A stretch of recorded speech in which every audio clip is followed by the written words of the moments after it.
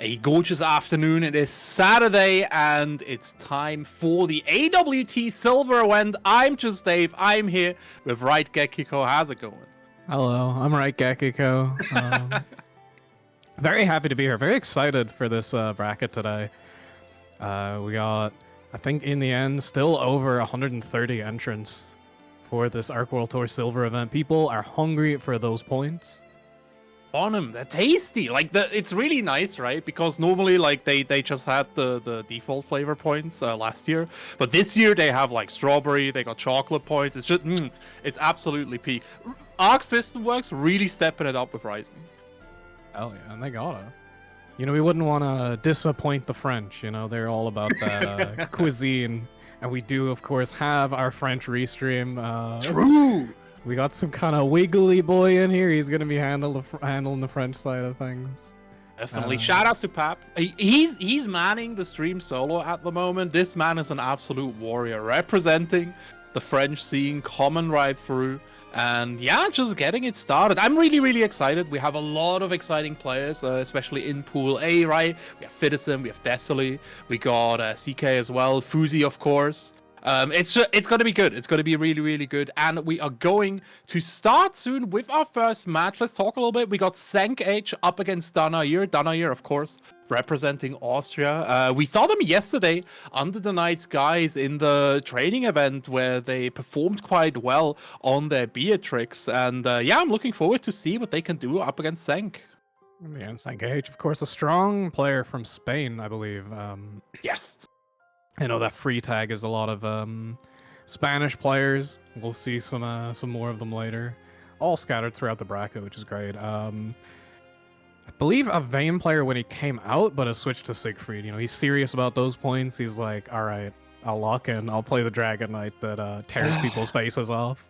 I understand. Like, I respect it. I think it's the right choice. It's the good choice. It's the competitive choice, right? But man, Vayne, I love Vayne so much. I hope he gets better. I hope he gets a little bit better. That boy is so funny. We need more doggy boy representation in the top tiers. That's just how it is. But yeah, Danair, sorry, my brain just turned into mush. Danair, of course, not on Beatrix, on the Belial instead. Yeah, exactly. Like, I said this yesterday. Danair in general, he's like one of those game polyglots that just plays a lot of video games, a lot of fighting games, and specifically his character choices are super cool because he always picks the kind of characters that that if you don't know how to deal with them, will absolutely just truck you, will run over you. So let's see what he can do up against Senk H. Yeah, immediately using a bit of tech that is kind of special to Belial in this matchup. Belial kind of able to, at some ranges, deal with that fireball from Siegfried with the 5U. Just teleports on top of him. Of course, if the distance is too far, Siegfried actually recovers for a huge punish. Speaking of punish, that just kills with the slam. All right. You know, sometimes you just gotta hit him, man. Senk H starting off strong, showing off power of the Dragon Knights, and Danair coming in here. Yesterday, like, Danair was already like not utilizing 5U as much in another matchup where 5U is very important. So I'm really happy to see him already like adapting here up against Senk. BC gets him out of here. The 2M keeps him locked down at the moment, but Danair with these JM 6XL coming through, resets with the back throw, Gekiko. Yeah, no, this is a really good position. Gets the pickup off the 2M on 0 BP here. Not going to build enough meter for the super. This is a pretty dangerous situation to be in. Gets the back throw. This is even worse. Definitely. One hit for Senk. It's going to end it all. There it is. 2-3-6H getting that hit, and Danair getting thrown onto the dirt. 1-0 for Spain. Don't forget, this is an Arc System Works event, so these are first to two. This is going to be explosive. This is, you know, a very scary position to be in. Oh, the BC getting baited. That bounces enough for a combo. Oh my lord, his health. Man, seeing Belial get smoked like this will just almost justifies all the crimes that he did in this game, man. It's very funny. This really is like the strongest character of today versus the strongest character of old. The future is now, old man. Like, even if you look at their JHs, Belial's was absolutely broken in base game, and somehow Siegfried comes out with one that was better. That third H could have been the kill, but Sankei H gonna pick up another hit. That's super. Not gonna do it. No clean hit. But the chip boy, what the hell? Yeah. I like this. Sank probably did a little bit of research. Danoir loves going for these Yugo H's in these like tight endgame moments to just lock down, like either lock down your opponent or just straight up kill them. It's just a very, very nice option. But yeah, Sank taken to the sky here. Danoir getting it started at the moment. Plus frames galore, backdashing. Goes for another fireball. The 5U trading. What was that interaction? Yeah, Sankei H going to the air, trying to take an air-to-air situation, but... Oh, UDP coming out. He absolutely just huffs it at you for that one. Crazy. Oh, big 6-6H gonna give Danair the corner. Gets a hit, no big confirm. I feel like that's the big gap in this matchup so far, is that Sankei H gets so much damage off of every hit right now, and already towards that corner. The JL not quite gonna combo. Yeah, need to hit that just a little bit deeper here. Danair gets the Grave Strike baited out, and Sankei gonna go and finish it off with the SSBA, calling all the Dragon Knights. Stop it. You're better than that. I absolutely love this super. Like, he manages to hold himself back and then just still cuts you in half. It's like, it's still such a violent strike. But yeah, Sankei H gonna take it with a 2-0 here. The first match of the night, going decisively to Siegfried. Absolutely, yeah. Sankei H showing up strong here again. Like, everybody shown up for these points, and there's a lot of points on the line, right? Like, it's a silver event, so y'all can get a bunch of cash right here. No direct qualification, sadly enough, but it's still quite nice for a silver event. You know, first place gets 45 points. That's not bad. That's really, really good. That's so second at a gold event. It genuinely is. Like, are you gonna go like offline and endure like the travel and the cuisine, you know, fight the tummy ache, or are you gonna stay at home, just become first and take the 45 points? This is why the silver events are absolutely beautiful. Being able to highlight not just the scene, right, but also the type of people that maybe won't be able to afford travel to a big offline. This is why I love online. Like, it's so good. It makes me so happy. I mean, as someone who has trouble traveling to events, I certainly don't get to commentate offline very often. So having events of this caliber online is, you know, a big boon for me, if I am to be selfish. Nah, look, this is fine. This is your ticket. It's too many Secret Smash players, man. Crazy. But yeah, we are going to be moving on for our next game soon here. Chat, if you're like excited, but maybe you wanna see this in a different language or a different energy, make sure to head over to Pap, to the French Reef stream. Check out what he has to offer here. La Malveillance coming right through. Talking about Malveillance, we have our next players ready and loaded up. Junker Boy representing the Vasaraga up against Crothers on the Beatrix. It's time to gamble, Gekiko. Yeah, this is gonna be an interesting matchup because, like, one of the things that's really defined Beatrix is how she's able to low profile things so much. Yes. And of course, the massive damage. The massive damage has been tuned down a bit, but in this matchup specifically, Vasaraga has a really strong tool with dealing with the riding free with that extinction fireball. It is a grounded fireball, so she can't low profile it. Yeah, absolutely. We've seen this earlier on, right? Like, I think it was a few weeks ago, back when Bia was still, like, in her reign of terror, where we saw Pepe Uehara, actually, on the Vasaraga still, deal with that specifically with you Fireball, and, like, just, like, get an extension as well. But it just can shut you down completely. It really makes you alter your fundamental game plan. Let's see if Junker Boy has shown up with that plan as well. Oh, this palette is pretty. I really this like is gorgeous. Hold on. Speaking of gorgeous, this pickup into the corner. for Crothers. Gonna deal a big chunk of damage. Nice getting that DP. Gives you such a good advantage on that wake-up situation. Oh my god, armor peek through into the command throw. And this is the thing, like, Vasaraga's defense can feel kind of spotty at times, but also just has so many, like, weird options like that armor. And yeah, that was, speaking of defense, the spot dodge into the DP dealing with those stomps. I'm losing my mind here. Like, again, we had a Vasaraga on stream yesterday, and we just saw it again and again coming through. These U projectiles, I was talking about them earlier, and Junker Boy is using them absolutely beautifully. Crothers, though, not to be outdone, goes for the U riding free, but the wake up command grab, the Grim Reaper scythe coming straight for you, Crothers. You cannot escape. Yeah, and I do wonder though, using that U riding free is strong, but I think if he'd done H there, it would have hit all the same and led to a bigger combo. That's something that as Beatrix you really need to keep an eye on when you have that clock. What versions you're using? Okay, using the armor to get through that projectile and keep the token. Jumps through the UGSG. It's just a great scythe going on. Junker Boy keeping Crothers locked down. Crothers keeps getting hit. Another jump over. Command grab. U riding free coming through. But again, no Delta Clock activation here. No tick-tock. Junker Boy instead stomping his way all towards the victory. BC gets him off here. Crothers on chip point. The finish comes out. Crothers gets caught on the jump. Yeah, Junker Boy just making so much out of every opportunity he's getting.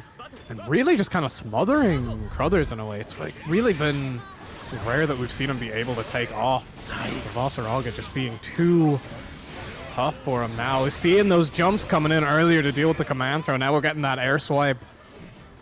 Swatting him out of the sky.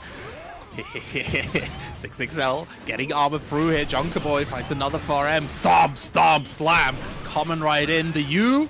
Embarrassed play, giving Crothers that knockdown.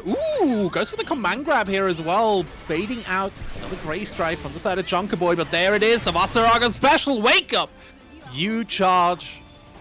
We're down the set point for Junker Boy already. Vasaraga is such a tough character to play against, right? Because you need to be so diligent, so patient. Because the second they hit that 50 meter, like we've seen it from Junker Boy, right? He's always cashed out. You projectile, you charge, you Grim Scythe. It's just so many options that you need to take in mind, and they're all really good. Yeah, that's the thing, and they all have to be dealt with in different ways. Some you have to jump, some you get caught for jumping. Ooh. This is gonna be a nice, yeah, finally seeing Crothers starting to get some momentum here. Normal grab coming in. This is the chance to start making this comeback. Bit of a shimmy not getting by. I like the usage of this Fire H, a really, really strong button. Oh no! The armor just gonna eat it up. The meaty Raging Strike. Gonna BC just to keep the corner on 0 BP here, though. Does have the clock, could kill in any hit. Gotta be careful here. Charge coming out. Oh my god, the 6-6-H! Of all the options, Junker Boy finishes it out with the Crescent Scythe. And that is it for Crothers going down into the Shark Pit. And that's really not where you want to be in this tournament, man. Yeah, no, not with a bracket this huge. The losers run is going to be difficult. But, you know, there is the Bea factor, you know. Maybe you get Delta Clock IRL when you get sent to losers. You know how it is. But yeah, Junker Boy just doing a really, really good job of containing Crothers there. Just stopping the Bea shenanigans from really taking hold. Yeah, and again, like it's really, really hard to do, but you talked about it, right? Junker Boy showed up with this game plan, not just with the projectiles in general, but it was just like, it was really smothering. Normally you see Vasaragas again play relatively defensive, wait for that 50 meter and pull the lever. But Junker Boy was super proactive. He was always in Crothers' face. He was always in the right range to get to either like deploy a threat or to just get a really, really good punish. And Crothers just had to fight for every single inch there and came up short. Yeah, and there's a thing too with matchups too, right? Where like Vasaraga, you need to know how to play him against him, but there's not that many people playing him. Speaking of, we are going to have another character that is a little underrepresented and definitely a need-to-know matchup. especially with the caliber of people playing her. We do have Deseli coming up on the Metera, going to be up against Maya Pion on the Jita. A character who's done one of my favorite things a character can do, which is have the perception of this character's power go from middle of the pack to top of the pack without any changes occurring. People just realizing, oh no, this character's messed up, man. This character's really, really good. And yeah, no, let's see. This is it base game again? Is it patch 1.0? What is actually happening? But yeah, Deseli, one of the few remaining warriors on the Metera train, and what a representative he is as well. But Mia looking incredibly strong too, already putting Desi to that corner, and like Jita has not changed a bit. If she hits you in the corner, you blow the heck up.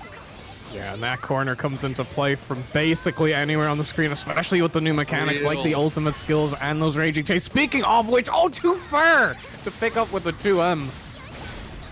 Now back in the corner. This is a lot of damage. 1 BP on the side of Deseli. Now gone to 0 with that super low health on Metera. This could be the round. There, do it. Very nicely done right here. Yeah, Mia putting Deseli through the ringer, and it's so hard for Metera to gain back control, specifically in this game. You get like 3 BCs. Oh, hold up. 2-8. Gets the hit here. No butterfly, so no big combo, but we still get the hard knockdown now. The machine is turning. First detonation, second one coming in as well. Mia, yeah, Deseli, this is something that every single Metera has been doing recently, which is just BC back. Just BC back every single time. Yeah, the BC war is something we're seeing a lot. Deseli, definitely one of the main users of them. You see, just it's really powerful because it makes you not want to press even though you're +6. And now, oh, going for the reversal. That's a safe hop, unfortunately. And Deseli gonna take the round. That was a commanding one too. That was a really, really good, yeah. And like this is kind of the swing that Metera introduces. She's either in control and will make you feel absolutely smothered, or she will just get put into the corner. Right. That's kind of how it goes. It's important too to know how to play her 2 different speeds. Like we're seeing Deseli on the aggression right now. You know, maybe try to play the slower zoning game. Oh my god, trying to TP the return VC and is gonna die for it. This is the power of winning these VC wars. So incredible! Deseli taking it 1-0 here. What a decision to make as well. I just talked about how Deseli specifically, like, again, Metera needs that space control. She needs it to be her turn. So Deseli deciding to, I'll just not BC back this time around. Man! Again, everybody showing up incredible tonight. Absolutely, points on the line. Oh, nice pickup. Just gonna take the butterfly setup. Gonna get a nice chunk of chip damage and a lot of pressure resets. Oh, again, just not being ready for the pickup. There we go, the third BC war, and gonna get the corner off of this. 0 BP, but does have a super cash out, so it's gonna get 1, and gonna leave Deseli on 0. Look at the damage coming in here. Yeah, this is really bad resource-wise, right? Because Deseli on 0 BP now, and more importantly, Mia has regained 1, so even if Deseli is able to wrestle back their turn, Mia will still be able to just, like, let it back out. Oh no, that's so unfortunate. What a rough series of events. Mia finding that counter hit on the detonating strike just in order to make the U butterfly disappear. It's a tough situation. It is how you want to play around it, though. Just get in before they can set them off. Oh, that was actually hit. Wasn't ready to pick up the combo. That fireball starter as a crouching combo is pretty high damage. Seeing the old DP coming out. Does get a side swap off of this. Nice, nice. That's an awkward confirm there, but Deseli making it work. Yeah. Goes for the U projectile for the hard knockdown. Mia rejecting the throw. Another 6XL. Butterflies coming out, but the U fireball cutting through Deseli's offense right now. BC back. Deseli in the danger zone, but he does not care. He's at full screen. You can't touch me, brother, until they can. Far Age, anti-air. Deseli playing with fire, but it's working out so well. No burning so far. This is the power of the rat. Oh, sends the super, but it's too far. Doesn't manage to get the pickup. The BC goes wide. Now we're at 0 BP Gaming. This is base game, and the EX projectile gonna close it out. Deseli on set point. Deseli showing absolute mastery over this incredible character right here. Good roll from the side of Mia, getting close, but the plus frames are immense. Yeah, another BC coming out here. Mia just has not, like, doesn't want to call out these BCs anymore. Desi escaping with the hop right now, gets the 2M as well. Miapon has been going for like the 2 Rekka series, right? So Deseli starting to get wise to it. Actually getting a bit cocky pressing. Yeah, but now has the corner combo limit into these butterflies. So even nice. The empty hop low again, has the meter on deck. Is this going to be enough? Meta or not, the highest damage character. Yeah, gonna need another hit. That's 6-6L pickup. Gonna close it out for Deseli, taking a 2-0. With punish there? Sorry, that button is so good. Like, it's such a sick button, and I did not expect Deseli to not just get the spacing right, but also be able to whiff punish and end it. Deseli moving on here with a great performance. Matera Nation looking strong, Chad.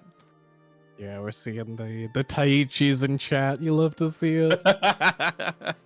Oh, speaking of loving to see it, we got a Nier on screen. Who is this? Absolutely, it's Saki. Oh, it's Saki, yeah. So a kind of interesting thing is there's a couple of people who can win this bracket and be undisputed top of the leaderboard, and Saki is actually one of them. Should Saki win this, he will take that top spot. It's currently tied 3 ways, but Saki with a #1 finish here could take it. He's going to be up against Fogel on the Belial. This one of the closest matches, I would say, to Grace on stream today. To being like even for Nier. This character has a lot of the tools that you want for dealing with her, and we'll see how. Yeah, we'll see how he does, right? Like, let's go a little bit over these tools, right? Because Nier, again, like an absolute boogeyman. A lot of people just don't know how to deal with her. So what does make Belial so, like, well-suited to dealing with this character? It's just, like, the strength of his pressure when he gets in, and having, like, quite a good fireball. Saki's gonna have to maintain a range where he can, like... Because one of her biggest threats right now is that 214H, the heavy, ominous turn. But Belial can deal with it quite well with his fireball game, and also a character as well with very, very high damage pickups. We're going to see that now on this DP punish. No frame kill. Gonna catch Saki getting hit again. Crouch combo coming in. This is going to be a super cash out. This one round was all Fogel. Yeah, Fogel just did not let Saki get anything established there, right? Like, put him to the corner, bait out the misery, the misfortune, and then, like, that's just it. Fogel playing this absolutely textbook BC coming out from Saki. So, there as well here, back to mid-screen. We want to get the setup comes out, but the BC giving Fogel his turn back. Saki already going down to 1 diamond here. Needs to spend so many resources just to stop Fogel from smothering. Yeah, but now we're seeing the aggression come out. So much damage off of that combo. Fogel again not pressing into that DP, and now has the advantage. 0 BP for Saki. Gonna just take a lot of chip here. Here's that Ominous turn. Take the corner position. Low on stock. That's enough. The stand L into that 214H. Gonna even up the rounds here for Saki. We saw him play much more carefully that round after seeing just how strong Fogel was. Yeah, getting that pickup, not close enough to get something massive with it. And now BC'd into the corner. Just BC's right back out. Saki is not holding any of this. Nah, absolutely. Another wake-up misfortune coming right through here. Get that uppercut. Fogel stuck in the corner right now, and this is where you don't want to be. Throw still being rejected. More plus frames coming through here. Another throw. Not going through as Fogel gets BC'd back for his troubles. Back here, yeah. I genuinely think that UDP was the right decision there. You cannot, like, make him hold all of this. You misfortune, though, coming out. This is touch for game, Gekiko. Yeah, no, very, very close here. 1 stock for Saki, so chip kill is not on the table. Is going to have to find a real hit here. The BC coming out. Okay, goes for it. And that 6-6M, they told me it was bad, and yet here we go, it lands. It takes game 1 for Saki. It's very, like, the thing with the 6-6M is that it's bad until it's good, because Saki has built up a very, very complex metal stack right there, right? You see him alternate his options after going for the ominous turns. You see him, like, Vogel needs to worry about misfortune so much as well. So the last thing you expect is the week 1 tech that everyone tells you it's bad. Exactly, that's the thing, and the way you see it always is just last hit of the round. The 6-6M jump scare. Right now, though, Saki getting some nice damage in this corner. You know, going down round 1, but really feels like he used that for data at this point. Really far ahead. There's that H misfortune almost killing. And just the ominous. It's so hard to come back when death is behind you like that. Yeah, it's really, really tough, and we've seen like Saki utilize EX Ominous Turn so much once he has death behind you, because you want to be approaching, you need to smother near. This is your one job, but you can't do that if death could just show up behind you with a steel chair at any time. BC getting Saki out of there, Vogel getting opened up once more. The optimals coming right in. Saki knows what he's doing, and he's doing it so well. Nice reversal, though, from Vogel. Might be able to get a chance. Saki just not allowing him to, using that BC. And going to low BP constantly in this match. Just so confident in his neutral that he's not going to have to worry about that damage. Right now, holding this Belial pressure in the mid-screen. Throw comes out. Nice chunk of damage there. Saki really just needs one more hit, going down to that 1 BP. Has 1 stock left. Gonna put on chip point. Gonna get a hit on 0. This is 0 BP with SSBA. It's unfortunate there. Really good comeback, though, from Vogel to just hold on such low health for so long. He's gonna take a round back, keeping himself alive. Yeah, this is such a tough situation, right? Because Saki is on set point already, so Vogel not only needs to win this round, but the entire next game too. And again, Saki, you talked about first game being data. Saki has so much experience. He's been like the community coach for the last 3 years. Plus, he has been grinding this game with the one and only Mr. Evo Champ, Mr. Fittison. Man, I've never seen that route before. That was so cool. It's so cool. Oh no! What an awful way to go out! No sugar! Tries to get some sugar and is gonna get sent to losers instead. Unfortunate. Just, you know, it's tough though, right? Like, you're trying to keep your head above water against Saki. Eventually, you're just gonna crack, and Saki, of course, just not biting on that at all. Gonna go ahead in the winner's side. Then we got the next game up real quick here. Yeah, okay, hold up. All right, Toki versus Arefu. Arefu, a former Jita god. Saw him a bit too on the Anila when the game came out. But now, showing that Beatrix. Another really good color for this character. What the hell? Beatrix has a lot of good colors and like and costumes as well. But yeah, no, seeing Arefu on Beatrix, it just makes sense. It just feels natural, you know. Toki on the other side repping that Naramaya, a character that we don't see too often, but that I still think is very, very good at playing Rising, but really hard to execute as well. So we'll see how it goes here. Thunderbird cutting through. Oh, that tries the scam flash, but Arefu rolling through. Uh-oh. Arefu looking to give Toki the death and decay. New flash gets him out of there. More 6XLs coming out. BC, moon flip, another BC here. Arefu is in the danger zone just like Toki is, but Toki is like low health. Right? He does not care. Oh my god, I thought that would hit. I cannot believe that Arefu stood strong there. I would have teched, I would have died. Yeah, I'm actually surprised it didn't punish that button. That flip is quite fast, but Arefu getting the block and finding the kill. There's those riding freeze. Hits, counter hit, so it does get that pickup into the corner. Now another counter hit. Close enough for that close M conversion. Not quite gonna build the meter here, I think. Oh my god, he actually might. Okay, no, combo limit. Gonna save Toki here. Gonna let him keep that BP. immediately spending on that ult DP. Gonna get a side swap here. No, takes the same side. Okay. Yeah, I went for the safe jump instead, but I think that's not a bad decision. Throw coming out from Toki, more shim shams, another throw coming out. Arafu. Oh my god! Not only did he not bite on the shimmy, he got the jab and the win for it. He's actually cracked. Yeah, no, that's how you want to deal with it, right?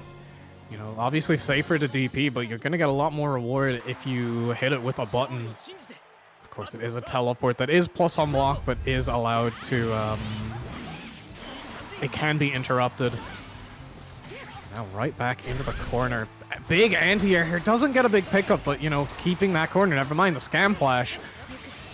Gonna put Arefu in the corner. Jump out of that throw, though. Yeah, big, large, huge even. Arefu into the full cash out. Yeah, goes for the reset. Toki not ready for that here. And Arefu, yeah, should go for the bada swing. Straight through the torso. Guess for game. BC gets him out. Back throw. This is how it starts. Arefu though. Oh my days. Yeah, just threw into that throw protection a little too early, and Arefu waking up with the button, felt the throw coming. Oh my god, nice pickup. Really at the tip range of those light buttons. Toki, like, a thing that we don't talk a lot is like the stance flow on these Narumaya players, and Toki is just so incredibly good at this. Like, he's always in the correct stance, and it's just such a joy to watch. Really good stuff. Now, though, getting sent to this corner. That's not quite gonna bounce, but is gonna get you. Again, interrupting these moon flips, though. Oh, and he spot dodges! Can't try that shit on Arefu. He's already showing you he's got good reactions. Now we're gonna see massive damage. Probably a linked super here. Yeah, there it is. The extra 10% damage putting you on your last legs. The BC. Oh. Coming out here, yeah, the 5M gonna finish it off. The boot! Hitting him straight into the jaw here, shattering it and giving Arefu the 2-0. Show me some cake, dude.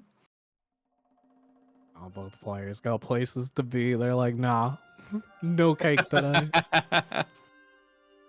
Absolutely. Wait, am I seeing my personal goat in the lobby? What's happening? Yo, chat. Yo! We got Avril Lavigne up against Skillfree. Coming right in here. Man, I'm very happy. It's gonna be Tunington up against Skill. Skill, I don't think I need to introduce Skill. Like, absolute legend in Street Fighter, legend in Strive. He always plays the most aggressive style he possibly can, and just like asks you to deal with it. Basically, if you can defend against Skill, you're good. But most of the time, you can't because he's Skill. On the other side, though, we got one of my favorite players at the moment, Tunington, Avril Lavigne, coming right in here, representing the boys. Yeah, Tunington is an actually, like, terrifying being, fully committed to all the goofy shit Luane does, but, also very good. She's super talented, and she's committed to the bit. This is what makes her, like, so incredibly good. I know, the skill, trying to show that, veteran kind of experience, and oh my god, even on hitting him, the bone wheel still comes in. I love bone wheel skeleton, man. But Tunington getting thrown right here. One more guess for game here. A good hit is going to be it. Tunington keeps trying to call out Skill with these parries here, but Skill's offensive rhythm is so like irregular that all she's doing is giving him free damage. That's crazy. That's the thing, like, you mentioned how aggressive he plays, but it's not just an all-in, all-the-time style. He really does change up his rhythm. No, like, Skill is just peak. Like, Skill and Usagi are the two players that I think show you how good aggression actually looks like, because it's all about rhythm. It's all about understanding the tendency, like immediately reading the tendencies of your opponents, and then just having excellent risk reward there as well. Let's see if Skill enjoys playing Mario Party. Yeah, you know, we talked about the other games he plays, and it looks like none of them are popular party game Mario Party. Major still getting in for a lot of damage. Still a massive life lead on skills, and just a close light anti-air, no fear. Skill going up game 1. Yeah, Skill showing off some abilities to beat Avril Lorraine. Let's see how it goes. At the moment, I genuinely think like Tunington a bit too deep in the sauce with these counters. But we'll see whether she'll be able to adapt. Awesome sauce coming out. Catalina ball keeping it locked down. Skill back in the corner. The light DP, dude. That's confident. Yeah, they're not even going for any of the involved ones. Just knew there'd be a gap. DP coming out from Tunington as well, though. Now the bros gonna lock down, but just unsafe move. Gonna be punished right into that Raging Strike. Into the corner to corner. I haven't seen this combo in a while. Yeah, no, this usually was the Sonic Sand combo, right? Like Sonic Sand really values this move above all other Siegfrieds, but it might just be the front effect. Mom, save me, please. He's cheating. Just pushed him away. Playing it much better this time. This hasn't gotten in for any damage. At the very least, those rocks were able to keep Tunington from getting punished. Oh my god, the 6-6H getting you out of the corner, but Skill still picking up the hit. And now it's going to be Skill sat point. Now Skill looking so incredibly strong here. Grand Star projectile. And again, Tunington thinking she has to read on the offensive rhythm, but it's Skill, man. My girl, you can't. Yeah, maybe just, you know, the music sounding a bit despairful, showing us that, you know, you can't be goofy right now. You gotta lock in. Siegfried's trying to kill you, bro. Nice, the HPA coming out. This is very, very strong. Skilled, knowing how to deal with it, not even falling for the Twitch react check. But the RPS finally working out. Oh! Awesome sauce actually coming through right here. Yeah, Skill gets the anti-air though. Another counter going wide. No way, BC gets him back to the corner. Slam going wild. Catalina gets the hit, but no pickup. Tunington. Oh, gets the close heavy. Get him. Please Skill him. She's not gonna, but you know. Good. Get enough for the HPA. Yeah, we see it come out. Hey, hey.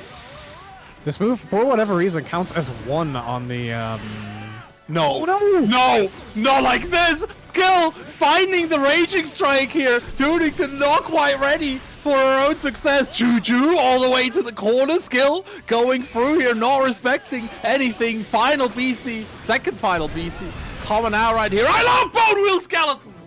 Hell yeah, Bone Wheel Skeleton, my boy, and Tunington just fortressing up, having the full 5-course meal, and then sending the Bro Wheel Skeleton.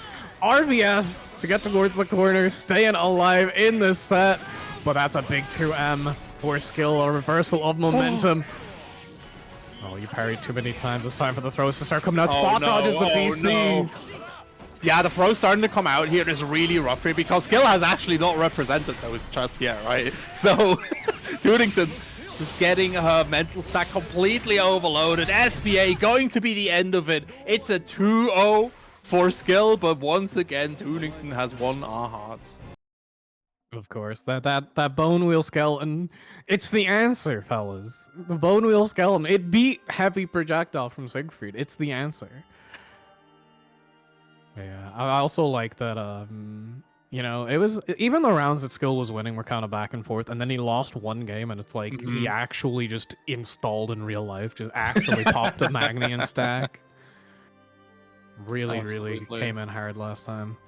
Yeah, it's man, it's really, really impressive seeing what these people are doing here. Talking about seeing some impressive things. Let me look at the bracket real quick because we are progressing quite nicely through all these pools right here. I see Arfu again, so I think we're starting to get closer and closer to our top 16 qualifications. Yeah, Arfu already waiting, Senkage as well. There's a lot of games still to go, but there's also a lot of opportunities for upsets. Arafu is actually waiting on a very surprising match. Naomi taking it over Mr. Pao, someone that we expected to be winner's side for most of this bracket, if not all of it. Yup. She's gonna be fighting against S1, I believe a Smash player who's was playing base game, and him and a couple of others from the same friend group have started picking up Rising really hard lately, and it's been really paying off. Like, S1 has been quite a threat anytime we've seen him. Nice. Big shout outs to Nai. Nai has been on that grind. I keep seeing her in matchmaking channel, and I see her on ladder, and she's like playing in. She's not playing in too many tournaments, I think, but she's just there.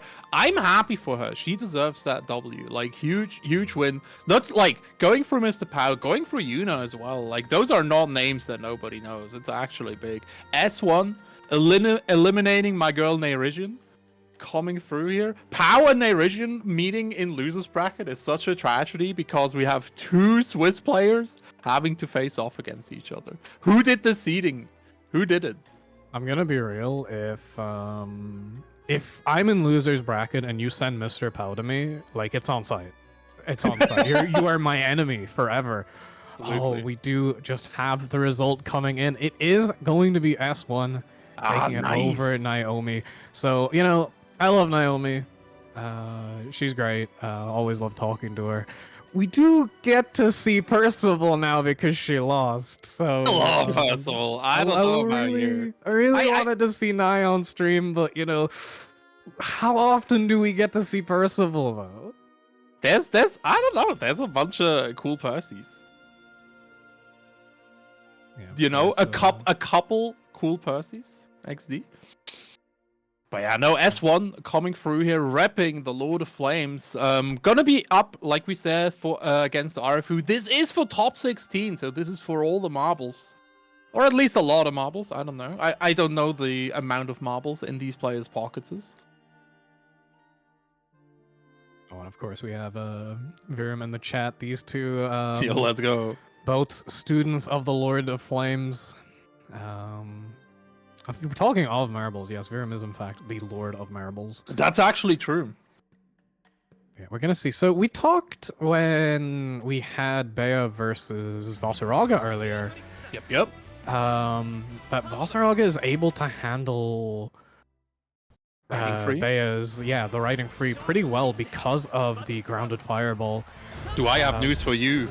Yeah, Percival has a pretty good one. Now, unfortunately, it is still kind of rough because Percival wants to hold that mid-range very well, and Bea is really, really good at stopping that, so we're going to see how S1 navigates that, and we've seen how well Arafu is at holding that rushdown. Yeah, absolutely. The thing is with Percival's fireball in comparison to Vasaraga's is that Vasaraga's actually splashes up relatively high.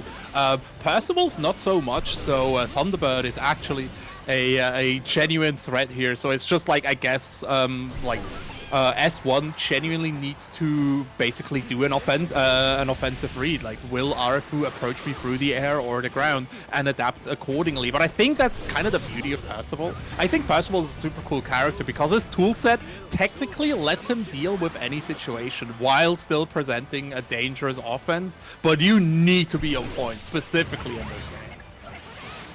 Also something I gotta point out, while Arafu is dealing this massive damage, we're seeing some very, very cool use of that flame carpet. Yes. This is a big drop. S1's gonna get the first round. But yeah, using that flame carpet to make it so that he can just chill behind it. And if Bea uses those riding frees and he just walks it, she's sitting in that flame carpet. But yeah, big DP coming out. Not gonna work out. Gonna take an awful lot of life for this. Yeah, that's half health already gone here. Tap, another low coming through. Arafu needs to keep S1 in that corner. Lord Stash goes to the low here. Stongs have been applied. We need more Träumerei. 4 of them available now. The flame carpet disappearing as the Star Chaser connects. Arafu still just playing this perfect spacing game right here. Oh my god, that could have gone so wrong. We're seeing kind of the shades of the Jita player. Just not overcommitting on offense. That's a big flame carpet hit. Gonna throw out of it.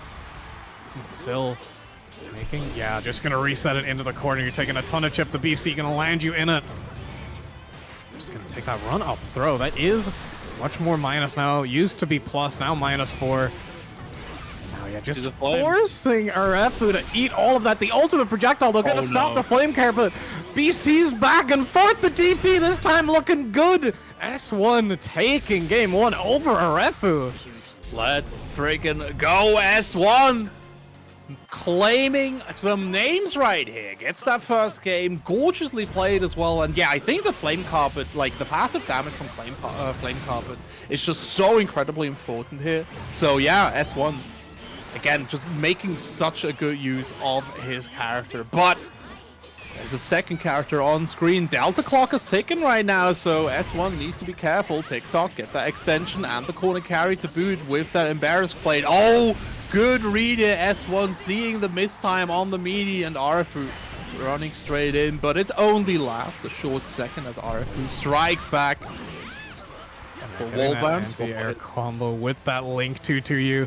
And now we've seen him come back, but it's not going to happen this time. The throw going to close the round for Arefu. Does not want to... You know, even if you lose this, you're still like your next match is still for top 60, but you want to fight that out on the winner side. You do not want to go into this loser side, especially with some of the names that have been put down there.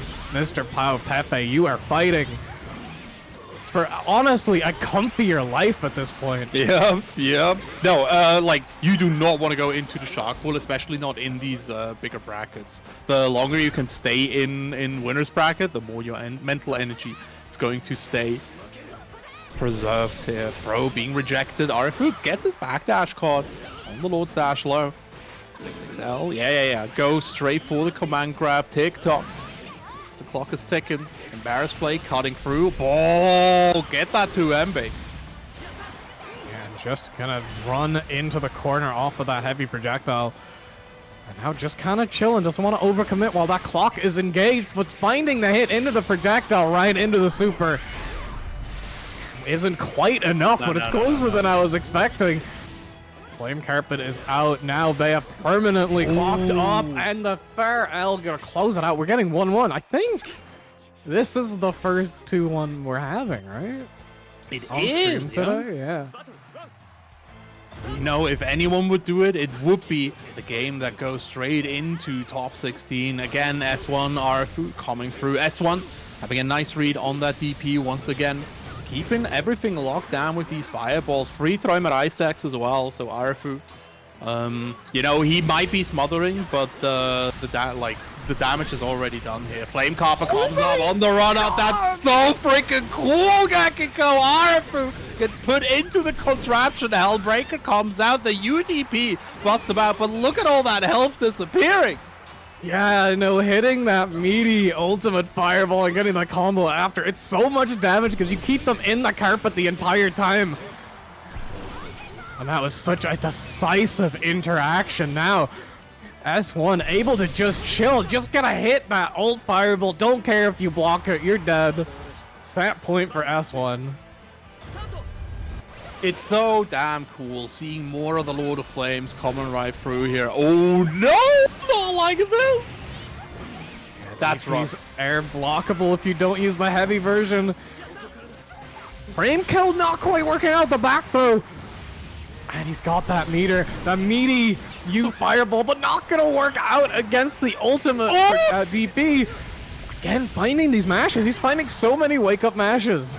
It's so darn good. BC off of me. Carper coming down. Arefu's damage is so big. Empty Lord Stash throw being rejected. Riding free goes through as well. But look, Arefu standing back in the flames. Never play WoW with this guy. Oh, gets the max range low. Another U fireball starter. Arefu jumping out. Uh-oh, this might be it. Arefu finds the opening with the Delta Clock. TikTok coming through. Oh no, S1 getting out. Another throw being rejected. Carpet coming out. It's time. Yo! S1 takes it 2-1 over Arefu in a relentless dash for the victory line. That is incredible. S1 doing such a good job of fighting from behind in a lot of those rounds. Just getting such good use out of those flame carpets to just chip away at Arefu's health, and then just a crucial combo drop from Arefu, I feel, just leading to S1 being able to pick up the finisher there. So S1 going in on winner's side into top 16. And now I believe this is going to be another top 16 qualifier. Saki versus Sanguine. It has to be, dude. There's no other way of getting these two players on stream. Saki, we've already seen the magic, like the calculated genius of Europe just coming in here ready to get finally his lead on the leaderboards. Sanguine on the other side, the young up and comer, the little spunky legend, the coming right through. Belial Mario is in there. Yeah, no, and a player who has been quite threatening in a lot of brackets like this. Yes. You know, taking some really, really big names at offlines. I'm looking to take another one here against Saki. That DP against the 5U. Important thing to remember is Saki trains a lot with Fidison, who also plays Siegfried. Yep. So Saki definitely ready for this matchup. The super coming out. 3 stocks on deck. That should be enough. Man, Clog and Totentan's coming out, and Saki turning Sanguine. Sanguine, you know, the happiest player in Rising. If y'all haven't seen that pic before, go look for it on Twitter. It's very, very funny. I'm sure he's grinning from ear to ear right now. Oh, takes the BC bait this time. That setup is really, really difficult to deal with. The Nier has so much like priority in decision making. Gonna get the counter hit, but not gonna pick up off of it. Taking more chip with that 5U, and the shimmy coming out from Saki to just take a perfect for game 1 here. Man, Saki just absolutely incredible coming through here 1-0 already. And again, chat, keep in mind, Sanguine, he's not like, this guy has been taking names left and right, top 8ing regularly at most offlines as well. Yo, Belial Mario is back, chat! Okay, this is Oh! I think I agree with this, honestly, because like I said earlier, Saki trains a lot with Fidison, so he's very, very comfortable against Siegfried, but maybe not so much against Belial, who we don't see that often.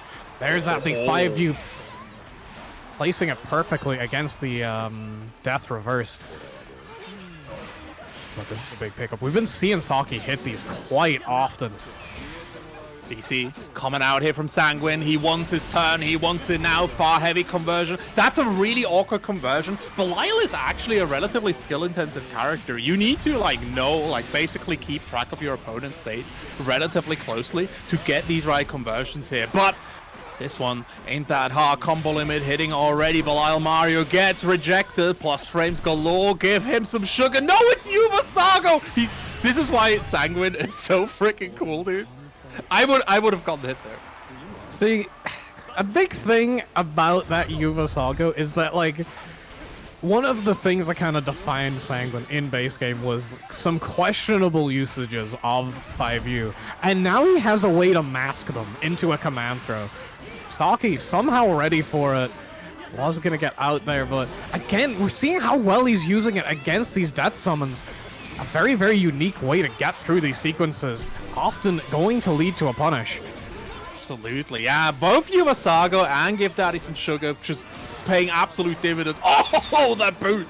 And right out, BC Saki in the danger zone now. Sanguine, yeah, goes for the easy route. I think I agree with this, right? Just burn out that last gem as well as get some damage. It doesn't kill, but Sanguine is in a guess for game situation. Throw going wide. Saki only has 4 more stocks left. Needs to be careful. Yeah, 4 stocks without that bravery points, but gonna find the ultimate ominous turn and take it just like that. That's why you cannot leave this character on such low life. You gotta take the kill. And Saki gonna be taking it 2-0, punching his ticket into winner's side, top 16. And I do agree with the Belial switch, though. That like we saw how well he was like interrupting the death sequences with 5U and getting hits a lot of the time. I'm gonna say it. He should have started out with Belial. Yes, Siegfried is good. Yes, like the matchup is relatively even. But you saw, like, this seemed like a custom engineered weapon specifically for Nier. And it looked good, right? If he had one more game, I genuinely think Sanguine could have taken some names here, taken some games. But after all, he started out. It's really hard, like in Versa 2 as well, especially if you bring like pocket picks. It's such a tough decision. Do you switch? Do you not switch? Do you stick it out? Because momentum is a real thing. Your brain needs to adapt here. Yes, your opponent needs to, but especially if you're against a character with such an oppressive game plan, your opponent might not take as long as you do. So yeah, Sanguine going into the shark pit here. He still has an opportunity to get through this, but yeah, it's gonna be tough for sure. Next match coming your way is gonna be the one and only Skill up against Lyrica. We got some Kaggers on stream. Yeah, not a player I was familiar with. Unfortunately, my my research kind of having some gaps in it. I'm sorry, but I can't believe Pepe got Grad. Yeah, I mean, we talked about Sanguine's losers run, right? He's pretty excited to not have to run into Pepe. He needs to run into Rakamundo, though. Oh! Grah! But for now, we have France representing Skill up against Lyrica. That far heavy already tells me everything I need to know about Lyrica as a player. The cross on the two, this is gonna be pain for Skill. Also repping that esports color, definitely an L on my end for not knowing this player. They have been around for a while, but right now they are stuck in this corner. The 2-1 into the Raging Strike. Now gonna get this corner. Oh, combo limit is gonna just send that 50 meter into the depths of Pandemonium. Yeah, there it is. Skill going for another train here, wants to get that corner. BC coming out, teleport throw back to the corner with you, buddy. Lyrica tries to go for the TK teleport, but Skill too fast. Bro, this is directly a Street Fighter 5 skill that has carried over these like jab anti-airs. Yeah, it's so funny. Like, you know, I get it, like, fairly low commitment, and works very well against people who are just empty jumping against you. Oh my god, the air clash into the air throw, Lyrica! Definitely awake here. Still fighting the throw into the corner.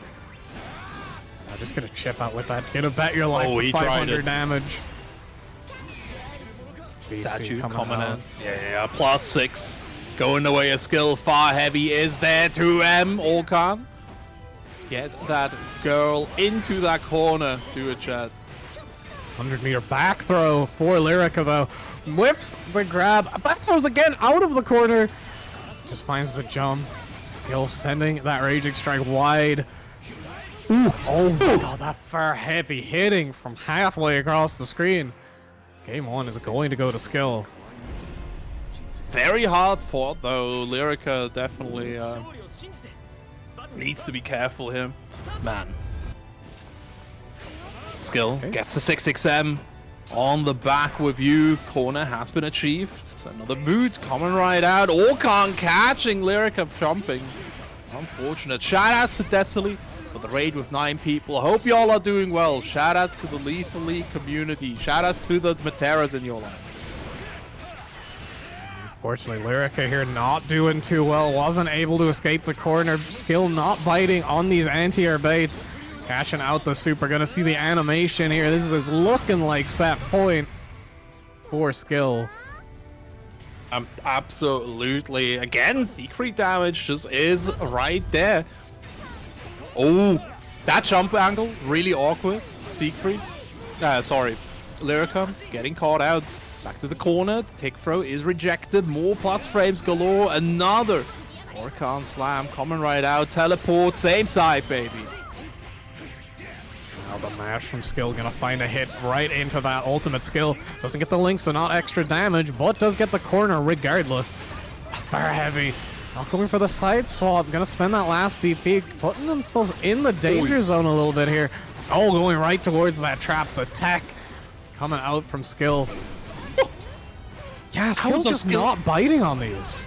That's absolutely crazy. How does he stay so incredibly patient? Again, like, Skill, he is known for his offense, but his defense, no slouch either. Siegfried SBA moment. You press the button. Get out of here. Yeah, activating the time stop. Gonna be able to take a 2-0 over Lyrica. So more of our winner's side top 16 is getting made out from this A set of pools. We do have our next game lined up. We are gonna see the Siegfried mirror. We got Fidison on the stream for the first time today versus SankKH, who opened it. We're gonna see the battle of the Dragon Knights. Whose dragon blood is dragonier? It's it's the big question. I think they should fight about it right here, right now. Sorry, my brain just went to weird play. I'm sorry. Thinking about a Siegfried mirror just paralyzes me because there's so many options, right? We see this mirror quite a lot. We saw it at Kayana Cup. We had the grand finals, also including Fidison. Back then it was against Sonic-san. But yeah, Fidison, unironically, I think either Fidison or Saki are like the best players in Europe, like the most consistent players in Europe specifically, because they just play this game so much, they diligently analyze it and like completely dismantle it. Both of them are playing incredibly strong characters. So they're just setting themselves up for success. One brain cell! Just one. Round start, both backdash into that heavy fireball. Trying to go for a whiff punish with that. Orkan DPing through the fireball though. Yeah, this is something that Fidison has always been extremely good at. Just Twitch reacting to your specials. And with such a strong DP, that is terrifying. Just gonna whiff that high. SankKH ready for it. Not gonna get hit by the plus on whiff shenanigans. Nice 2H. Yeah. Like, the thing with Fidison is, right, like, he's another one of these Legacy Street Fighter players, and you can feel it. His fundamentals are absolutely incredible. He's also aggressive. Oh my god, Gekko, hold up. Yeah, the full confirm into that 2-4H as well. Oh, but the ultimate skill coming out from SankKH. Back to the other corner with you. The old TP coming out from Fidison just needs another hit. This has been such a back and forth match. He tried to spot dodge. Unfortunately, here comes the Verdragon. Man. Yeah, no, again, like watching Fidison is just like watching a symphony unfold in real time. His spacing, immaculate. The combos, optimal. He's just him. Back throw to the corner. Alright, Sank. Getting that opening right now. Fidison getting taken back to mid-screen, but I don't know for how long. Yeah, normalizing the combo off that awkward hit with the Raging Strike. Can't finisher coming in here. And again, Fidison opting not to spend the 50 meter for the train because we're close enough in the corner. Zen getting that 6XM setup once more. Fidison though standing strong. Oh, hold up. Actually gets caught up by the fireball here. This is a round for Spain. Yeah, and that 2M hitting the whiff punish on that 2L from Fidison. Gonna close out the round. JH coming out quicker for SankKH. Fireball coming out. SankKH just holding the corner right now. Blocks the 6XM. Gets the punish on it as well. Fidison not spacing it safe enough. Now we're gonna see the stock get taken. The 2 throws with SankKH gonna get the better of it with this Magnian stack and 100 meter. This could be a game.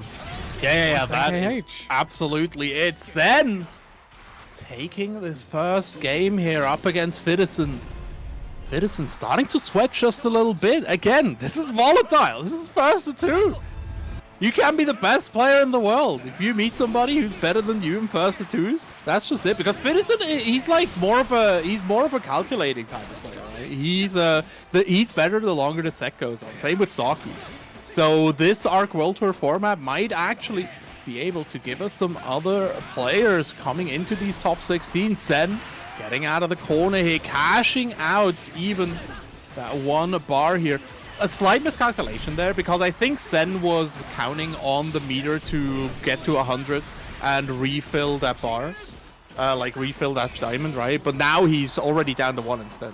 Yeah, and shoved to the corner by that combo from Fidison. 6XL gonna catch the backdash. Fidison in a nice position. Can actually eat the super without too much issue. They the ult TP coming out right away. He's had really good timing on the reversals and the back throw. Yeah, definitely wants to keep this momentum up. You do not want to be staring down set point in the mirror match like this. That's crazy. For you. H is just missing both ways, but gonna get this confirmed off the 6-6L. Tick throw coming out. Another throw. The throw game established so hard here.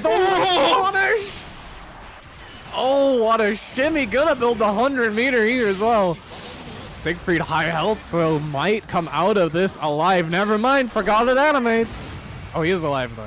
Yeah, he's still alive here, but Sen needs to deal with 2H.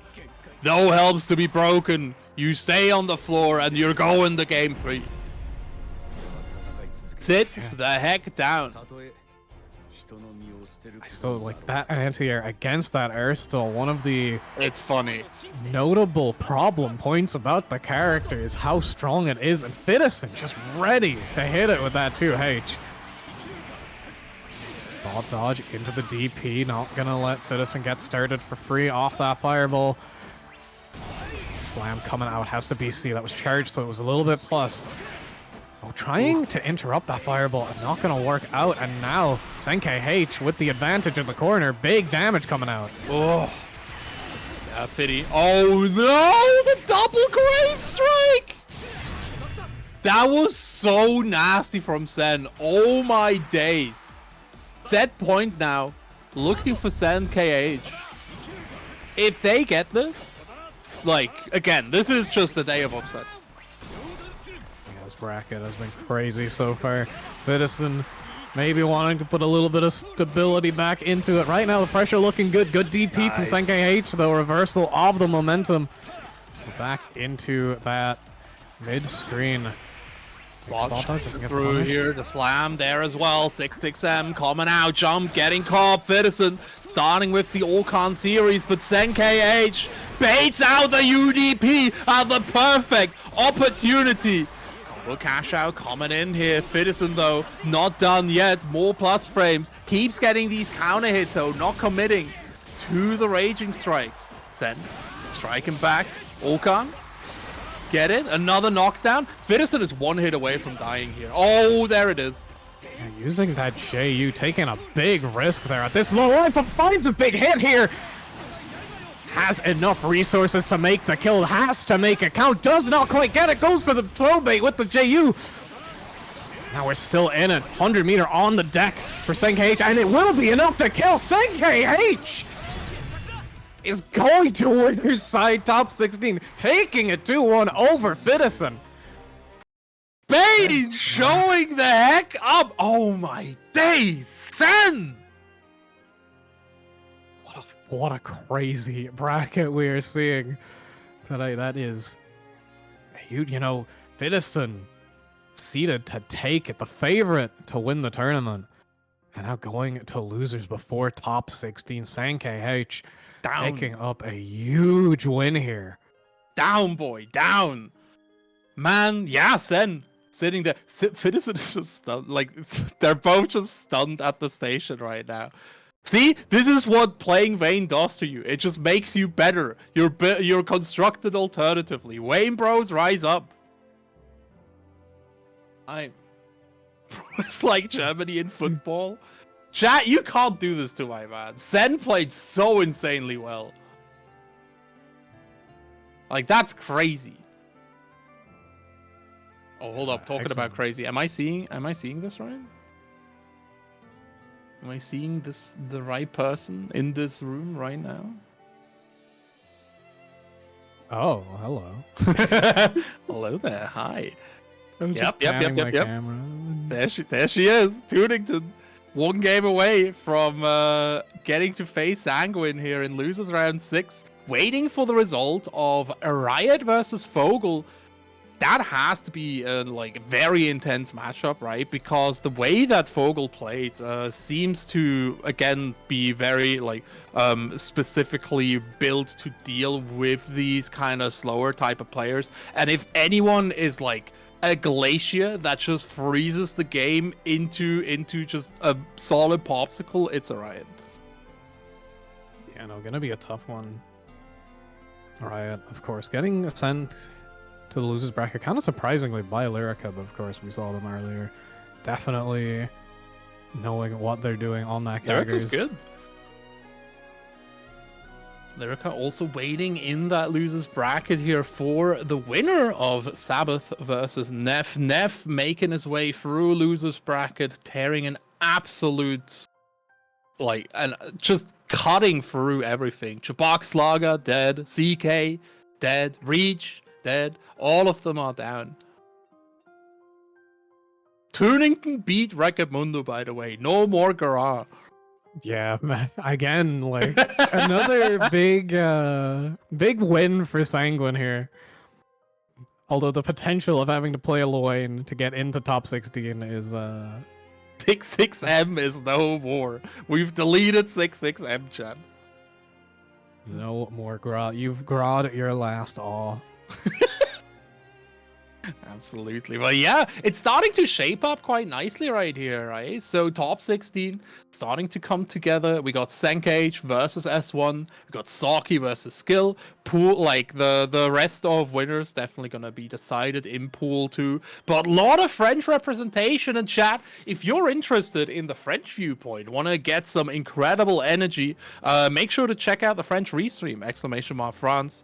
Coming right in, our boy Pop giving us his all.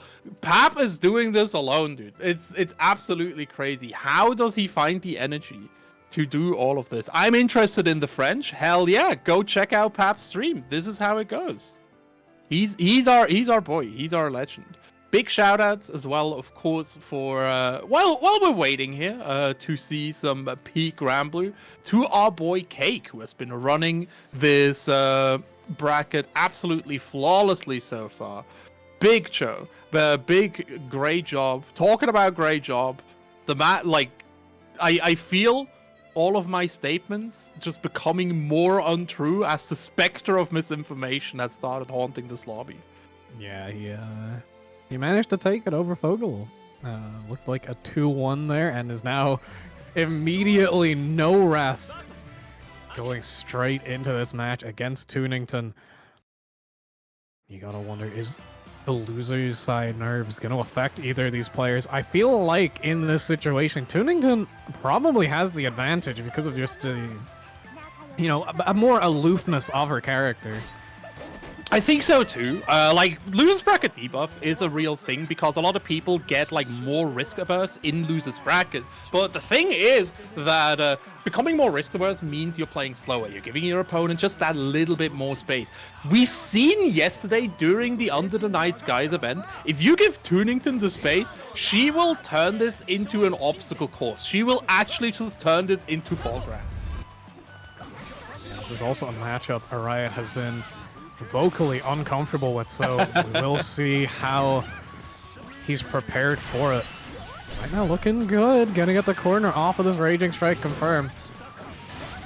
Well, we'll see how it goes, right? Like, you talked about how Riot is not that comfortable with it. Riot as a player is somebody who has to deal with his mental game a lot. If he tilts, he does not recover until the end of the set. All right, Mom, help me! Riot is talking again.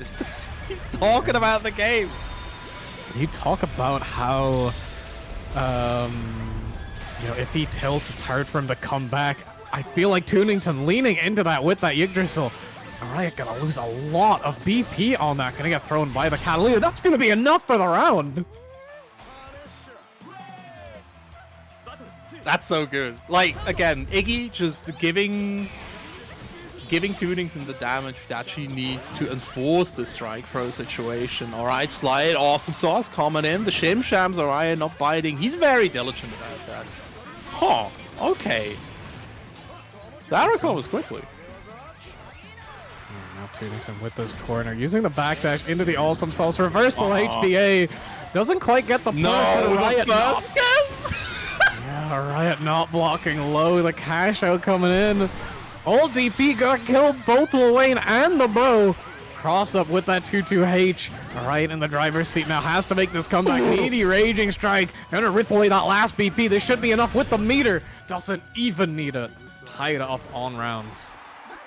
Crazy. Absolutely goofy. Riot wrestling it back. Going back. You see him trying to approach, right? But again, Tunington just backing out, starting with the goofy stuff. Another 6XL getting stuffed by the counters. I love Bone Wheel Skeleton. 2 salads, man. That's too healthy. So unfortunate execution error there on that ult DP. Gonna spend 50 meter on nothing.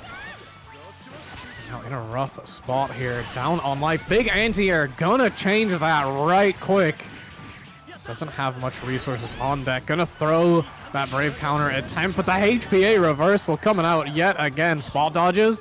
Spot dodges. Yes, she found the Twitch reaction again. Oh my lord, that I pop off every single time that happens. It's so like smart from Tunington just to make that check. Are you reacting or are you just Twitch reacting to what I'm doing? Are you listening or are you watching, right? Like, it's all about audio versus visual stimuli. And yeah, okay, now we're going to it for visual stimuli. It's crazy, but it doesn't matter. Should have blocked low, brother. Watch the toes. Tunington taking that first game. It was... I love the parfait, by the way. It's so funny. There's like less than 10 seconds between HPA. We haven't been done talking about the first one. It's fine. The thing is, Tunington heard your analysis, and she thought it was so insightful that she was like, all right, bet. Let's continue the HPA.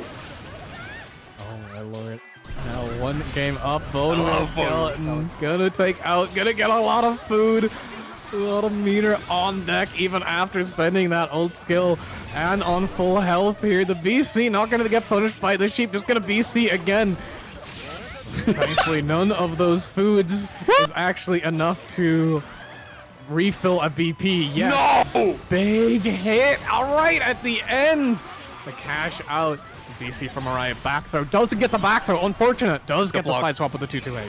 Absolutely. That 2-2H was so important. You don't want to be stuck in the corner, like, against any character, but Tunington specifically. Nice. Gets a 6-6H here. No combo. DP is baited out. Riot blocking it all out, but not ready with the punish here. Definitely feeling a little bit of that pressure here. The Corona handshake goes the way of Riot. Should be able to finish this off with the SSBA. There we go. Summon the sheep. Yeah, the last hit of that DP does flatten Luane onto the ground, so he can just low profile things like we saw there. Unfortunate. Starting out with a 6-6H, but that parry gonna go punished.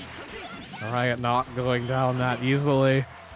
Ooh, Shimsham's throw being rejected. The counter getting Tunington out of the corner. Boys coming out. Salad and some meat. Sounds like a good dinner to me, but Riot is done with your shenanigans. Throw rejected. This one going through due to the counter. All right, Mom. Riot's winning. Help me. Gotta pull it back. Right now, spot dodge is coming in. Tunington aware that Riot waking up to the shenanigans. Got to get him out of your face real quick. The old sheep sending it. Trying to get that punished. Wasn't quite fast enough. Still has the leech slide. Gonna beat out that Raging Strike. We're eating a little bit. The anti-air from Riot gonna tie it up 1-1. Very nicely played here. Riot already gathering back his mental strength here. And yeah, Tunington is like such a force of nature. So losing the first game is not the worst thing in the world. Your brain just needs to adapt to the wackiness. Not everyone can be skilled, you know. Exactly. Now, speaking of wacky, just getting a pickup off the bros. That nice jump from Tunington. Gonna get them a corner. The 6-6H cross up, but Riot ready for it. Big clash. Old sheep gonna win out. Riot. Oh, dropped and the bros are here. Just keep doing it, dude. I think he's been opened up by a low every single time as well here. I don't know what's going on. Ah! All right, throw coming out. Tunington finds the 6-6H opening here. No Catalina bots and no big pickup. BC off of me. A slide, another side switch. Yeah, just DP. And what are you charging for? Yeah, sending that sick RPS at such a tight situation like this, right? 1-1. Put yourself on that set point. That's gonna do. Oh my god, the 6-6H hitting. She is turning it to whip it out so much more. Baits the parry, but does not get the hit. Throw coming out for Tunington. Getting towards that corner. The throw for the bro. Oh my god! She went for another throw, man. It's crazy. All right, dive for the pyramid. Block low, brother. Doesn't get the full pickup and Riot ready with the mash. Gonna be able to undo a lot of the damage here. Tries to throw awesome sauce. You're gonna RPS after this. Not quite. Okay, Garrett Crush. 1 BP on both sides now. Big counter hit for a Riot. That's gonna be enough for the win. Oh my god! So many high damage counter hits. We are at final game. Final round. It's time, chat. Starting out with a big counter hit for a Riot. Gets the shimmy, punished with the throw. Baits the BC, doesn't BC back, but Tunington doesn't want to have to deal with that back throw, though. This is dangerous throwing for that bro once again. Baits the DP, isn't able to get the punish, the slide, pick up into the awesome sauce. We are going to see the HPA come out here again. This is a lot of damage. That's going to be heck of damage, absolutely. And with the Guard Crush, Catalina ball keeping it locked down. So Riot, though, tries to go for the side switch, gets countered for his trouble. Rockets meet. Cheap, keeping him locked down. BC, get off of me. Tunington wants this W. One more hit. The parry, baited out, runs up, just walks back. The throw bait doesn't. Avril Lavigne moves into moves on to fight Sanguine. Oh my god, not even the backdash, you're just gonna walk? Tunington! Do you understand, chat, why she's my favorite player right now? This is crazy! Oh my lord. Taking it 2-1 over Riot. Gonna be facing Sanguine for a qualifier spot in the top 16. Speaking of, we're gonna have one of those qualifiers right now. We're getting Arefu versus Fuzilero. Fuzilero taking out Mr. Pao on his way here. Sent to losers shockingly early. This bracket is insane. Only one of these two players is making top 16. This is absolutely crazy. By the way, while we have some time, big shout outs to Tiramisu as well as Ash.exe for the subscriptions. Ash even using her Amazon Prime. Did you know that you get a free subscription with your Amazon Prime? You should use it. It helps you support the channels that you love for free. Talking about loving, Fuzi back on the setup. What is happening? Yeah, doesn't want to play out the Bay Mirror, I guess. Gonna get tagged by that riding free. 2U coming out. Oh, tries to gap Arefu, are ready for it. Uh-oh. Swoosh coming right in here. BC giving Arefu some time to breathe, but Fuzi. Yeah, there we go. You laser. We love it. We adore it. 2U dash up with the Spear of Avarice. Another 6XL giving us some opportunities. Yeah, no Rhapsodies for you either. That's Fuzi. Keeping Arefu under control. That Raging Strike extension should be it. Let's basketball, dude. This is risky. This is gonna be close.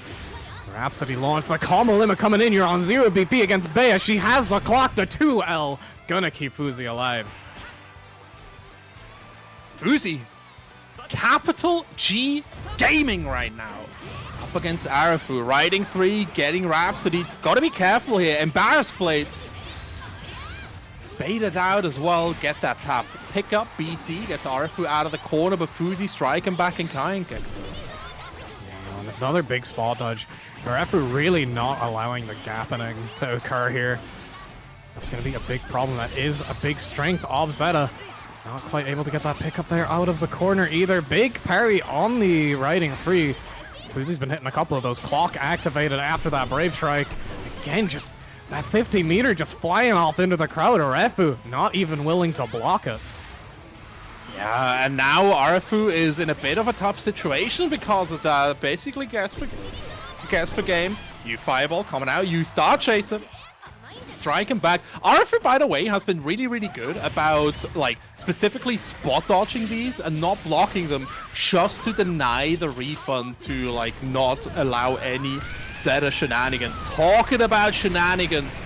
SSBA going to end all of them as Arafu takes himself around. You know that bit in Hell in a Cell where they put Mankind through the top of the cage and they didn't mean to, and everyone was just like, "Oh, he's dead." That's how I felt when that SSBA hit. That is such a deep cut, but I 100% know what you mean. Oh my god, the second hit of that to you connecting. Fuzi in the driver's seat. Counter hit BC gonna stop that baiting. Oh no! Parry. This is a big hit. Gonna be into that corner. The reverse hit off the riding free, allowing for a little extra pickup. The command throw activating our clocks. Chad even picking up the real. Oh!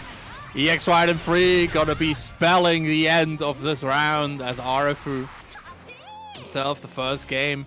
I think Fuzi is gonna stick with Zeta, right? Like Fuzi does have a really good Bia as well. I personally like his Bia more than his Zeta at this point, but we'll see. We'll see how it goes. I think even Fuzi is contemplating. Yeah, I think it's a tough decision to make because in this situation, maybe you do want to avoid that mirror, but you know, I feel like Arafu just really dismantled his strategy on Zeta. She gets some cake from a cake. That's just how it goes, Frosty. She has a She has a pocket back there. He plays Vayne. He plays Vayne. Fuzi. If Fuzi picks Vayne and wins, I am going to pop off, Chad. Yeah, that's the thing. It's like you see the Vayne come out, and it's just like, oh, okay, Fuzi's done. He wants to go home. If Fuzi picks it and then wins, like that's terrifying. But no, just taking the breather. Wanted to just, you know, try to recenter yourself. So we're going back into it. The Fair H's clash, holding the Rhapsody for so long against that riding free. Gonna get the combo. I love combo off reversals. Man, that was such a sick exchange as well here. Fuzi showing us that he's not done just yet, but Arafu finding another jump in. 6XL gives us the plus frames. BC freeing Fuzi from this torment. Oh, the low meaty catches the repositioning attempt here. Arafu gets a simple corner combo. Yeah, Raging Strike for the normalization, but the combo limit kicking in. It doesn't matter. The reset is there, and Fuzi is going to fall. Set point for France. Goddamn, really commanding around there, even with the combo drop. Arafu not deterred, keeping up the pressure. That is a skill that is hard to develop. Oh my god, beating out the Rhapsody follow-up. Now has the corner.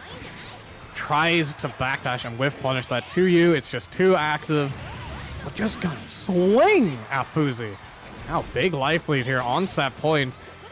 This is gonna be tough for Fuzi, especially when we've seen Arafu not letting the gap happen. Big whiff punish, but not close enough for the follow-up. Yeah, no, Spirit of Hammer is going far, but not that far. Fuzi still has Arafu finally in the corner. If it's a simple counter hit with that close light here, should be able to at least get a setup right here. Oh, actually cashing out with the SBA. Fuzi wants to deny Arafu that diamond, I would assume. Oh, the back throw incident of the Rhapsody. BC, off of me. That's out, but that Fair L whiff punish into the Raging Chain is gonna take it for Arafu. The awareness to pick that up. Oh my lord. Arafu taking it 2-0. He is going to be cashing his way into that top 16. Fully deserved as well. Arafu primed and ready here, putting Fuzi into the floor. Let's go back to the bracket, see how it's going. Everyone is just chilling and doing their best here. Our next match is going to be Lyrica up against Sabbath. Lyrica, of course, representing the Kaggers, showing us some alchemy here. Sabbath, a player that's kind of coming from blindside, not somebody that's in my notes. Yeah. I do have them just because they are one of the only remaining 2B players. Ooh, exciting! Yeah, I believe, I could be wrong, but Arafu played her for a little bit on release until the skill gauge nerfs, and Mick played her until very, very recently. But now it's just kind of Sabbath that's left, and you know it is a name that you see quite like anytime you see them in like Duncan Yips or a Promenade event, they do tend to do quite well, and today is no exception. Playing into top 16 right now against Lyrica on the Cagliostro. Absolutely, but yeah, no, 2B is a character that I really enjoy and that I think is like very close to greatness. Incredible gatekeeper character too. And the thing about gatekeeper characters is that, in my opinion, they're actually really good bracket characters as well, because you can like. The thing that makes a gatekeeper character is a very strong, very straightforward game plan, right? Like the thing that I talked about with Danair as well, where if your opponent doesn't know how to deal with it, they just get smothered. But the longer the bracket goes on, your opponent is going to be tired, they're going to be exhausted. Do you have the discipline to deal with all of that when you're in like your 8th game and you had to deal with Tunington and who else knows? Right? Like, do you still know how to deal with 2B? Exactly. Another thing, too, is that Cagliostro has a lot of good tools for dealing with rising characters. The traps are really good at dealing with 6-6L. Her air stalls are very good at preventing eating the high damage that anti-airs deal. 2B is a character that doesn't really play rising the same kind of way. We're seeing so far Lyrica not being able to set up the traps at all. These beams and grappling hooks just doing so much work for Sabbath. It's definitely an interesting way of doing it. Lyrica trying to hit Sabbath with that stall here. Man, the double jump as well. Sabbath really pulling it all out. Gets that reversal. Float mix-up coming through as well. But Lyrica just holding strong. Good blocks on the same side, but the landing a bit too quick for the side of Sabbath. Lyrica converting, gets the setup too. One more hit. Oh, almost caught it, missing that pickup. Baits the reversal though. He's gonna make that comeback. That's a tough one. Sabbath just kind of letting that slip through their fingers. Is not gonna want to let that happen again. Finding the big hit. This is, you know, 2B doesn't have a 6-6L, but her stand medium is a very comparable button. It's a big pickup off that fair H. A BC. Yeah, getting Lyrica out of there. The back throw straight into the trap. But the trigger not quite coming in here. No baseball either.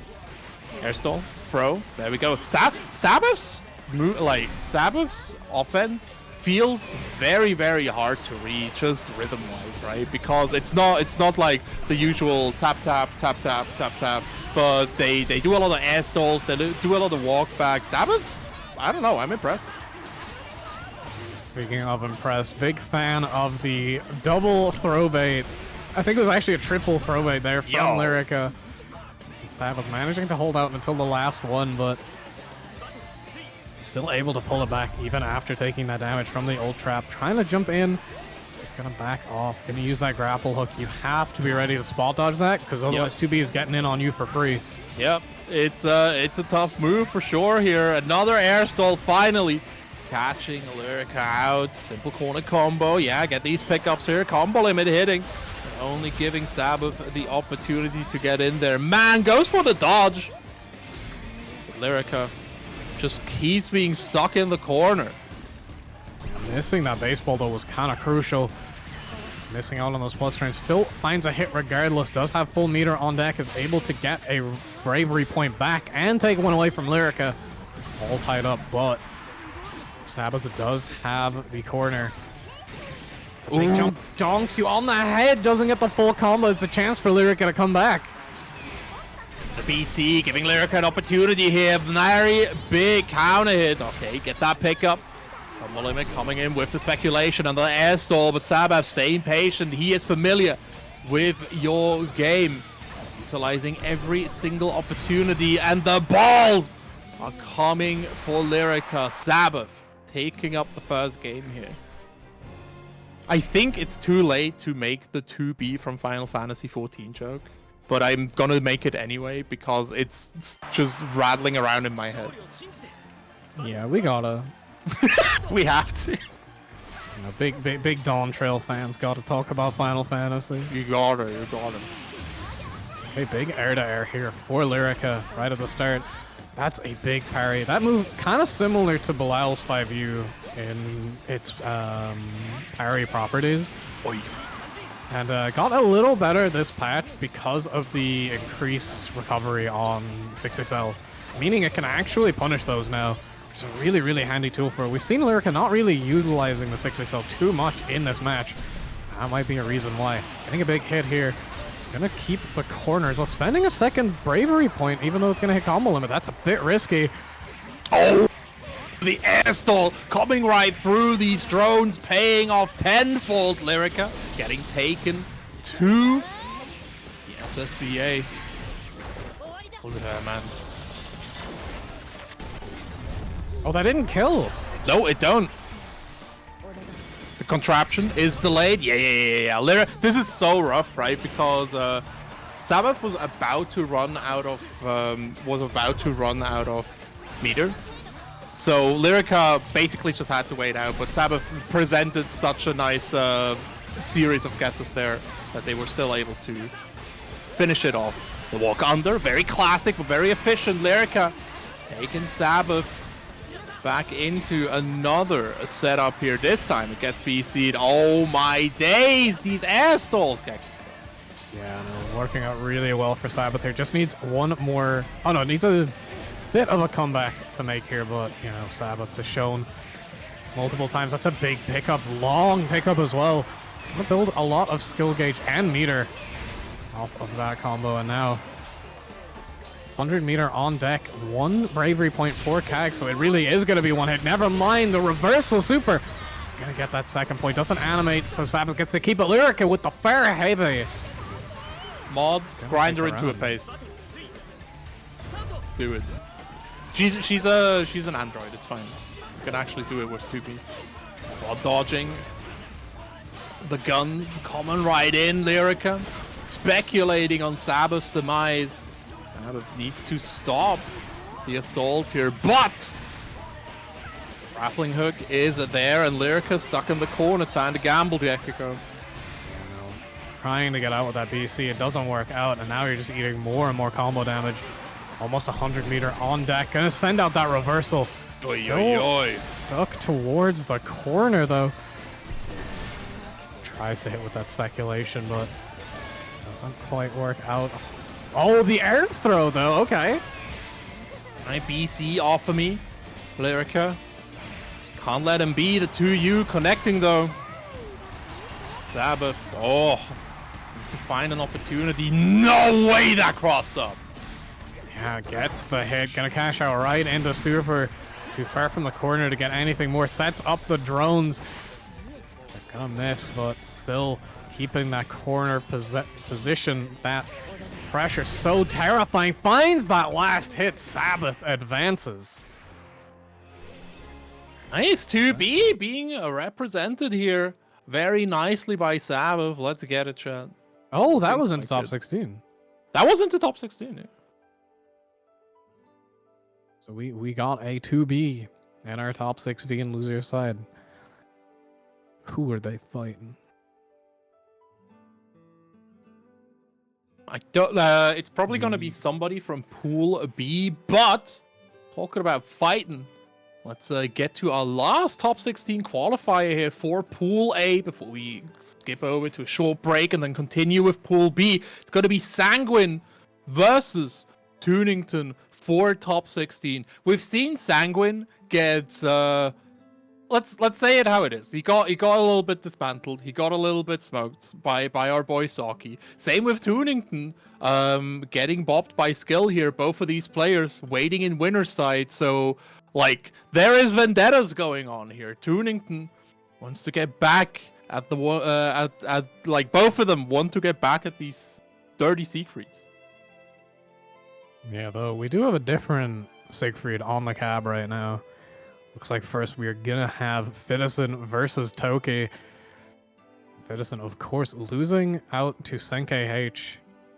And now gonna have to make it work against Toki. It's definitely a matchup that is stressful. You know, Narmaya with a lot of tools that are awkward to deal with and have very high reward.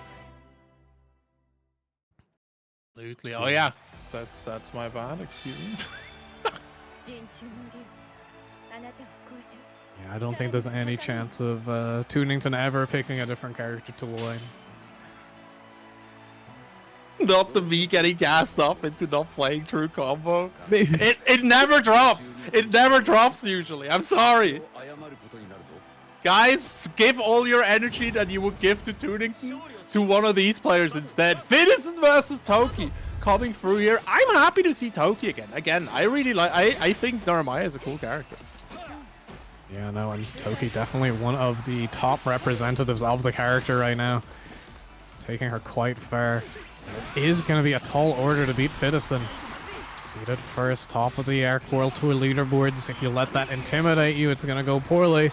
Gets the BC out of the corner. That's a good start. Hits that throw bait. Oi. Nice block on the Scam Flash here. Throw coming out here. I'm going to get that throw after the BC, but Finnison ready for it. Going to get the BC bait, though. The shimmy's coming out, though. Going over the 2U. It's going to be a lot of damage here. Siegfried, high health. Is this going to be enough? Cashing out with the super. Yeah, that's good. First round going to Toki. So many performances here, and yeah, you talked about the top player hockey, right? You can't be intimidated. You just can't. Like, these players, they're just like you. They all want the same points. They all have to play the same game. That's how it be. Blocks the moon flip. 6XL giving Fiddy some opportunities, but not for long. The BC is coming for you, brother. So is the Fiddy DP. And jumping out of that 214H. Spot dodging the moon flip. Not going to get punished for it. This time doesn't block it. Gets hit by the cross-up. Moving towards that corner. The 6XL gonna miss the transient. Gonna get this pickup into the corner. No, just barely misses it. The transient ultimate. Going to pick up game one for Toki. Yo. Toki moving closer to another bracket upset here. Finnison really has to face his demons. People are coming for you. That's the thing. If you're playing so much at the top level, people will analyze your playstyle to death, and they will just be ready. And the top players like Toki will be ready. Throw coming out though. Finnison not done. He is the GOAT for a reason. Side switch. Oh my days. The throw being baited out with that EX movement. Yeah, just forcing these gases so well. The layers are really, really tough to deal with right now. Goes for the shimmy, doesn't find anything. 2U coming out from Finnison, getting himself out of that corner, finds the meaty 2L, and that should be the round. Finnison showing signs of life here. Lost the first game 2-0, so Oi. Definitely needs to change something up. Gonna get tagged, no cross up coming out that time, but finds the 2L. And he's that opening. Toki ready for it. These aren't instant throws either. Backdash shimmy's not gonna be the best. Tries at C, it's not coming out. Tries to anti-air, and Narmaya break his bones. Crazy. Another 2H just going wide. Oh my days, Finnison hitting Toki with the 2U. Now low on BP. Both characters are gonna send the Raging Strike. No reaction from Finnison. Fiddy's dead, right? Enough doesn't have the meter. Oh, does for this ultimate Setsuna and gonna put himself on set point. Man, Boomer checked. Lol. Chat, you can't say that. That's just me. Oh, DP. Getting baited, Fiddy. Finding the first hit. Get that Dragon's Blood. Toki just mashing though. Finds that this is going to be a lot of damage with that Magnian stack. Look at that. That was 2 moves. Counter hit not going to get picked up. Going to bait the throw again. DC coming out from Finnison. Doesn't get the counter hit. Hits that fireball. Does not get the quite get the kill, but the ultimate DP. 1-1 Finnison staying alive. Yeah, he's not down yet. These DPs are surgical. He sent it. Uwe. Starting to feel a bit more comfortable. We saw this against Senkei as well. They went down game 1. Wasn't able to close it out. Right now, they're looking pretty good. Has the corner. Is he going to be able to finish here? A lot of damage. Super on deck. Versus Namai, not the highest health. Doesn't even need the animation. God damn. Edison staying alive for Toki. Just behind him, Yixetsuna trying to hold down the nooch. Oh my days. I thought for a second it was one of those cases where people fell out of your DP and they get the full punish. But you know, this is a good thing. That would have been an awful thing to have to deal with in a position like awful. this. Yeah, taking a lot of damage here. Back in the corner, Moonflip gonna get BC'd. Gets the jump out, does get the hit. This is going to be a lot of damage. Fitison very, very close to death. Goes for the Moonflip, no side swap. 2U into SSBA. That Cocodrillo coming right through. All right, remember. Okay, you're better than this. Fiddy, listen. There we go. Just slice her in twain, it's fine. Tap, tap. One more guess is going to be the game. Orkan coming in. The Moonflip hits him straight on the dome, and Toki takes us to last game, last round. Yeah, Fitison trying to anti-air the Moonflip, gonna get hit. Stuck in this corner, the clash gonna go the way of Toki. There's a lot of damage. Links into that ultimate Satsuna.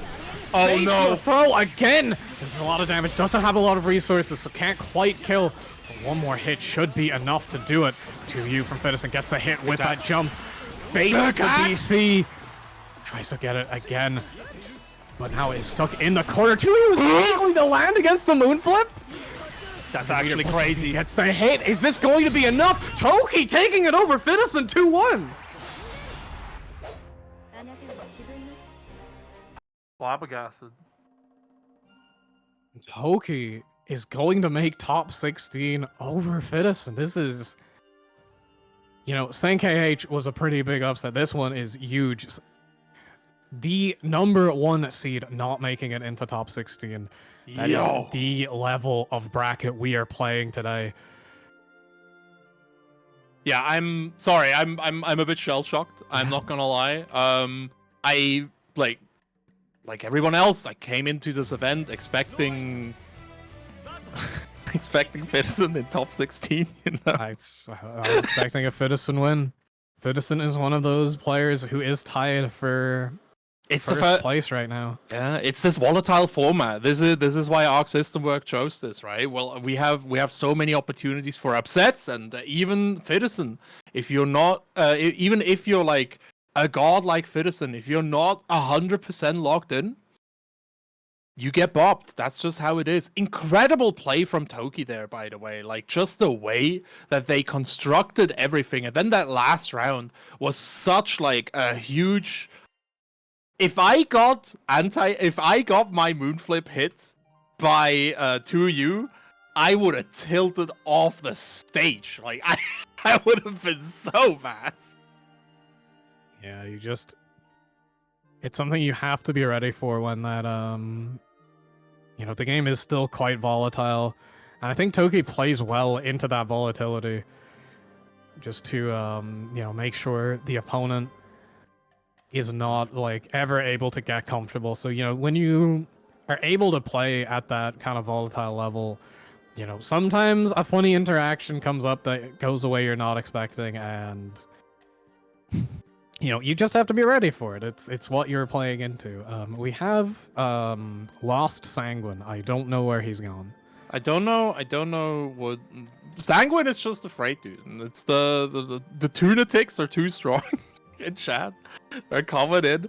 Now I think it's the last match before our break, where we have Tunington versus Sanguine. You talk about volatility, you talk about being ready, you talk about mental strength, and I think Tunington, she's the kind of player that will attack every single aspect of this, right? Like, she's so incredible. She's just a solid player, and then she also plays on that mental bandwidth to a point where it's just part of her playstyle.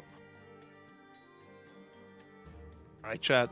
If you are a Sanguine Sanguine fan, make sure to post Belial Mario in chat if you're a true Toonatic. Let's hear it with the Toon sweep. Last match before our break here. There is a Oh no. spectate issue. Network errors are occurring. I don't know if they're in the match. I also was not able to spectate. I'm in. I'm sharing my screen. Oh, yeah. But I'm assuming we're just stopping the match and they are on the France stream. That's even worse. Oh, Shout out to the France free stream, by the way. His ass is not spectating. I did let the intros play out. So they did. Yeah, we can do. I don't know what the decision here is. The players are playing at the moment. All I can tell you is that Tunington is putting Sanguine in the corner. Sanguine busting out with an EXTP. We're back at mid screen. A Hailbreaker goes wide, and Tunington goes for the EX Awesome Sauce Human Pyramid setup. Finds the full hit here. Doesn't go for a full combo. Sanguine busting out with a UDP. All right. So, unfortunately, we can't get the spectate to work, so we are gonna go into the break earlier. Make sure to check out the French stream at twitch.tv/poponet. Go in there and get the opportunity. We should have a command for that. It's gonna send you straight to PAP, so you can view what we cannot. Unfortunate, just wee little lobby issue. Sometimes this is what you have to deal with. We will be back pretty shortly with Pool B. Absolutely. Make sure to, grab a drink and, of course, support PAP. We'll be right back. And Tunatics, I'm expecting you on the French stream.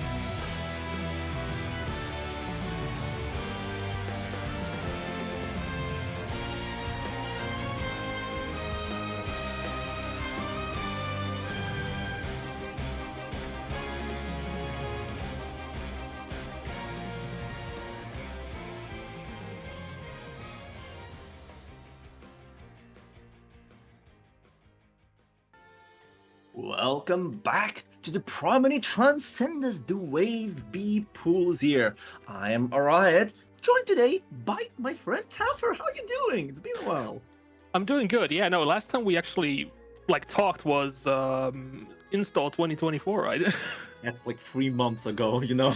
yeah, that is like, yeah, I don't think we've managed to even commentate like together before that. So this is like we were supposed to, but you were too good there. So Oh, you no, we did commentate a bit. Yeah, don't worry. But yeah. let's not dwell about the past because we're kind of making history here. Prominent Transcendence, 139-man bracket. Already went with the pool A here, with both pool A's, by the way. I've got eliminated, but as well, a lot of big names got eliminated as well. This bracket is insane. Yeah, no, I'm glad that Sabbath got into top 16 on the first wave. To be honest, you know, Mhm. I always love my Finnish representation. You know, especially in this in the second pool, we've got two others. You got Mirre and Tuhoyo. Hopefully, they Yeah. also get into top 16. You know, make a Your Finnish rep, sweep. you know?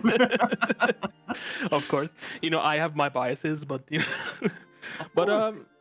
What kind of tournament wouldn't be if you didn't have the biases for your favorite players? But we are still gonna be talking about more good players, not just the Finnish ones, you know. There's a lot of names that came in here, and I really wonder if this is gonna be a repeat of history that happened in the pool A, honestly. Yeah, there are many upsets in Pool A. You know, it was an absolute bloodbath, especially in the losers bracket. You know, we lost so many good soldiers. You know, I Oh salute yeah. you. I salute you. But at the same time, there's gonna be an insane bracket with Miri, as you said, to Yuho there. We're gonna have Duduko, Jesse, Fireshock, you know, Sagi, Space, Light, Sonic. These names, when you put them in one spot, I have no idea who's gonna be taking it. Yeah, no, it's you know we'll just have to see how it goes. But right now we have our first game starting here. Na versus Ash.exe. Oh yes, Na has been around with Yule, steadily learning the game during the Rising, and now came in to show that Yule power is still there with the Yule army, while at the same time, Ash. Really, there was not a lot of Lancelots up until, I would say, Vayne patch, right? We That had is only true, yeah. Vita. But afterwards, we got a lot more active Lancelot players, and Ash is one of them, showing that, you know, like, you have to slot matchup. Yeah, exactly. You know, Ash is a like from the matches I've commentated of Ash is an extremely good Lancelot player. You know, starting off with a nice Rekka here, nice counter hit, gonna get a nice corner carry, wall bounce. Are we gonna get a cash in here? The meter's there. That was a counter off a Gorilla Blade, just as a setup. Nah, I wonder how much tournament nerves are gonna be working in here, because Na really doesn't want to hold the Lancelot pressure for long. It's very dangerous. And here we go, Na is out of the corner, but the damage has been done. 1 BP, 1 strike throw situation, and we're gonna go into Rekka pressure here. Goes for the 2U Fox Flame. That is a very strong defensive tool for Yule. Now keeping up the neutral still. Oh! There we go. Throw to end the round. Ash in a steady roll here. You know, if you give a Lancelot too much space, they will start, you know, going downhill and gaining momentum. You don't want that to happen. There we go. Nice stuffing of anything that Ash was planning. You give them Din Shield, they will take a mile. That's how Lancelot's rolling in this game. The momentum is very strong on their side. Go catches the flip.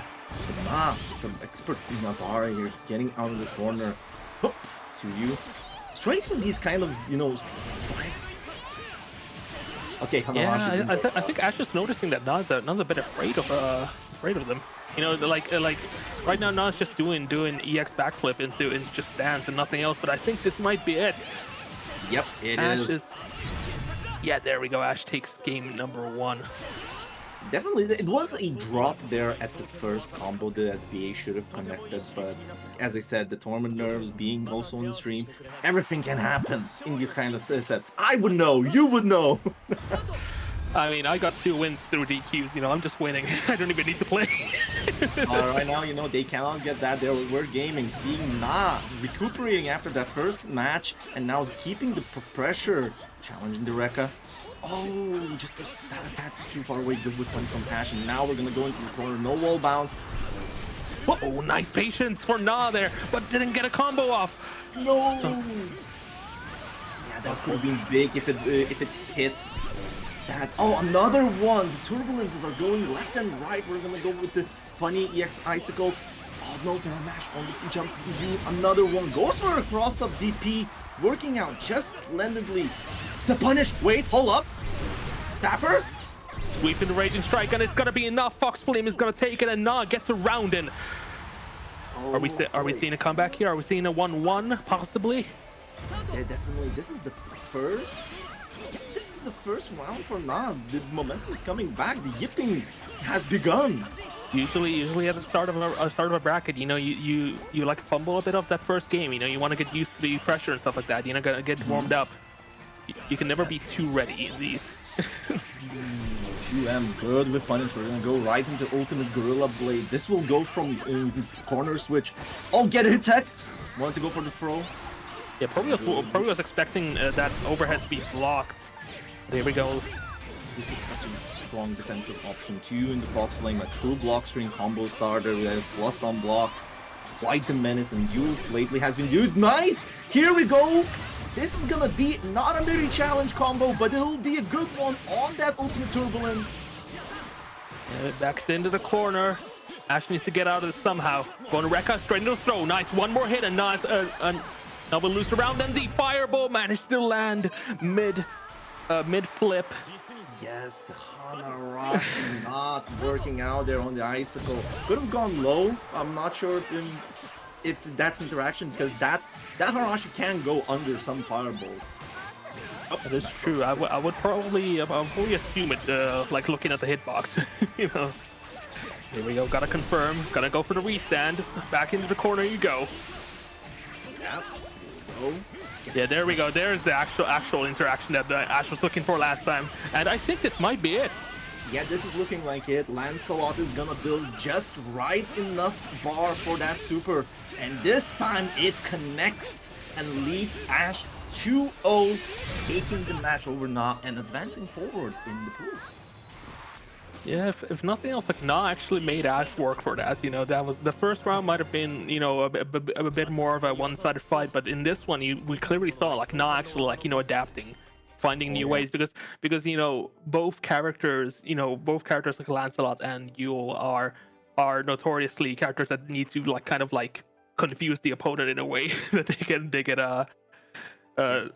they get hits in, you know, in different ways, but you know the same kind of like objective for both characters.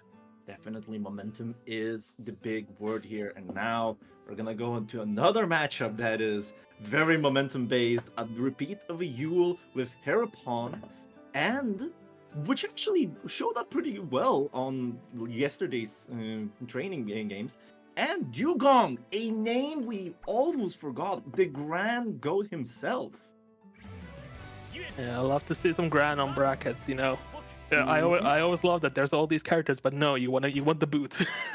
And we're gonna go in right into this match in Celestial View and see how this is gonna go. If Ash's match against Na was to show how Lancelot can steamroll the momentum, I wonder, and Na showing those adaptations with Yule. Imagine now with such a volatile character as Gran, you get one boot, you might die. You need to be really careful. You know, Gran has that nuke potential in any situation here. Nice 6XL straight into a easy wreck up, blocks the DP, and it's gonna be a bunch of damage into the corner. Yep, this is looking really good. Right into spending that Radiant Strike. Not gonna build enough for the super, but just takes the damage. That's what's important. Look at that. Dugong with the expert strike throw. Oh no! The 2M is plus! There we go. There's the Grand Classic. You know, Dugong on a roll right now. Absolutely dominating this matchup. Yep, but this is only the first round. Remember, we have already seen the adaptations happening between these players, and in the tournament setting, anything can happen. Yeah, need to watch out for those Grand 2Ms though. Those are extremely good for any pressure. It is, if I remember correctly, plus a block. You know, it is one of those rare 2M plus and block 2Ms. Yep. That's why we're seeing Dugong actually absolutely abuse the heck out of that. But now Dugong in the corner gets an EXDP out of it. Yeah, ooh, catching an early Brave counter there, switching sides. Dugong is playing that, 1,000 cuts game, but now Herpon found the plus frames off of Guren, keeping up the challenge. Now this is gonna be very difficult for Dugong to escape 1 BP away. Oh, Brave counter, no! Get a hit tech! Suffering from success! A bit too early with the grab, but here we go. UDP, one more guess. Herpon at 0 BP right now, but full meter goes for the DP, and Dugong was ready for it. Sickest RPS has been enacted, but Dugong stayed strong, getting the first match. Let's see, Herpon slowly adapting here, but you're against the slow-moving tsunami right now, which is called Grand Blue. Oh, nice patience there. The M boot is punishable on block if not spaced correctly, and it's very hard to space when your back is on the corner. And Herpon is taking that to advantage, actually playing way more patient compared to the first game, and now baiting that good DP, going to 668 starter, and this is gonna do an insane amount of damage. Is it gonna kill though? Let's see. 1 DP, and that there we go.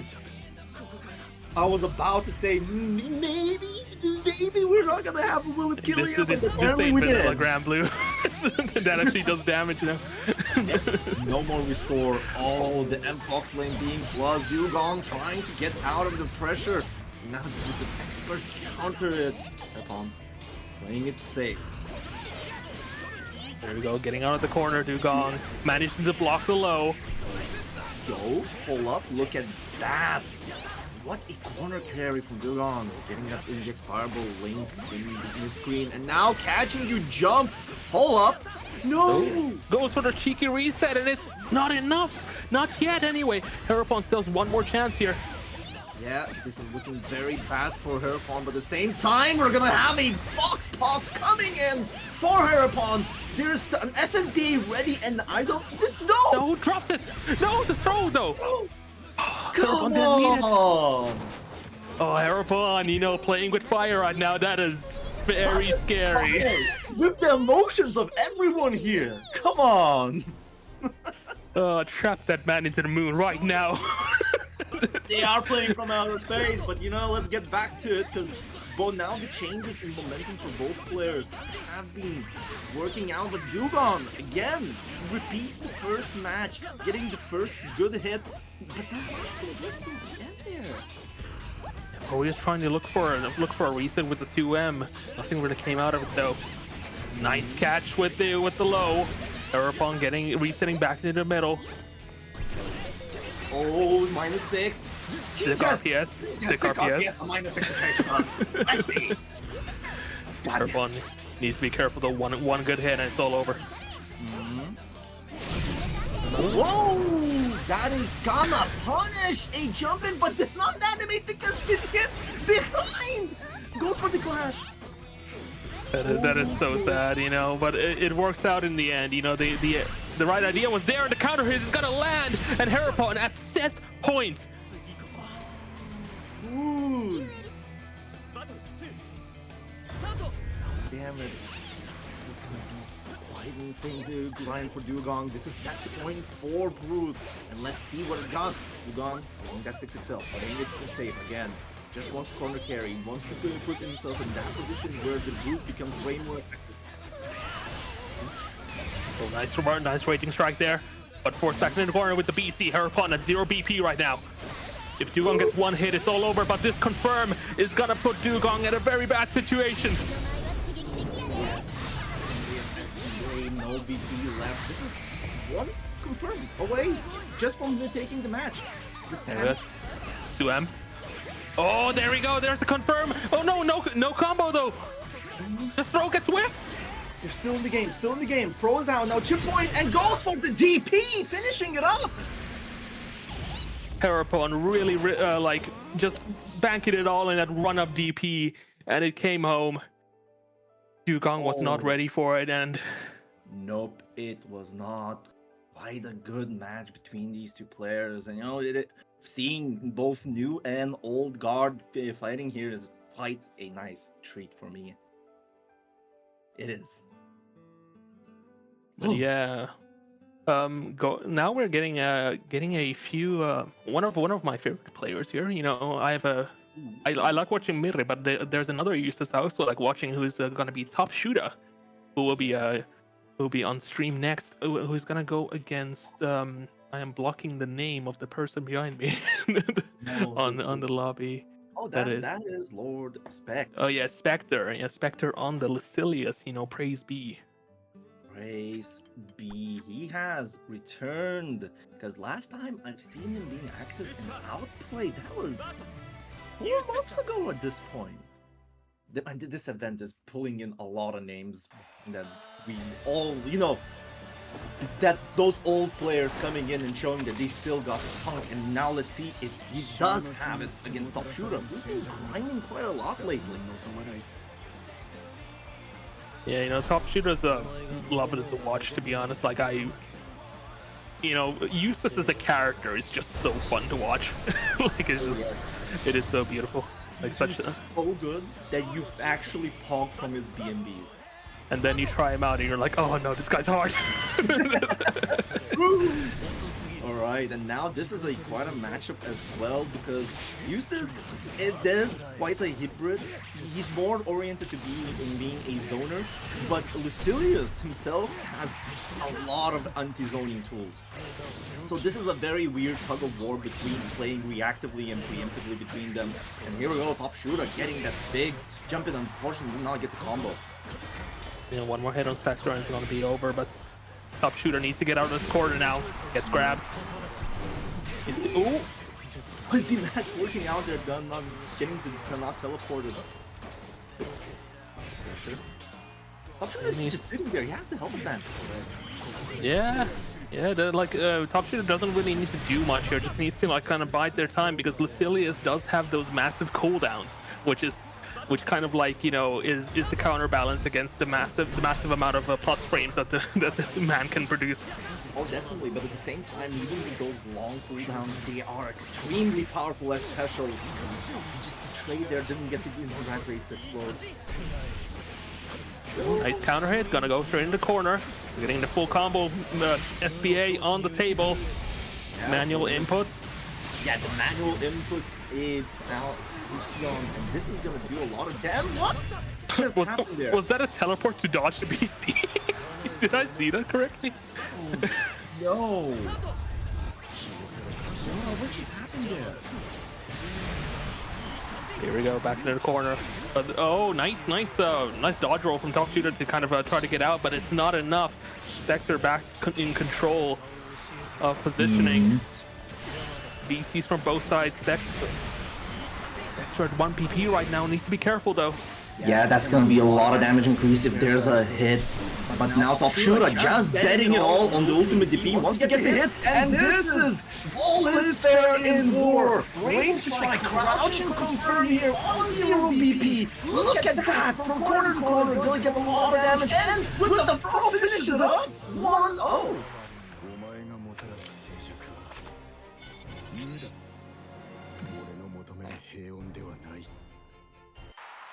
I think the whole thing just activated a double. That was so hype. Yeah, it was so hyped that Riot started echoing. You know, it is what it is. But yeah, nicely done from Top Shooter there. Especially since Raging Chain does force crouching, which like if it's done on standing, like on a person standing, you know, it does mean that EX Rat Race will just be an actual combo extender. Oh, nice air throw straight into the bomb, and this is gonna be enough, I think. No, never mind, drop the combo. Back in the corner, 0 BP on Top Shooter right now. Oh, that's gonna be a lot of damage, 0 BP, and we're looking like a kill. Spectre's on this floor. I just read a Riot activated Seox install. Oh, it's so true. It is so true. Get that damage in Rat Race. Didn't get to untier. Now Spectre is in, but no big cooldowns. But Hux, what goes for those pro games, right? Yeah, You know? Top Shooter's not ready for these throws. Like we've seen so many throws from Spectre, like just being given to him for free. Oh, nice dodge on the U fireball. That's gonna cost Spectre a lot. Gonna get the rat raise, get plus frames. The gonna go for the overhead. Could it just be the punishable situation? Spectre does not want to hold Top Shooter at all, even not looking into what. Oh, yes, Wake up yes, SPA! Oh, and dodges the manual hit, and it's gonna be enough. it is Top Shooter. Nicely done there. You know, I never thought about just dodging the first shot if it's manual. That makes sense. You know, you rarely play against like I rarely play against Lucilius. You know, it's such a weird character to play as, so I do understand why it's not as popular as, you know, other options. There we go. Top Shooter has already lost 50% HP, just being shoved into the corner. Yeah, rat raise. Oh no! Tried to catch preemptively. Ultimate. Good combo. Wait, hold on. Not enough meter though. Oh, you teleport, gets BC'd immediately. Yeah, that was Top Shooter. Oh, and gets counter hit on Wake Up. You know what happened there? Top Shooter is a big fan of just going for a roll on Wake Up, just like that. And it's working out because mostly people will do a 6XL just to get OT, and it whiffs on rolls, which is funny. That actually, man, yeah, no, actually, that's pretty genius. He just spends the health just to get out of the corner. You know, it works. Okay, this is gonna be a grenade situation, and Spectre cracking open with the ultimate phosphorus, letting Top Shooter get the damage in, but still, both players have 1 BP. Nice flash, 2L confirm, and I think this is gonna be it for this. Yeah, there we go. Gonna go straight into SBA. Not even gonna manually this time, you know. I think Spectre learned from the previous time. Oh no. The manual did not work as a reversal, but in combo, I don't think he dropped a single one. Get the encounter, and now Spectre at set point, keeping Top Shooter on toes. Good anti-air in the corner you go. 50% already gone. Top Shooter is now fighting for his life here. Oh no! Uses the last BP. Top Shooter in really bad position right now. The DP does land though, so Top Shooter still has control right now of neutral, but the Antichrist kick is going to land. Yeah, and Spectre will take this home 2-1. Definitely quite the match between these two players. Really, those kind of small interactions what sealed the deal, because he was plus a million from the rat race exploding, but he walked just inside that range, and Spectre challenged and it worked out. Still, quite the match. You know, that like just that kick was at the like. I think like at the extreme tip. Like if Top Shooter was any further away, it would have been over. But like it's but yeah, that's just how it be. You know, look, any like even 1 pixel is enough to make everything crumble to the ground. It is what it is. But yeah, we've got a sheep on stream, ladies and gentlemen. Get some sheeps in chat there. Release Bogus versus Watori. Oh yes, and this is gonna be quite a doozy, because right now Watori, one of the sheep army, you know, soldiers keeping the front going, but on the other side we have, I usually like to say that we had the whole terrorism of Efi being in the Grand Blue as one of the most legendary moments here. But now, afterwards, the legend is still continuing. We have Release Bogus returning with Lil and, you know, Tunington on the previous pools as well. These Lil are gaming, and they're gonna show us how. Yeah, I love to see a good Lil Wayne in bracket. You know, it's always a fun time to watch because they just play their own game. It doesn't even matter what the enemy does. No. They being a Lil Wayne main means that you are the vibe master. But the funniest part is, in these kind of tournament settings where it's first to 2, nerves are the mind killer, and this is very important. Gonna get the bro set up here and killing Watori here with the fast 29-second round. Yeah, no, Watori didn't really get to do anything in that round. That was very unfortunate. But there we go, actually. EX Sheep managed to land and interrupt whatever Lewis Bogus was doing. But here we go. Throw into the corner. Oh, 667 managed to land. gonna hit the thing is, the upper burrow does not hit overhead. These are getting just knowledge checks left and right now. Atari is trying to get back into the game. We're gonna go for the bros. Tries to go for an air throw. No.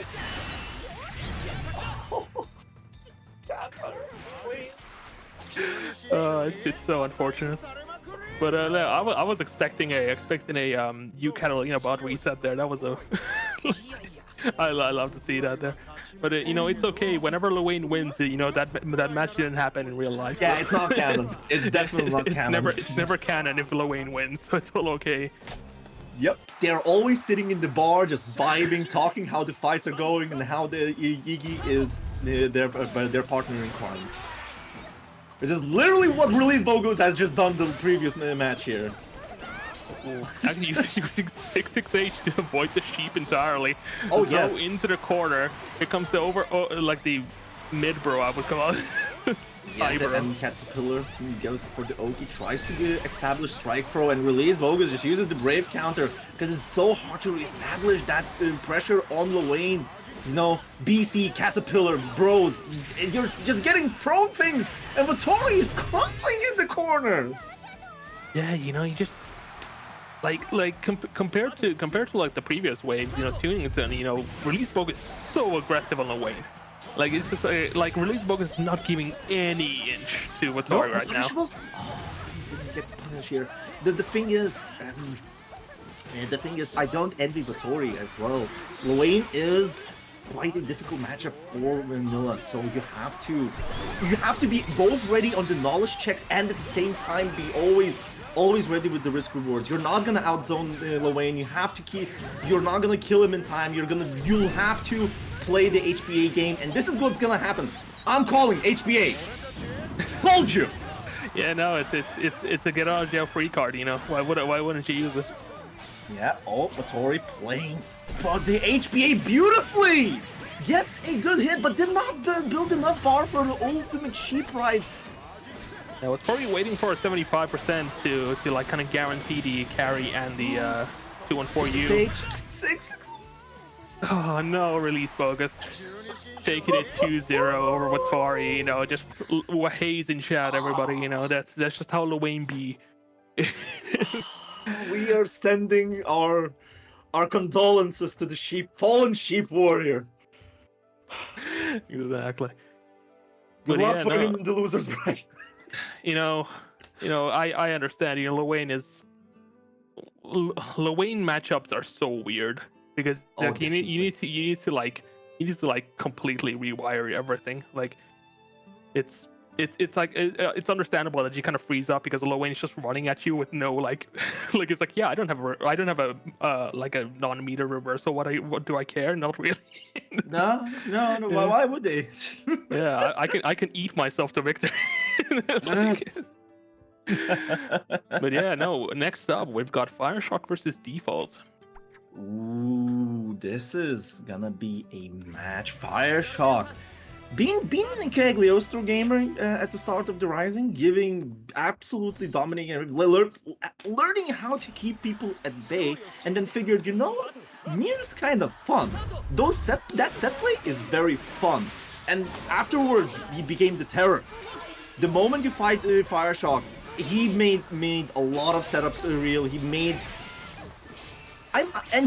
to put his patience on top of it. Yeah, definitely. It's like Fireshock's near is something to be extremely afraid of. But at the same time, Default is Narmaya gamer showing us that Narmaya is still alive. There has been a gap where, Narmaya's have been active besides Tokyo, and now Default coming back here, looking good against Fireshock. Ooh, Misfortune catching it and just Fireshock, first round. The unfortunate part of trying to go for the instant air moon flips is that against Nier can just heavy Misfortune anything and just ignore it, which is unfortunate. But That was a 50-50 side swap combo. See, as I said, Fireshock has those conversions and he knows how to get the combo going to get the maximum reward. Yeah, no, that was actually mostly from block. Like that was like just default is already at like 40% HP just from blocking death for like maybe 30 seconds. But here we go, raw Raging Strike managed to land and both at 1 BP now. Yeah, but there is no death on Fireshock's side, only buttons. Default needs to act now if he wants to have a chance to get this round, because when death is gonna be back, you can get clipped by a lot of things. Goes for the ultimate moonflip. We're gonna see one more BP. Oh, DP! It's a common thing on a lot of Normayas from what I've seen on stream. You know, Piontoki and default. I mean, yeah, default. You know, it happens. You know, you're trying to RPS and then they just stand there. All right, so one match up for Fireshock, playing it as rewarding as he can do. And by the way, he uses a lot of stacks on this pressure. Yeah, it was kind of unfortunate that that default didn't really go for the like a massive offensive there when you know Fireshock did have the death out of the picture. You know, half of the timer was just default standing in a corner, being afraid to commit. But we'll have to see if default is gonna change of pace right now. It seems like you know death is just comboing. You know, yeah, gonna go straight into SBA, and that's gonna be the round. That's maximum damage SBA on 0 BP. It is insane amount of damage. We're killing now at set point. And as I said, remember, Fireshock is a very, very patient player. He just needs to find that one opening and then the rest is finished. Once again, you know, instant air moonflip is just not gonna work. Man, Fireshock is so much willing to block. And Volt is having a lot of trouble to open a Fireshock. And every time he fails, look at this, how much damage. Oh, I think it might be over. There we go, 2-1 to pack it up, and yep, death is gonna finish it off. Fireshock taking it 2-0. Right on the tip! He got that hit on right on the tip of the range just to get the conversion. Oh my goodness, Fireshock 2-0. Advancing forward to fight for the top 16 side. Yeah, no, it's you know, Fireshock is extremely Fireshock is scary on Nier and also very scary on Cagliostro. So if Nier's not walking out, you know, Cagliostro might be being picked. Just you know, you don't want either, to be honest. But I think Fireshock does prefer the Nier, you know, due to just how good Nier is in general. So, oh yes, loads of damage, good set play, good buttons. But yeah, we've got a matchup here coming up: Quirky versus Sonic-san. Sonic-san, the previous Arc World Tour. Now this is a top 8 match usually. Yeah. But yeah, we got some. Can we get some graws in chat? You know, we've got a. we have got Vasaraga on screen, but Quirky. You know, I don't remember how many matches of Quirky I've commentated, but you know, Sonic-san. Yep, that man's scary. The veteran of Grand Blue, you know, the Belial Grand of Base, and now he's a menace with Siegfried. Actually did qualify for the Arc World Tour as well, and now showing that what he can do with Siegfried in Transcendence. Whoosh. You know, Sonic-san playing a bit patient, just waiting for Quirky to do any kind of moves. Oh yeah, to like punish. Yeah. It is very interesting to say about it, because lots of these high damaging characters such as Nier, Siegfried, the patient playstyle is gonna work out because this is your reward on a good catch. Look at that. Yeah, not gonna kill though, but Quirky has that one good hit. Yeah, Masaraga hell, but oh, chip. Yep, there. I think after that stomp, it was already a checkmate situation. That was. Yeah, this stomp, you can't even armor through it. You can still die through that armor. Moves for the tackle, gets in, armor is up. Tries to bar to him, gets a walk in, and now Quirk is playing that. I'm gonna try to catch Sonic-san as much as I can in neutral situations with armor, which is what, like, somehow you play in the base Grand Blue. Oh my. Yeah, it's like the issue is what we already talked about. That like Sonic-san is willing to just play passively. Like it's like there is no issues here with Sonic-san just backing up a little bit and just waiting for that sweep to like miss by like 2 pixels. But here we go, U reversal, quirky U reversal. Playing that, it's so weird playing that 1,000 cut game as a Vasaraga, just trying to get those small hits, and he gets the hit in. Oh my, this is going straight into Raging Strike, straight into SBA, and Quirk gets that round back. Yeah, nicely done. Quirky's Vasaraga is extremely, these two, like I did say, Sonic-san is extremely scary, like at Siegfried, but we can't really undermine Quirky here. It's just, when you just have a person who can just tank your biggest hit, it's just, you need to play so differently, in a sense that you just can't need a sword smash your way to victory. Ooh, goes for the ultimate tackle as a guest to catch Sonic-san's pressure, but now we're gonna go right into Siegfried Express reset here. Oh my goodness, Quirk is in the corner, and this is looking. No, wait, Taffer. Oh, I got a question for you. What's up? This kills, right? Well, too late. No, why even ask that? That was pretty obvious. It's not pretty obvious, but we've seen worse cases. This is what's wrong. Look, it is right now. It is a Siegfried 2M that will kill. Like Siegfried is one. Yeah, Siegfried is one of those characters where like scaling does not matter. Like he can kill over 2M no matter what. Ooh. Get a nice conversion here in the corner, and this is now one match up for Sonic-san. You haven't noticed that Sonic-san has started playing a bit faster. Yeah, I mean, yeah. When you bring that up, yeah, you're actually right.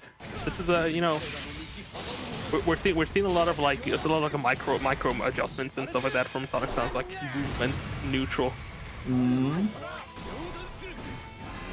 Just trying to kind of just either chip out Quirky here or get something done. Almost did not have the bar to get the conversion there. Go for ultimate instinction. Armor is up, but that health is dwindling. Goes for the armor, catches the slam. That still did a lot of damage. Raw Raging Strike. Oh, nice spot dodge. Quirky needs to be careful though. At chip points, one hit is gonna be it. But there we go. Managed to hit the U tackle, but no combo. And the 6-6L will finish it off, and Sonic-san gets the round in and puts himself at set point. It is really interesting. Sonic-san has been playing that chip game all those rounds, but Quirk deciding to bet it all on the ultimate tackle, but they couldn't get the conversion, unfortunately. It happens. It happens to everybody, Yep. Just needs to get out of this corner now. 2M managed to land, going for the Ue. And this is going to be a nice chunk of damage. The SPA is on the table. Not going to kill though, but Quirky has one more chance here. I'm betting that Sonic-san is gonna now walk back and just tries to get the chip. Here we go again. And all of them just hit like a truck on block.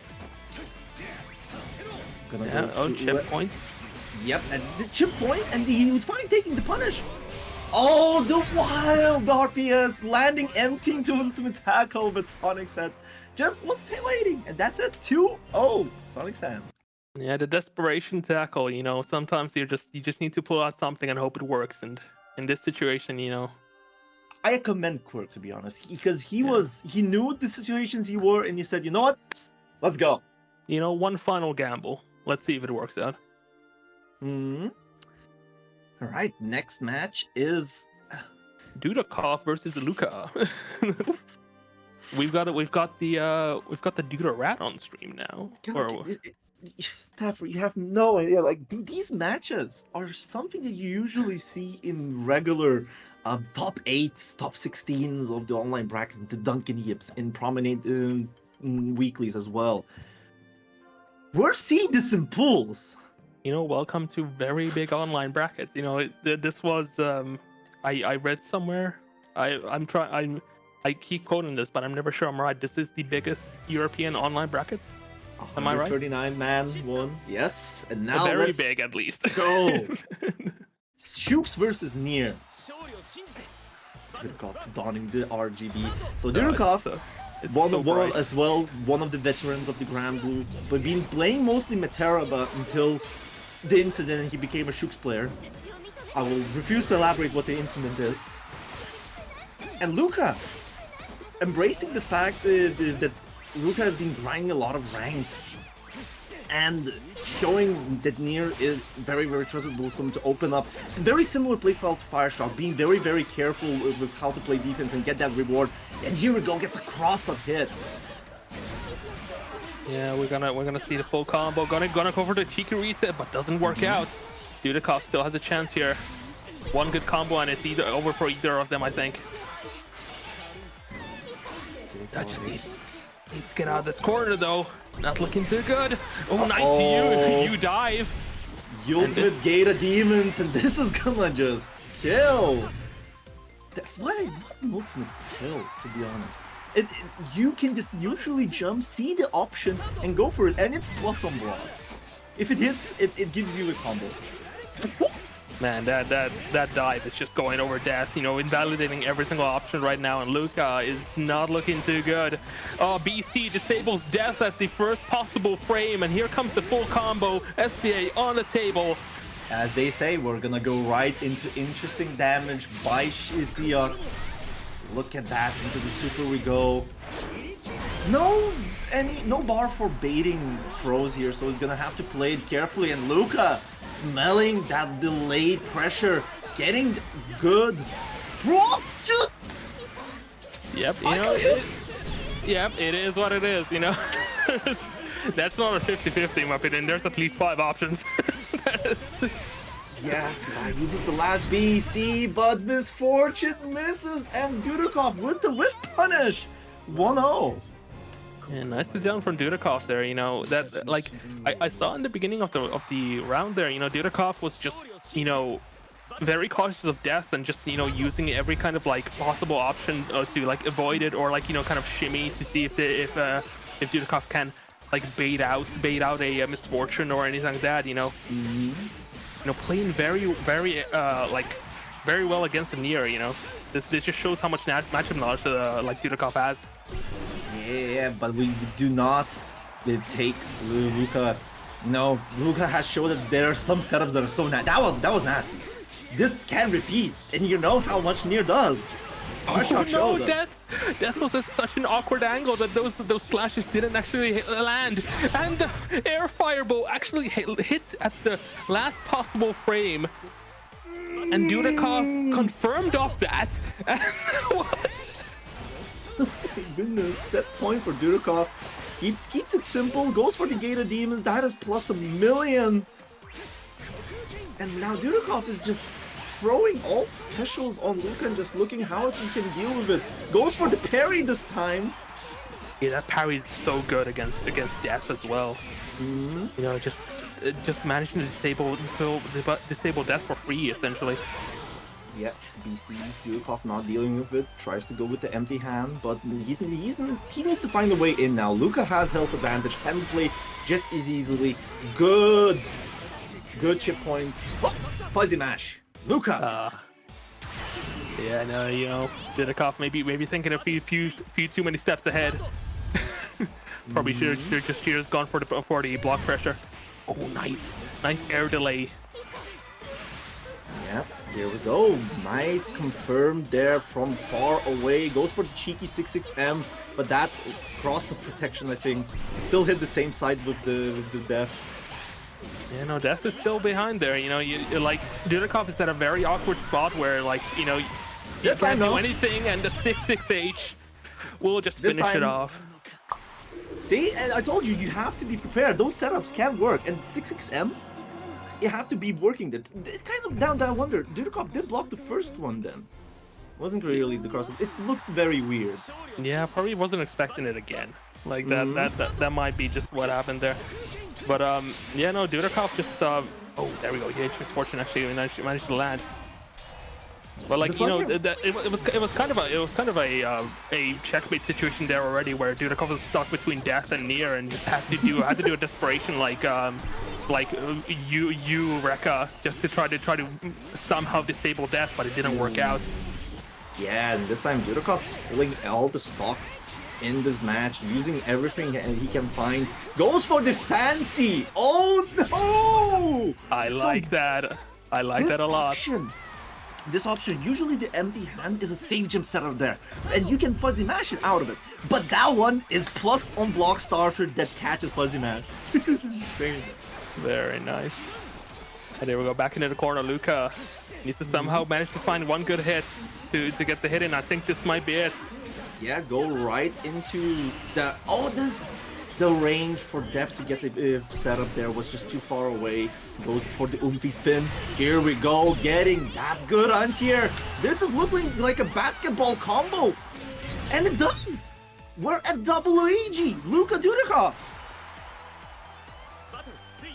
And you know, Dudikov really giving it all here, and you know, Luka just playing near is spectacular. You know, there's really just like this is beautiful. As you said, this is usually like a top 16 match that we're seeing in pools. Yeah, goes for the funny save jab setup there, but Dudikov now with a good advantage on health. Just the cheeky 6XM. No combo though, no combo. No, you cannot combo. It's minus on hit. Oh, just watch out those six. Enough stocks on the near side to get a decent combo off and kind of finish this off. Had the thunder flash there. Plus frames on the empty hand. Luka can kill with this much. Goes for the ultimate chip point here. Oh, the 668 actually avoids the air fireball. But no, it's not looking too good. Dudikov though has life lead, can wait this out. Yeah. You know, Nier is at like Lucas at one stock. Can't really do much. Like one good heavy one or you is gonna be enough. There we go. Death is out of the picture. Dudikov needs to find one good hit and it's all over. And there we go. Eureka will finish it off. And Dudikov will be moving on to top 16. Well, yes, that was quite the jump scare on the neutral, catching Luka and Dudikov 2-1, sending Luka to the losers bracket. But yeah, we're not out of this yet. We've got another intense match coming up, which is Miri versus Fire Shock. You said you have Miri as one of your favorite uselesses to watch, and now you're gonna get it. One of the best uselesses, one of the literally best players out there. And gonna be playing against Fire Shock that has established himself as a very, very strong player. And not this time, not on Nier, but on Cagliostro.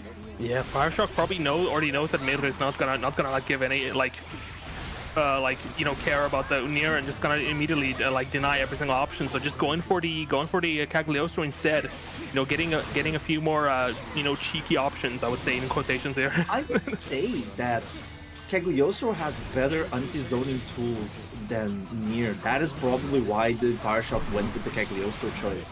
Oh, yeah, nice. Actually, the U bomb actually makes that you know, DP safe, which is pretty funny.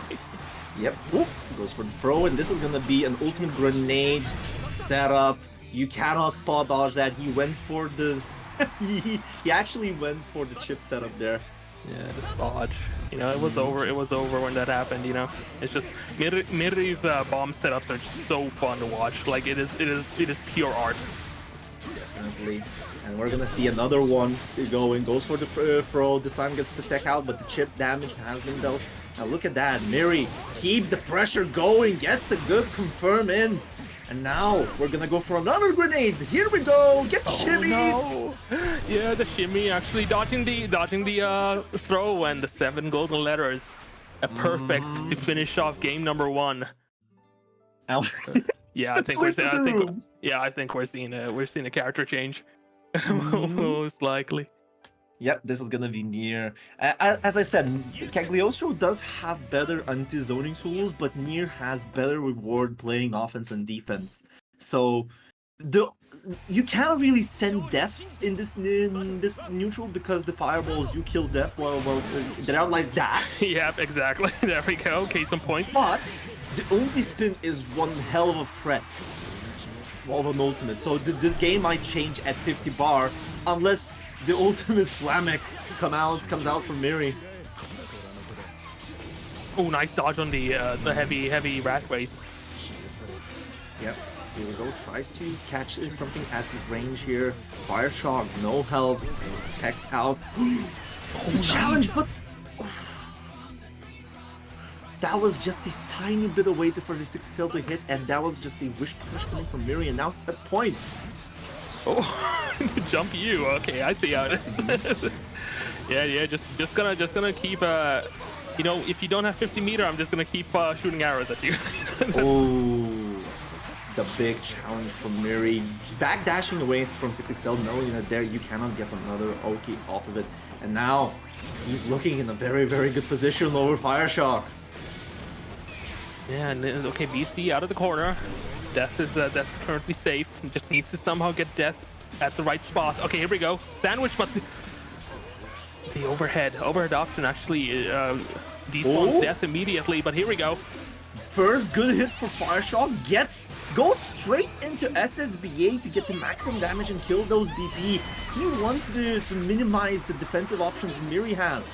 Yeah, Miri has 0 BP right now. One good hit is gonna be over, but here we go. SSBA straight from Miri. It's not gonna be enough. It's gonna get blocked by the UH Misfortune. Oh no! This is one thing you cannot cancel on Misfortunes like that. With canceling my goats. And now this is looking like a very good position. Chip point, but no death for Fire Shock. He just needs one hit from Miri as well. Yeah, Miri at a really good spot right now. Needs to just abuse this situation. No specials on Fire Shock's side. Can't chip point kill for both of them. Jump in and get some. Oh my god. Man, what a round. You know, that was so unfortunate from Fire Shock, just losing the last stock on like gaining chip points, and you know, you can only chip kill with specials, and and like that's from what I remember, at least. You know, I haven't been able to chip kill with a normal before. But like, you know, and all of Nier's specials are tied to death, so you know, that was. And the funniest part, you know, that I want to talk about that one crucial situation where Miri is always ready to catch the cancels with those supers. The funnier part is that if Nier cancels, you can still whiff cancel after this super flash to get that Misfortune out. It could have been a combo there, honestly. Yeah, no, very unfortunate. You know, this stuff happens. You know, you're never ready for it. That's just how tournaments are. You know, it's what makes these situations so epic. You know, I love them. But we're going into space versus light.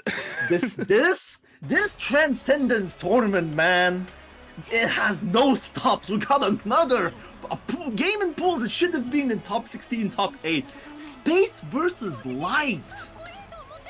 You know, representing the Beatrix, even post nerfs, you know, still good, but just doesn't have the free passes anymore. Even with the free passes, the amount of reward you can get out of this character is still insane. But at the same time, light is quite accustomed to that. So I wonder Light, one of the rare Vera representations in the you know, the upper skill bracket in these. Oh, nice 2H. That's gonna be a big combo. Yeah, that 2H is like hitbox is crazy. Like it does not look correct. You can't underestimate it. Yep, and now this is the installed Vera. Just 2M right into the super confirm. Cleaning up the first round. Oh. Nicely done from Light there. You know, solid Vera playing, just abusing those long normals. All right, I need to lock in because these matches are they will not stop. I swear to God. Let's go. Light 2, you're gonna get out of there. 6XL catches space, mashing there. Now gonna be going right into good combo. Not enough for a SBA, but just because you see like that. I'm here. Wait, hold up. This is a combo. It's gonna kill. What? From high noon right into that. So I'm assuming that combo only kills because it managed to hit, the install managed to hit so high that the sweep wasn't needed to like extend it. No, you could have just went straight to close heavy. Oh yeah, lord. that is crazy. But here we go. Space getting a bit of a starter here, but it's not enough. Light once again dominating. Yeah, stabs, goes, tries to catch Space acting in neutral here. Now, Light is so on point catching Space. What is this? Nice. Managing to find the riding free, and this is gonna be a big chunk of damage right now. SBA on the table. Yes, a linked in super. Look at that. And now, Space catching a good whiff punish with the 6XL. Finally getting that one round after, you know, what Light did to him. It's commendable. I would get a power up too, you know. I mean, actually, no, I would be demoralized immediately. What am I talking about? You know, there are stronger people in this world, and Space is one of them. Oh yeah. Can't underestimate. Look at that good mid-screen conversion, showing that Beatrix's corner carry from New Zealand is still working just as fine and dandy. Whoo! To you to Thunderbird. That is a very, very high reward defensive option. One more Now guess. Yeah, Light needs to get out of this. Oh, tried to go for the 5U, but Space was ready for it. That was an interesting choice from Light. And it's an even out now. What happened? Yeah, Light was no, dominating the first match and now Space is dominating. Oh no, the 668 actually misses. Was inputted too early. Oh no, the side switch. That could have been such a big punish. And now Space is gonna reap the rewards. Yeah, BC to the BC. And yep, Space gets it once again. SBA on the table, but this is probably not going to kill. It's not gonna kill, but it's gonna do a actually. 1 BP? Are you sure? Oh, it's so close. No. It's so close. It's close, but still, that was a lot of damage. Ooh, block button shit. Hold up. Yo, what a dodge. Oh, misses the combo. Oh, Lights. Oh, that's so unfortunate, Lights. Oh, no. The unfortunate drop, that could have been right into his SBA, killed the BCs there, and still playing the game. But now it's set point for Space. Oh yeah, both tried to go for the options. No, actually, Scarlet Oath went, the riding free went under the Scarlet Oath first line. Oh, that's so unfortunate. Yep, there we go. Now, Space with an amazing momentum here. Gets the SBA in. Look at that. So much damage. Base the throw with the Thunderbird. And just like that. 2-1. Oh my god. Light, it's so unfortunate. It was so beautiful. Light's Vera was so good in the first game, but you know, just Space was like, okay, yeah, no, okay, I'm ready. Yeah, no, Beatrix, it's out. Riding free, let's go. Oh, it's so unfortunate. But what a match! But we must not say that Space absolutely found that silver lining, and he just started climbing the spider's thread, you know, and that's how it went. 4 straight rounds.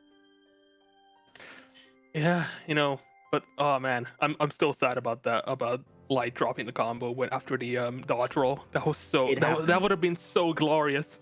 Tournament nerves can catch anyone anywhere, but we still have one final match on winner's side to top 16, and it's gonna be Usagi versus Sonic-san. Wait, Usagi on Nier? What is this? Who does Usagi usually play? Usagi actually has a pure Lunaloon master. Usagi is one of the most skilled players in European Grand Blue history, and is able to play everyone. Lately, we've seen Usagi on Grimnir, but this choice is interesting. Oh, very interesting. And here we go, Usagi into the corner.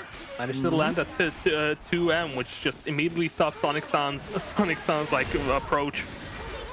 Here we go. Goes right into damage. Not dead yet. Oh, Yeah. Okay, I see how it is. Sure, why not? sure, why not? And look at that damage, a side switch as well. Catches Misfortune nice. here. And now Sonic Sand went again for the strike, and Misfortune cleans clean. Oh man, wasn't ready to do it again. You know, you never expected a second time. Oh, this is what a messy round. Honestly, this is my my first beautiful. impression. Oh my god. Yeah, beautiful use of heavy DP to just kind of deny anything that Death was about to do behind him. Oh, gonna be good damage. Gets that one install stack. And this is gonna do a lot of damage on, you know, Nier that has less than average health. I'm betting it's gonna on kill though. It looks pretty close. I'm not saying nothing. Yeah, no. yeah. It's the previous game all over again. Oh, god damn. And a Sonic nice Sand. way to finish it off. It's kind of interesting. Sonic Sam hasn't been using DPs to check those chip kills and just going for with Orkan and Uwe more. Wiz They, is you know, like in chip situations, the way it's just a really good option. You know, what they can't really like dust spot dodge it, which is usually the option for a lot of like secret follow-ups. ooh, oh no. Oh Sonic no, Sam indeed. gets a good hit. Usagi going for neutral chunks, tries to find some defensive opportunity. And Sonic Sam keeping Usagi in a very, very tightly packed corners here, the Grand Blue Zone, you know. Yeah.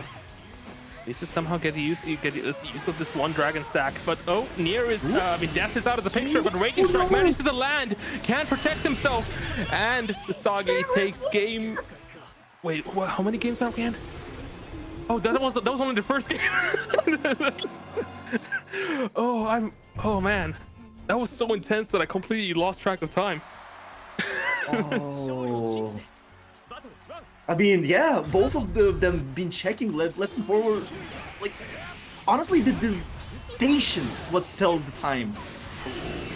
Yeah, Sonic Sun was probably expecting Usagi to run in after the death spin. Gonna catch sometime be seeing there. Small dodge gets the Orkan, get that Uwe in. Go ultimate misfortune. Usagi is just playing this defensive game so aggressively. All those misfortunes just hitting. Except bar the first one. There we go, nice confirm, trying to Raging Strike. We're probably going for Secret Express. Yeah, there we go. Choo-choo, back go into the corner you go. Yep. Alright, strike throw. There's the throw, there's the strike. Oh no. Oh no, I think it's dead. Usagi set point over Sonic Sam. That is unfortunate. I didn't realize Sonic Sun was a 0 PP there. Yeah, he's been using those BCs a lot to not let Usagi play the offensive game. The Nier is really good. The chip damage is insane on Nier as well. So, oh, BC, and BC, let's go. But Usagi gets clipped again, and I think we're going into a double Luigi, Riot. it's not a double Luigi. It's This not. is only the second match. It's still I have lost track of time. Stop. I am so. Oh my god, this game is so intense. Oh my god. That was punishable. But nevertheless, Sonic Sam gets that hit in. Go look at that. Ultimate misfortune. That for you back from the Oh void? my god, give me a second. All right. It's still going. No more death left for Sonic Sam. Goes for the Oh, Raging no. Strike combo. But Get Death as is much out of the damage picture as again. possible. What? SSBA gets stuck dodge. Is it over? It's over. Usagi gets it 2-0.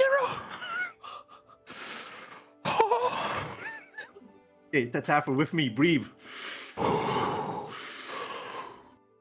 We still have This we is still a we still have close the game, losers. by the way. We're not even. It's not even over yet. We still have losers. Our work is cut out for us, you know. Oh man. Oh yeah, okay. Oh, man. I'm tearing up from the intensity, but nevertheless, Man, We man, got that more. what a match! What a match! Like what a match! Sonic Sans Siegfried was, you know, he tried his better, but it wasn't enough. You know, Mhm. that's just how it is. All Ooh, right, I wonder next up. who's gonna be next. Oh, we're getting Virum and Jesse. Yes, Virum and Jesse Kumiko. Virum, our beloved commentator, who's gonna be, he's gonna be commentating the top 8. Oh, never mind. What? Never mind. We just got in by some secret services saying that there was some silly goofing happening, and they've already played. What I'm a silly sorry, all the well, Virum fans. I'm a Virum fan as well, this but we're is not so getting sad. Virum. Wait, how do you know we're not getting Virum? What if Virum won? Who won? Actually, Yeah, who maybe. won that? Hold up. What's the Yeah, score? is it- Come on, is it- bait that score. No, Jesse won 2 over Virum. Oh no, Oh, Virum bros, no. it's so Jover. It is so Jover. We want now. Don't worry, we'll have Virum for the top 8. But until the top 8, we're gonna have. We've just seen what we've seen. Fireshock Miri. We've seen Usagi versus Sonic San. But you know who's back? Dudikoff, Luca. Yeah, Dudikoff, Luca. But you know who's back? Who is It's it? Fireshock Jesse this time. Hell yeah. Though, oh yeah, we are getting them. Nice. All right, so let's get our players in here. Other than that, what a tournament, Dapper. What a tournament. Yeah, I looked at chat for a second and I just read this commentary. It was unhinged. I'm like, so true. Me? Me? Never. Never. Oh man. It's just doing your job. Who's But Jing? yeah, Is Jing Yuan a gotcha character? Um, Can we get a confirmation from chat? we could get the confirmation, by the way. Oh yeah, it is a Star Rail character. Okay, there we go. Huh. Oh, All right. yes, Oh, there is some shenanigans still happening there, so we're gonna have some reordering to do, and this time it's gonna be, the favorite of the crowds, apparently. Release Bogus returns back to fight Luca in the losers bracket here for top 16. Wait, is this a rematch or what? What do you mean by that? Hold on. Oh no, Oh yeah. They were previously on stream. That's if that's what you Yes, meant. they were Yeah, previously on stream. They are returning back. Just Yeah, showing that the game is still going. Look, Wayne in top 16 is, I like that. I don't really mind. Mm. The issue is that it's a near. Nier versus so one of the tactics to win against Lowain is you're trying to kill Lowain before he gets to do his shenanigans, right? Mm-hmm. There's an issue though for Lowain here, that is. Nier has a lot of damage from confirms. But because how death works, it's so weird to say that Lowain is a zoner when you consider all his toolset. Yeah, also Wayne could just win by being on the other side of the screen and just eating. That's just That too. yeah. And it's gonna be it. Gonna go for a Release Bogus Luca match here. Let's go. Near Lowain. We're starting off, nice throw. Gonna get the corner carry. Oh, DP. Oh, parry disables dash, gets the throw afterwards. The funnier part is that you have to, queue in those specials, and when you're queuing in, it's way more recovery. So with the parry, he killed the death and got to punish it. Oh no, HBA. Yeah, they had that. That's the disables death midair. And gets the hit in. And here we go. Catalina bot set up. Gonna try go for the bro helping out. That's gonna be awesome. Sauce into the corner we go. Raging strike, raging chain, keeping the damage in. Not enough though. Yeah, just close slide. Why not? You freaking stop with this. Don't play with my emotions. Oh man, what a turn of events there. The Release Bogus was just Gotta reset, dropped it, gotta reset again, and then managed to finish it off. And there we go. Oh, this man. Nice Yeah, basic. this time Luca did not go for the pressure string here, and now gets the punish on Come At Me, bro. Gonna go for BC, kill to death. What, bros? That's a combo off a bro? Yeah, that's Got how it works. Oh, dodge rolls through death, through the Yumpy spin. Oh my goodness, you cannot fight the Intercontinentals through Rocket with your Humpy spin, and now release Bogus. He's getting the combo in, right? Oh, no, wait, hold on, is this gonna drop? Yeah. Wait, the chip. Yep, there we go. Release Bogus getting game number 1. Oh, and you know what's the most evil part? You are playing top 16 in losers brackets against Lorraine. That's so evil. Oh man, you hate it. the nightmare scenario. Oh boy. Alright, this is gonna be goes for the DP, nice gets yeah. Dodge. Even though the first hit was we missed, they still got the punish. There No. we go. That parry really coming in handy. Boofy spin though, managed to land. No combo though. Yeah. But doesn't need Oh, it. this is gonna kill. Yeah, just keep it simple. Basketball combo, and now Luca is starting to get those rounds back. But hey, imagine if you can keep it consistent against Bogus, because he might have something in his bag of tricks. A giant woman.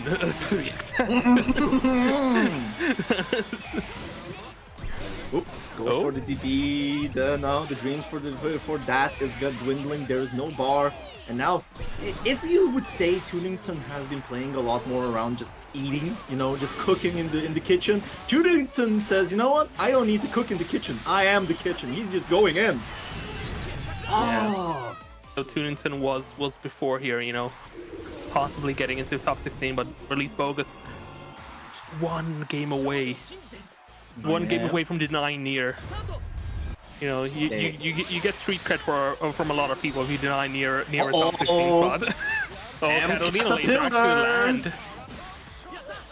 Yep, goes for the 668, the fuzzy match not working out. El Caterpillar, Release Bogus playing it safely, gets the throw in, and now this is gonna be cheeky before bros and far M. It was definitely the swipe, the 2-2-U there. Yeah, set point for Release Bogus. Currently it's working out. Like dodge rolls through the spin, get in the corner. Oh no, the side switch though. Yes, Luca really likes to do those jumps out of the corner when you're trying to keep up the pressure. This is gonna be a setup. Goes for the BC, does not want to keep it, bros. Oh, what? No! No! Oh, okay, we're back. We're so back. We're back. Oh no. Oh no. Oh no, what's happening? Oh no. Oh no. Oh, no, we're still back. We're still back, okay. We're back. I think it's over. Oh no. What? We don't know. Bro's getting in. Release Bogus gets the raging strike, raging chain, gets the kill, and he's in! He's in top 16!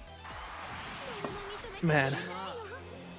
the hidden third SSBA from Lorraine. Oh my goodness. No. But man, well done from Release Bogus, if anything, but that was what an unfortunate timing from that thing. But yeah, that at the end was so you can't plan for those, so you can't plan for those, so it is what it is. But we do have actually looking at it, it seems like the Fireshock Jesse Kumiko Fireshock Jesse Kumiko match was ended by Fireshock DQing. Probably, I don't know the reason, but Oh, that was a network issue between them, and Fireshock accepted to disqualify because not playing for the Arc World Tour points. So Jesse has advanced to top 16. Yeah, well done from Jesse. Hard fought, definitely. But it's not over yet. Yeah, it's not over. Still needs to go. But we still have 2 more matches here on our block before you guys get to watch the top 16. Is this path. So we're gonna be having Sonic Sand versus Baba Boy. Who's Baba Boy? I'm looking at the path, and Baba Boy won against Vilkis, Resco, Specs, Ash as well. Wait, hold up. This 2B champion kind of cooking. Now, let me see who was Baba Boy against in the start. Yeah, lost to Light in winners. Yeah, lost to Light, but at the same time now has to play Sonic Sand for top 16. Yeah, man, what an unfortunate, final like, wall here to get out of pools. Yeah, definitely, because 2B as a character kind of defies how Rising is built with the core mechanics, because she has both double jump, air stall, and at the same time whiff canceling, right? So it can be very difficult to play against 2B, and you have to play a lot of preemptive games. And you don't want to play preemptively a lot. Here we go, gets the air stall, catching Sonic Sound there. And I wonder now if Sonic Sound is prepared to fight a 2B. Yeah, we'll have to find out. Sword Smash manages to land, but here we go. Wild SBA. You press the button, you get to eat the whole super. It was kind of different because Baba Boy went for a cancel there and tried to go for a throw. And the thing is that you can stop in it. Just Sonic Sand reacted to the cancel. Actually, spot dodging a bit too early there, and that's gonna be the first round of Sonic Sun. Don't spot dodge the H fireball, please. Yeah, 2B does have the double jump, so you can just avoid that. You can, but you'll get sniped, from the air. Because let's be real, Siegfried's DP reaches, is the size of Tokyo. Yeah, sure, we can go with that. Yeah, I'll agree with you for now. Yeah, gotta respect those frames. Plus frames. Oh, gets a counter hit off a laser. There's no more skill gauge left for Baba Boy, so there's not gonna be a lot of reward from the hit. Tries to go cheeky again with the cancel. Block string. Ooh, baseball bat. Oh, nice. Uh-oh. Got the overhead. Yeah, but there is not a lot of skill gauge. Just goes right into Tekken combo number 307 into SBA. I'll have you know that Soul Calibur is the game 2B was in. That real? Yep. I'll have to address that joke, but at the same time, Sonic Sand keeping it clean with the SBA. Look, we're seeing a common Soul Calibur match here: Siegfried versus 2B. I'm just saying. Oh boy! All right, Baba Boy is kind of taking his time, just trying to figure if there is a good answer to Sonic Sand. Because Sonic Sand is playing that high reward options, but at the same time, Baba Boy is not playing. He's getting the hits in. Yeah, Baba Boy is just like experimenting right now. I think the first game was a lot of like, okay, I wonder if this will work and stuff like that. Yeah. Just like what I think Baba Boy just wants to see these reactions from Sonic Sand right now. Yeah. Oh, nice reversal. Yeah, goes for the reversal. Tries to go cheeky with the jump in throw, but Sonic Sand was ready with his own reversal there. Ooh, nice sword smash to catch the backdash. Oh, this is death territory. This is death territory! No, it's over. Oh man, the pressure got to Baba Boy, and the trigger was pulled too early. Set point to Sonic Sand. Baba Boy needs some.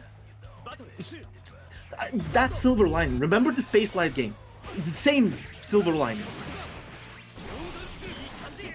Here we go. Backed into the corner once again. Got the 2M confirm, and we're gonna get a nice chunk of damage, but nothing too major Siegfried, compared to what Siegfried usually does. Catching the save jump there with the reversal.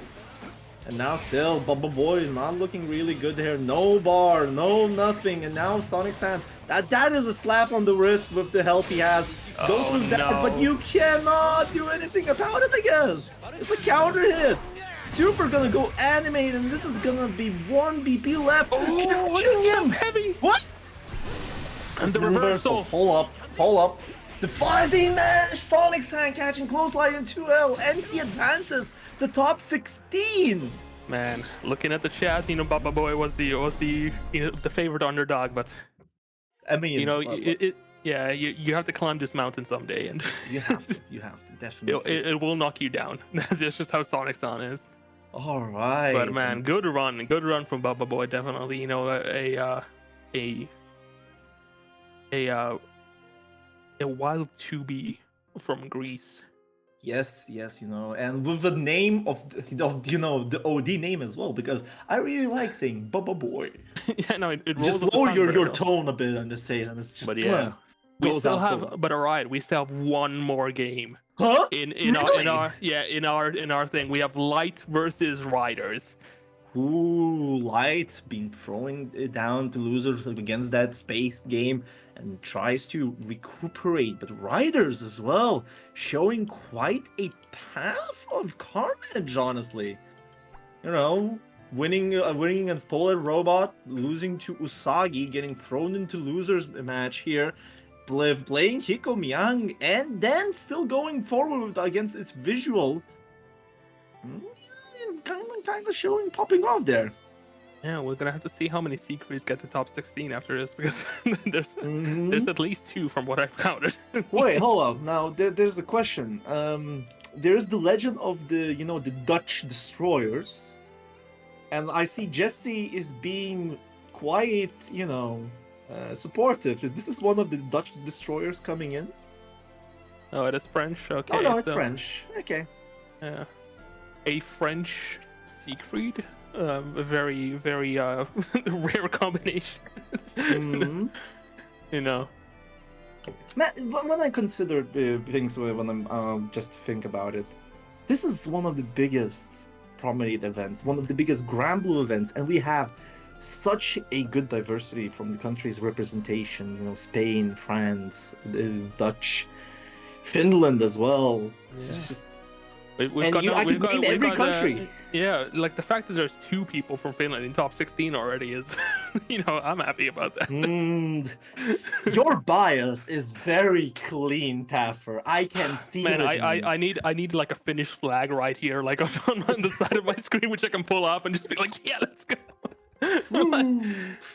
Green screen. You can actually use the Yeah, I that green screen. I can green screen the Finnish flag behind me. It's like, oh man. Oh fuck the green screen, the flag up sorry forever. Exactly. Oh, but Yeah, yes. no. Instead of the green screen, I have just a giant flag behind me. Like I replaced the green screen with a flag. Shut up, hey. All right, let's get in our last match of the pools. Oh, Light versus Riders. Yeah, Light It's gonna needs be a to, doozy. Light needs to just take this home, and it'll be, you do have to still play through losers, but it is possible. We go full hard edge mode and do all the comms in native language. I'm not doing that. No. Yes, we are still gonna be starting our game. Riders, Oh, the Iris moved, I think. start. Yeah. Here we go. There we go. And we are on our way here for the last top 16 spot. Light versus Riders, Vera versus Creed. Let's get on with it. Taffer, What's up? what do you know about this matchup? I mean, there are 2 characters with very long normals, so I'm gonna I'm just gonna say we're just gonna have to see who gets the first hit. It is always the first hit. The one that draws the first blood is the one that wins, quote unquote, said Sun Tzu or whatever. Yeah, but if Light gets a free 5U, I think that might also be kind of a signifier that it's slowly tipping over. Right. And we're gonna go in. One Radish, please, Secret Sword, and let's get it on with it. Oh man, that far medium is so long, so good, and the DP is baited, but no punish though. Far Age gets a counter hit, into the slam we go, and now Strider is keeping it going. Scarlet Oath -1, sick RP, yes. There we go. Oh, going for the install. It got spot dodge. That's not the correct way to do it. No, he was running. He couldn't stop in time to not get punished. He had the spot dodge. Okay, that makes sense then. Ooh. Get the back throw here. Light to you. Defensive play working out. Look at the damage. MVP. Lumi is out. And Drive is just no fear running forward. You know, you sometimes just gotta have no fear against the inevitable doom. You know, that's just. But here we. Yeah, didn't block high there. Ultimate Scarlet Oath is a low to high. But now Ryder's just showing, even after that round, it's going pretty even between them. Just Ryder's playing quite an aggressive play at the moment. Here we go. Into the corner, sword smash, BC. Trying to find something sweet, managed to land. Here we go, Lumily on screen. Okay, yeah. Oh, no wall. No, it was M Darkane. Yeah, okay. Oh, this cannot be cancelled, and oh no, pick up on the sweep though. What? Huh? What are these clashes, Light? 1-0. There we go, nicely done from Light there. Yeah, instantly into the game. No downtime, you know. Oh nice, there we go. Gotta throw. Now Light, oh yeah, perfect patience there. Light saw a gap and immediately punished with the far mediums. Yeah, it's Excel. No, anti-air grinders! Missing those anti-airs! Really? Because Light's been jumping a lot and Grinder's always in that perfect position, but none the matter is gonna go for that optimal damage coming from Siegfried. Evening out that beat speed count. Oh, spot dodges the BC and manages to get the round in. That was a read. That was definitely a read, and it worked out, though it is very, very risky to do so. So he just took that risk willingly. Slam into 2M, catching, running forward. Frame trap, no, you don't want to do that. No Archon for the combo there, still has the Archon. We're gonna go right into high, and Light is challenging it. There we go, but the side switch though, Ryder is in the corner right now. But gets the hit in, and I think this might be it. And we're going into a 1-1. Dribble M up, basketball combo Riders. Evens out the matches, 1-1. Both of them fighting for their lives to get to top 16. Oh, try to go for something right there, I think. But oh, nice pick up with the Lumily and into the corner you go. Yes, Light is very, very adept at getting those conversions with Lumi, and we've just shown one of them. Riders gets out of the corner with the 2M Orkan. Oh, 6SM just missing by a hair. Lumily is on table, but the heavy DP will just negate any option. Yeah, BC's out. Light is fine BCing. There's a lot of help, but right now you're gonna get the family man sweep. Did you jump back throw? Question mark? Oh, jump scare. No counter. There we go. Got the overhead and got the grab. One more strike throw and it's over. Yeah, tries to go for the chip. BC is up. That's chip point now. Darkane, Scarlet Oath, Light confirming it. Now 1 round away from that top 16 set point. Here we go, Riders. Okay, yeah. That is. That was like a preemptively set up RPS situation, which didn't really go anywhere for either side. But here we go. Ooh, nice overhead. No. Yeah, this is gonna be a crouch confirm in for Riders, keeping it up. We're gonna go for an unblock. Oh no! I haven't seen that in ages. Oh, is this death? Wait, hold up. Oh, it's looking pretty close. No, he could have gotten it. Wait, hold up. Wait, hold up. Yeah, it's dead. That was what? That was 70%. Well, it kind of was a setup, so it just. A 70% situation, yes. I'll just go with that. Here we go. Heavy DP, get off me. Yep. 2N Archon. Every ounce of damage is important. Goes for the ultimate DP. Wants not to be in the corner. Oh, 5U managed to land. Free install. Here we go. Light has the advantage. Goes for the rollover and gets the reset. Yes, this is looking very good. Not gonna kill, but it's gonna leave at 1. You cannot do much. Goes for the... It's over! Oh Oh no, that's just one strike throw away. The chip was just enough, and Light got that last throw in, and it killed. That was too close for comfort, and that was a match for top 16. What's gonna happen in the top 16 is just... Oh man, I'm glad I'm not commentating that. My brain is I'm fried. mad that I'm not commentating that. I would love to do so. Yeah, no, my brain is already fried from this. I wish luck to Dave and Gekiko and Virum and Toast, later when they have to commentate this absolute beast of a bracket. But man, that's all I have to say. What a bracket, what a pool. What a pool. Lots of upsets, lots of very tense games. But it's not over yet. We only have 16 left. 16 people to know who is winning this Transcendence, and we're gonna leave that to the capable hands of Gekiko and Dave. Oh yeah, Virum too. I totally forgot about that. Sorry. Dave. Oh man, I see him drop from the bracket. I'm like, okay, it's over. I'm so sorry, Virum. Please accept my apologies. Oh. But yeah, no. But be sure to stay in tune for that, because this is not over yet.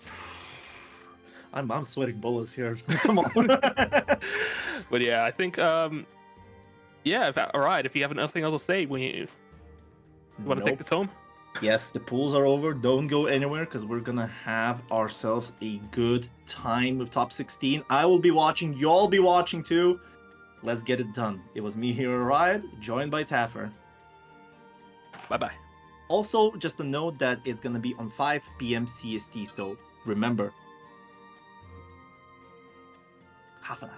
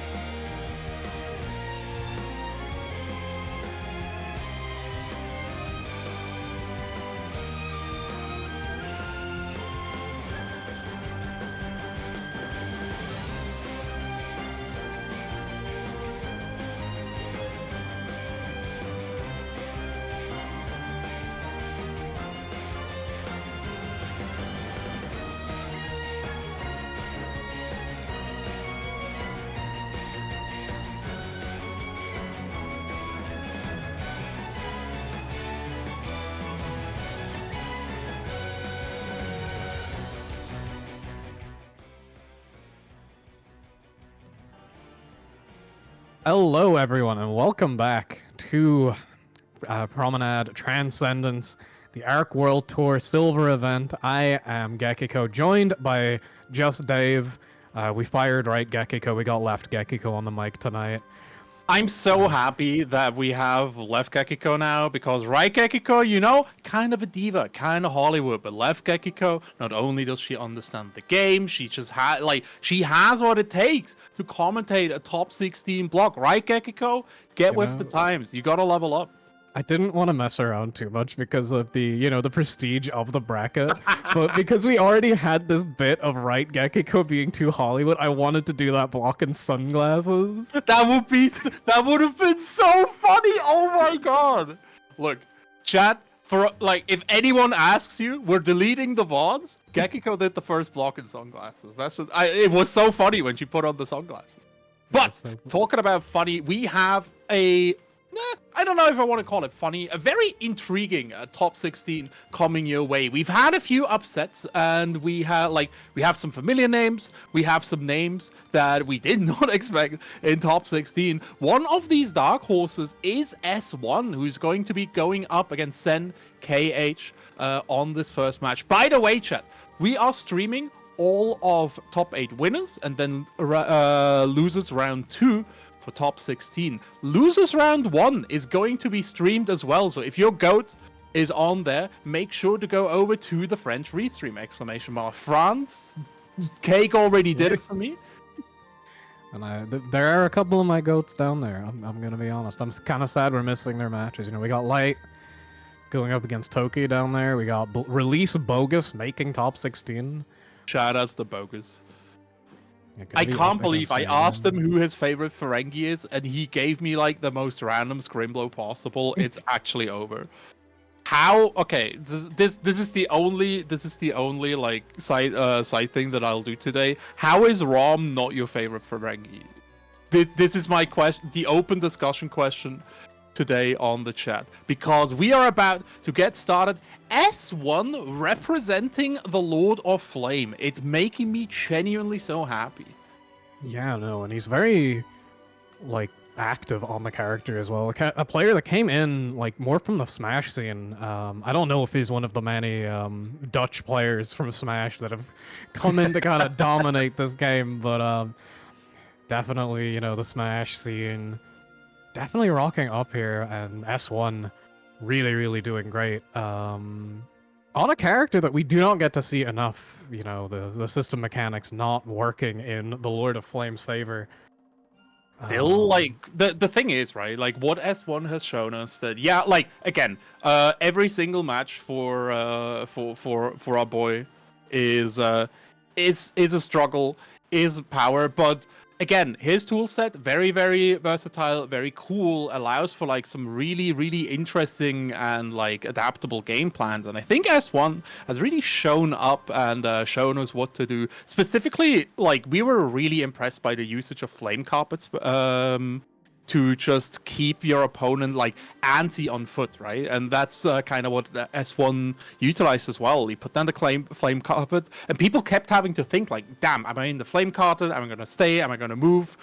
If I'm gonna move, how am I gonna do it? Am I gonna commit to a jump? And it just adds like this really weird mental component that not a lot of other characters are able to put you through.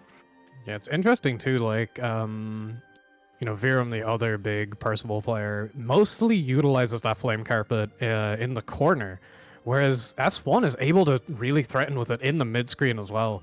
I think it really adds to the threat of the character. It's very funny that, like, initially people thought that move was kind of underwhelming. You know, it's not doing quite what other ultimate skills are capable of, but, you know, as time has developed, as the character develops, it's really like become a standout move. Would you say that the move is kind of a slow burn?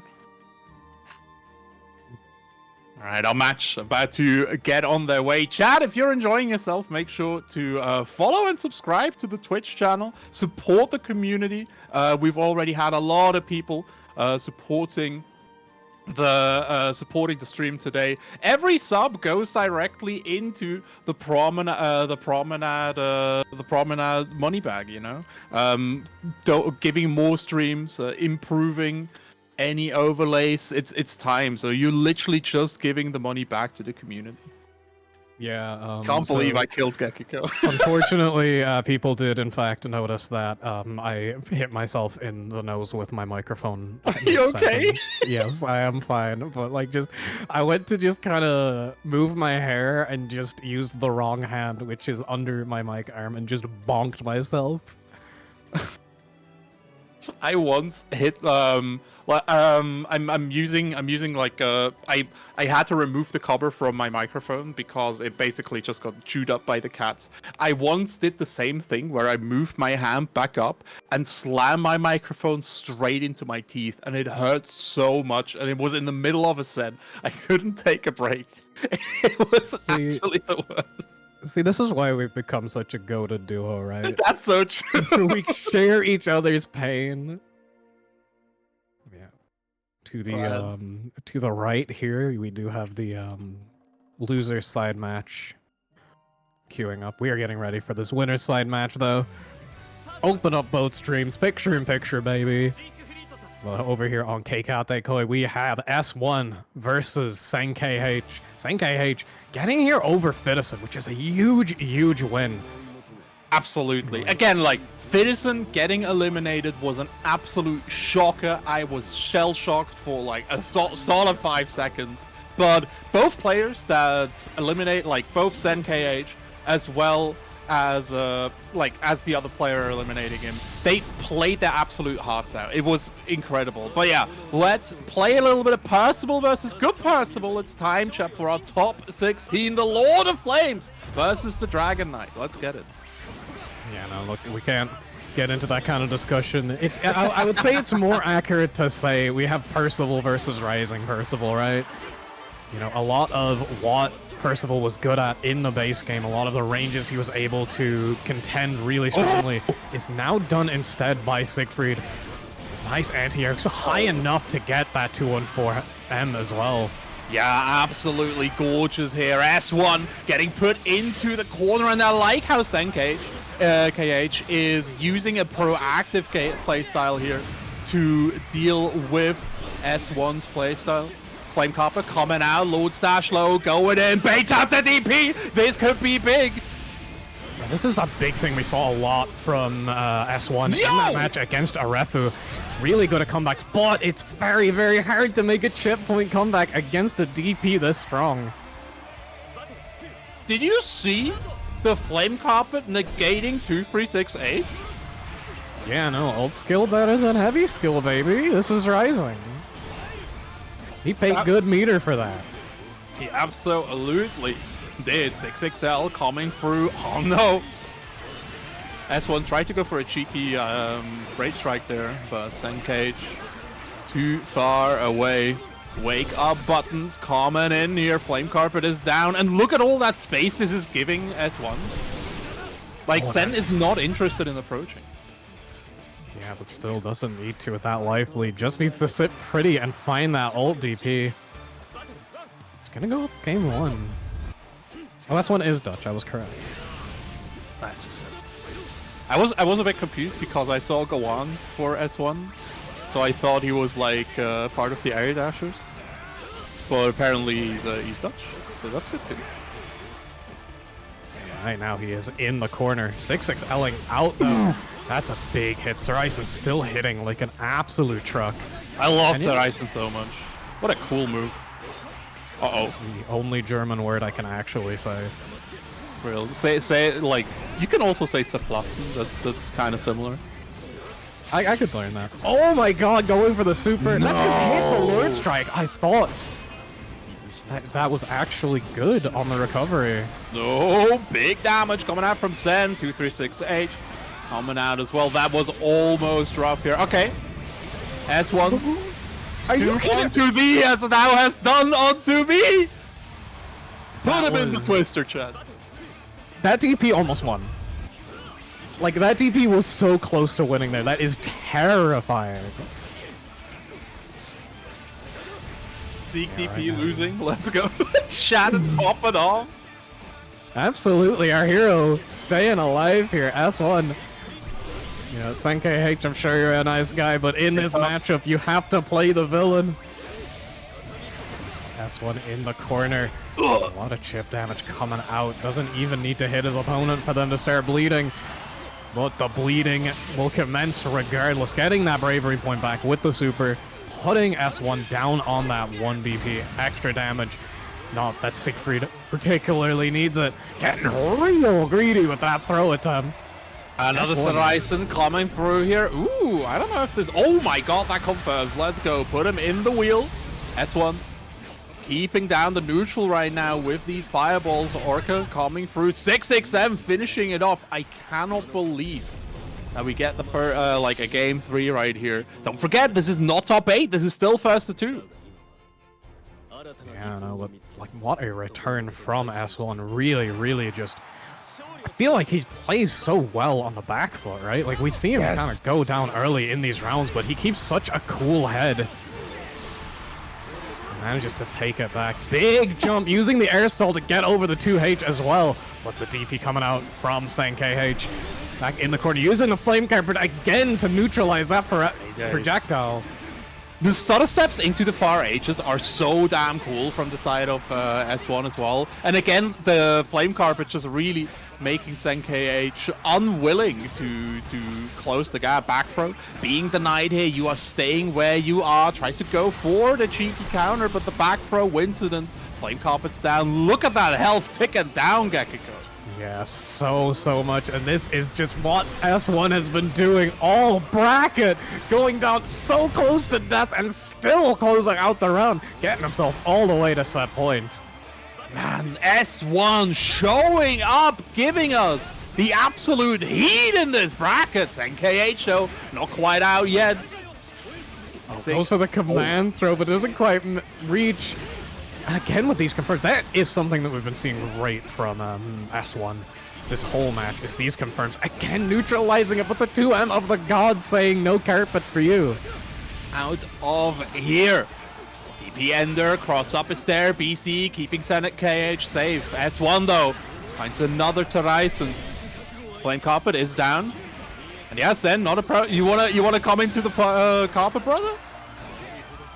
This is something very interesting about Percival too, like, not the highest reward in the game, but when you're just able to hit those fire heavies into Tyson consistently, it racks up so much, and it's gonna make it so that that 6XM is enough to get S1 in top 8 winners side.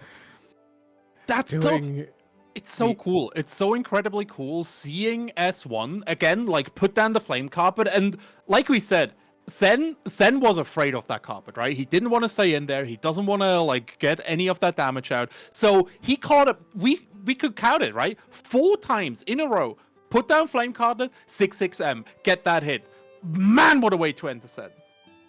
Yeah, just really, really good stuff. Playing on a character people feel isn't particularly favored, and taking out one of the top dogs, one of the villains of this game.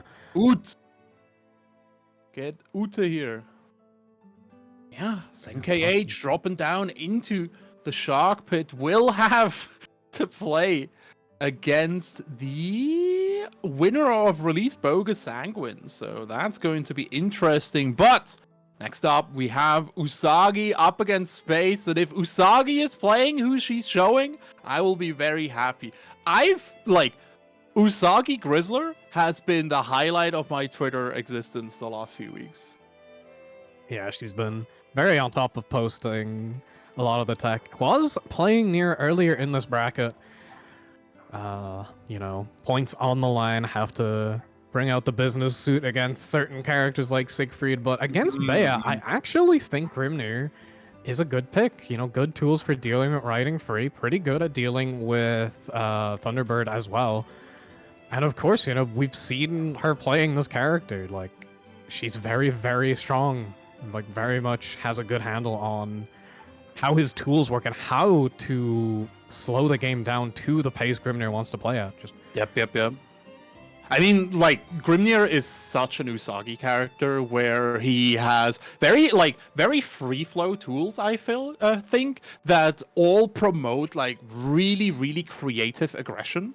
And I've talked about this with skill, and I will talk about this with Usagi as well. If you want a masterclass in how aggression works, Usagi is always in control. If she's not in control, she's currently losing, and she rarely loses. That's the thing. And Grimnir, again, once he gets started, oh boy! Yeah, exactly. The pressure and mix is so powerful, but we cannot count out her opponent, Space. Another one of the Smash gods who've come over to grace this game. Real. Made a really, really good placement at Brussels, I believe, on Charlotta. But now that now that Bea is out, swapping over to the stronger rushdown character. We'll see how it favors against Usagi here. Right now, starting it off with the corner combo. Usagi going for these round start seals was so incredibly goofy. Far heavy coming in here. Usagi actually pushing back into the seals right here. Can't believe she was actually able to make that still work. Look at that conversion, Gekiko. This is why she's the GOAT. Throw, okay. Next guess. Oh, good guess though. Yo, Space, hold up. Yeah, this is a huge combo too. Had the clock on deck. That fireball linking into 6XL. Not close to the corner, so this isn't death. But still, like, what? An equalizer. And now very far away from the seals as well. Just gonna reset them. And now using them to get in. No counter hit. Forever gets the wall bounce. Round 1 going to Usagi. That's crazy. Man, I love watching Usagi so much. Because again, like, perfect aggression plus the goofiest setups and the most optimal combos. This fireball, by the way, completely shuts down anything Bea wants to do on the floor, completely forcing her into the air. And then she has to, like, contend with Grimblonir Far Age. Which is not a fun button to deal with. Again, we talked about it with the Percival and Vossaraga matchups, that you can often use Thunderbird to get around it, but Lucy is standing in spots where you actually can't Thunderbird over it. The super here gonna do a lot of damage, though. 0 BP is gonna be enough tying up the rounds. Crazy. And welcome back to the stream, EV Sim. Yeah, S11. ES1. Yeah, look, the wall is incredible that Usagi is putting up right here. Another 6XL. Oh, hold up. Getting it closer. Yeah. Oh, there's that fireball. Doesn't set up behind it. The Beatrix just a little too close. Doesn't want to risk it. There's that fire heavy again. Not quite the wall bounce, but the setup is there. Cannot punish that when the tornado is there. Nice. Very good far light from the side of Space, because going for that EXTP, that normally starts like another pressure sequence. So Space just really aware. Oh my god, I did not even know what happened to him there. Dash, top left, I think. Yeah, this is something that Usagi is very good at. That ultimate drill getting dropped, and like Usagi not being phased by it, just immediately, back into the dashes, back into the setup. Oh, you're ABC! That's unfortunate. Gonna pay heavily for that. But a DP of her own. Going to work out. Zoomies around. She's just having so much fun with every single character. Air block gets the side switch here. BC keeping Space locked down to fireball, making it even worse. Oh my days, the throwback Gekiko! Yeah, this is big. Gonna have a setup afterward as well. Just gonna peace out, doesn't want to deal with it. Oh, BCing that could have gotten a big punish. Would have been enough for the kill as well. Might come back to haunt you. Big pickup here, about to build the 50 meter. Doesn't even need it. Grimnir got combos. Incredible here. Yeah, no, that one decision of going for the BC really costing Space the round. Again, it's these kind of small decisions in these high pressure situations that will make you regret. later on down the line. A throw being rejected here. I can't believe she got that punish there as well. Yeah, get the extension with the U Death Right Tempest. First reset attempt has been blocked. Second one coming through. All right, catching the movement there. Yeah, that was a risky play. Like, when you have that one seal left, you can play while on -2 because they risk, if they risk taking their turn, you can hit them with the, just dash back in. That super is going to be enough to kill. It does so much upfront damage. Goddamn, not enough. Never mind. I'm stupid. 66M gonna do it though. Man, at least you're not as stupid as somebody who just dropped their lance on stream. That's so cringe, man. Grimnir. Yeah, get out of here. Great work. Man, I love Grimnir so much. What a funny character. He's great. I'm really, really happy we have someone on the level of Usagi.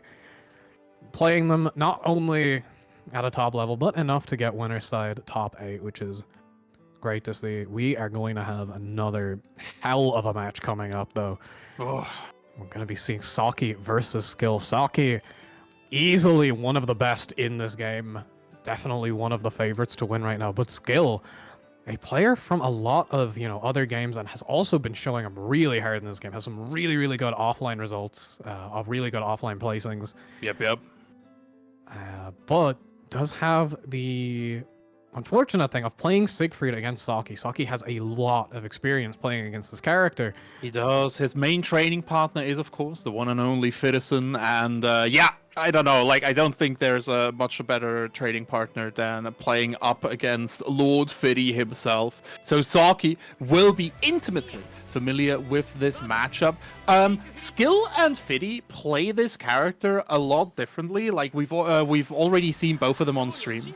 And Skill, again, like, playing it a lot more aggressively, really favoring these corner positions, similar to how Sonic Sam played them during the Kayana Cup era. Where he just goes for the choo-choo train as much as possible. But we'll see how it goes. At the moment, Saki clearly running the show right here, having Skill in the corner, but this can change incredibly quickly. Now, this is the near factor, though, especially in the hands of someone like Saki. It doesn't really matter who you're playing against sometimes. If you can properly neutralize them with this character, you ain't got to play the matchup at all. Skill, So that 2M can punish a lot of the follow-ups before they come out. Skill doing the empty Orkan and just getting the whiff punish on it. Saki now getting himself out of the corner. Only 3 stocks left on deck. Does need a clean hit here, and the throw is going to do it. Very nicely done here. Skill is challenging Def, so I'm expecting to see more and more like Light Misfortunes coming up in these ranged sessions. The 2H for the round start, dude. Skill cannot catch a break. Gorgeous DP bait, kill him. Yeah, we saw Saki doing that a lot against Sanguine earlier. Not committing to that 50-50, just taking the block, but Skill actually biting on the DP the first time. And now Saki in a really commanding position. The whiff punish on that 236U is gonna get Saki game 1. These old skills are such a huge threat. No matter where you are on the screen, if death is anywhere near you, you are not safe. Absolutely. Chat being confused here. Skill didn't decide to play Granblue instead of Skill. Skill just plays all of this, right? Like, he's gorgeous. He's incredible at Granblue. He's the GOAT at Strife. He's incredible at Street Fighter 2, by the way. Soul Calibur as well. Skill is just like a game polyglot.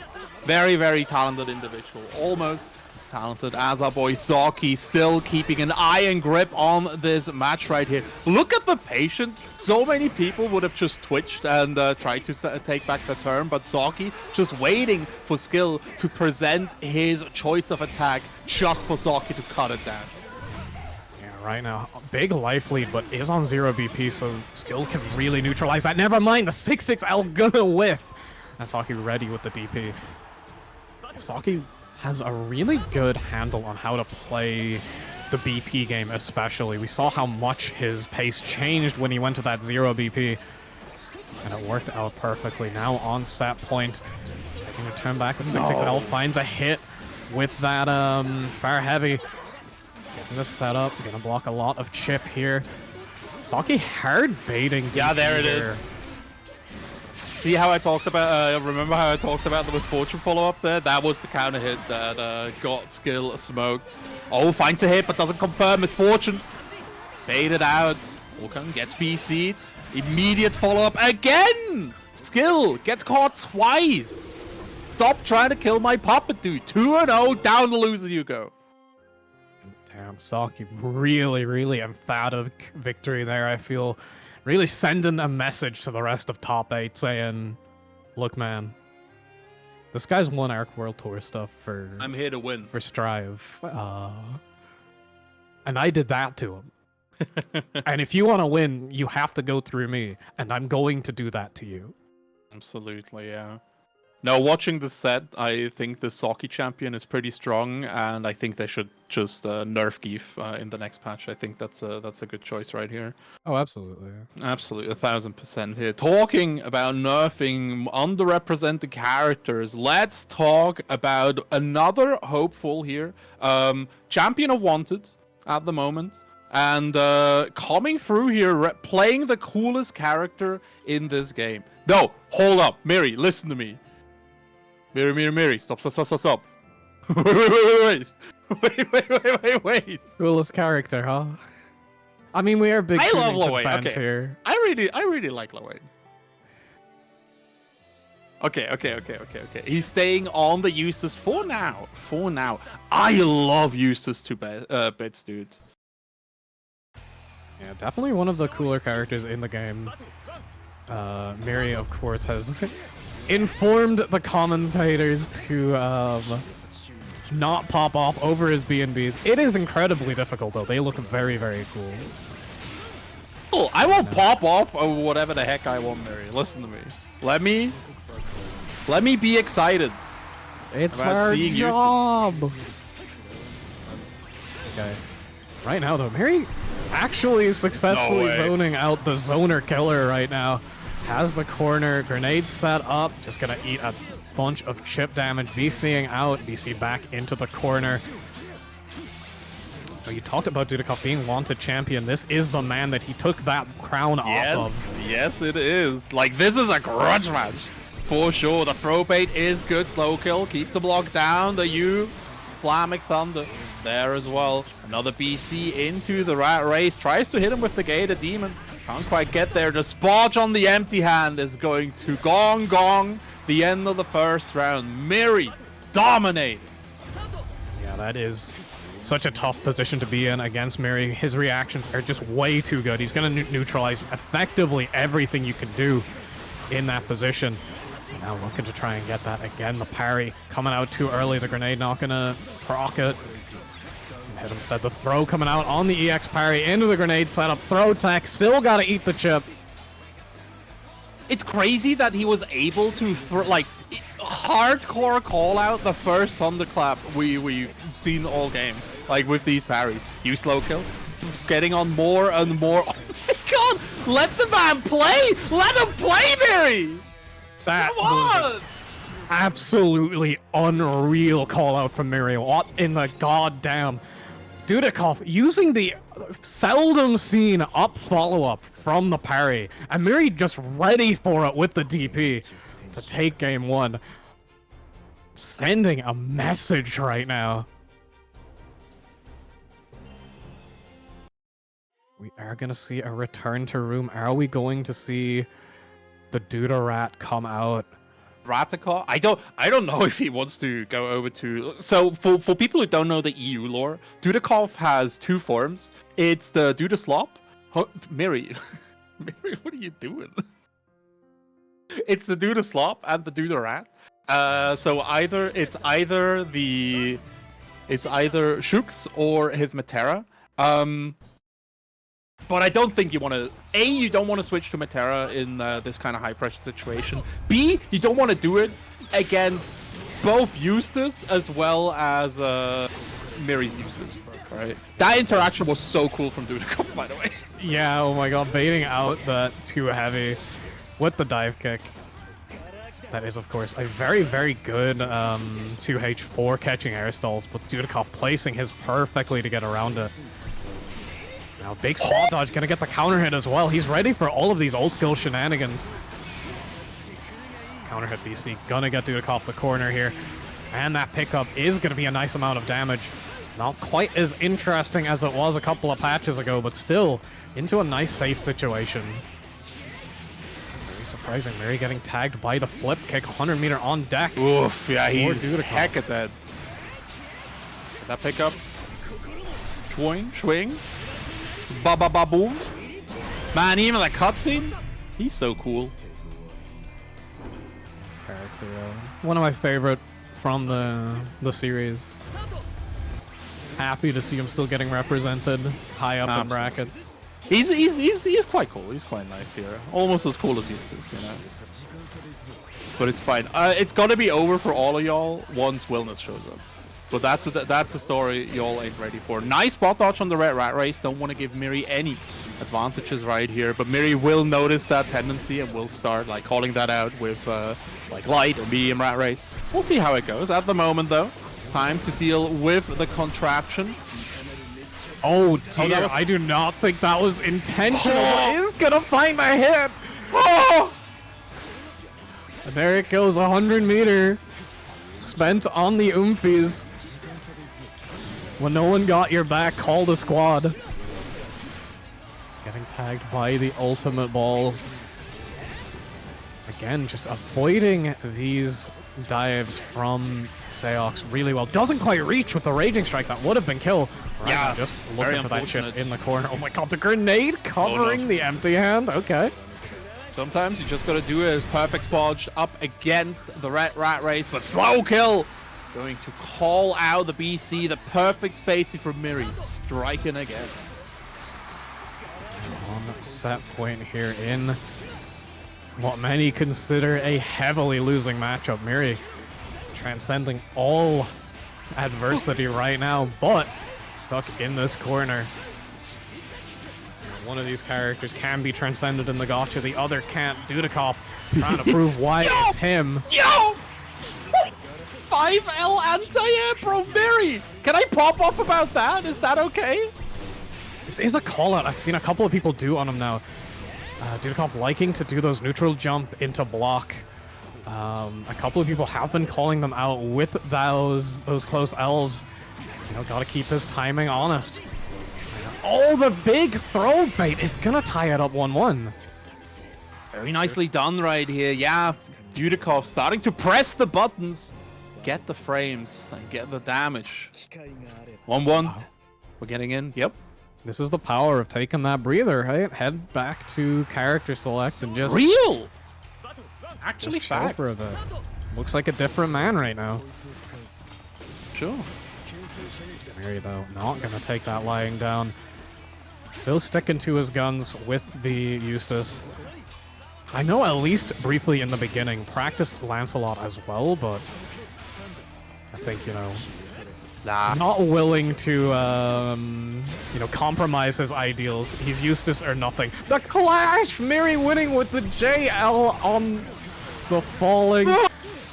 Cross up with that close combat into the grenade setup. Tries to go for the throw there, but Dudikoff not biting. 6 claws all in your face. Coming right in. 6XL hitting, but no link.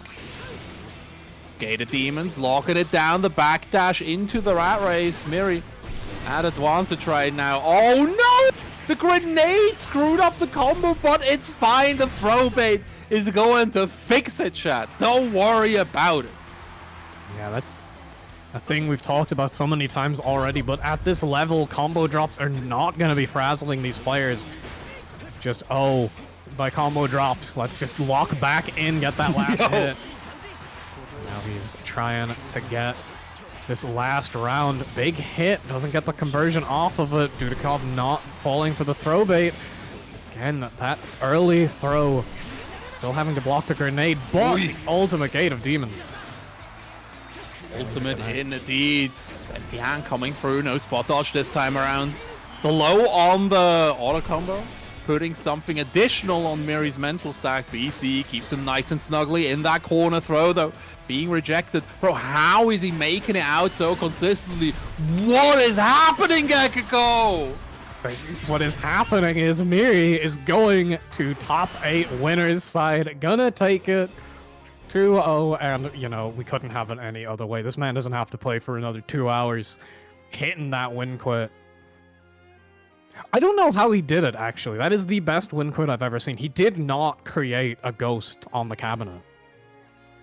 Usually when you Alt F4 like that, you leave your ghost here for the next, like, 5 minutes, and it holds up the stream. Miri, the GOAT, the win-quit innovator, making it so that his ghost immediately leaves. He understands. He knows, like, he's even lapped that out. That's the thing about Miri. He's just the lab monster. By the way, chat, as you can see on the stream, maybe like as soon as we go back to the lobby, Release Bogus currently playing. If you're interested in the last losers round match, you will be able to see it over on twitch.tv/poponet on the French restream. Exclamation mark France. Thank you so much, Cake. We are waiting for this match to conclude. No, actually, we could just move into losers round 2, right? Yeah, let's just take a look for anyone who wasn't watching the French stream. We do have the results from most of the losers side matches now. Light taking it over Toki, going to be up against Skill.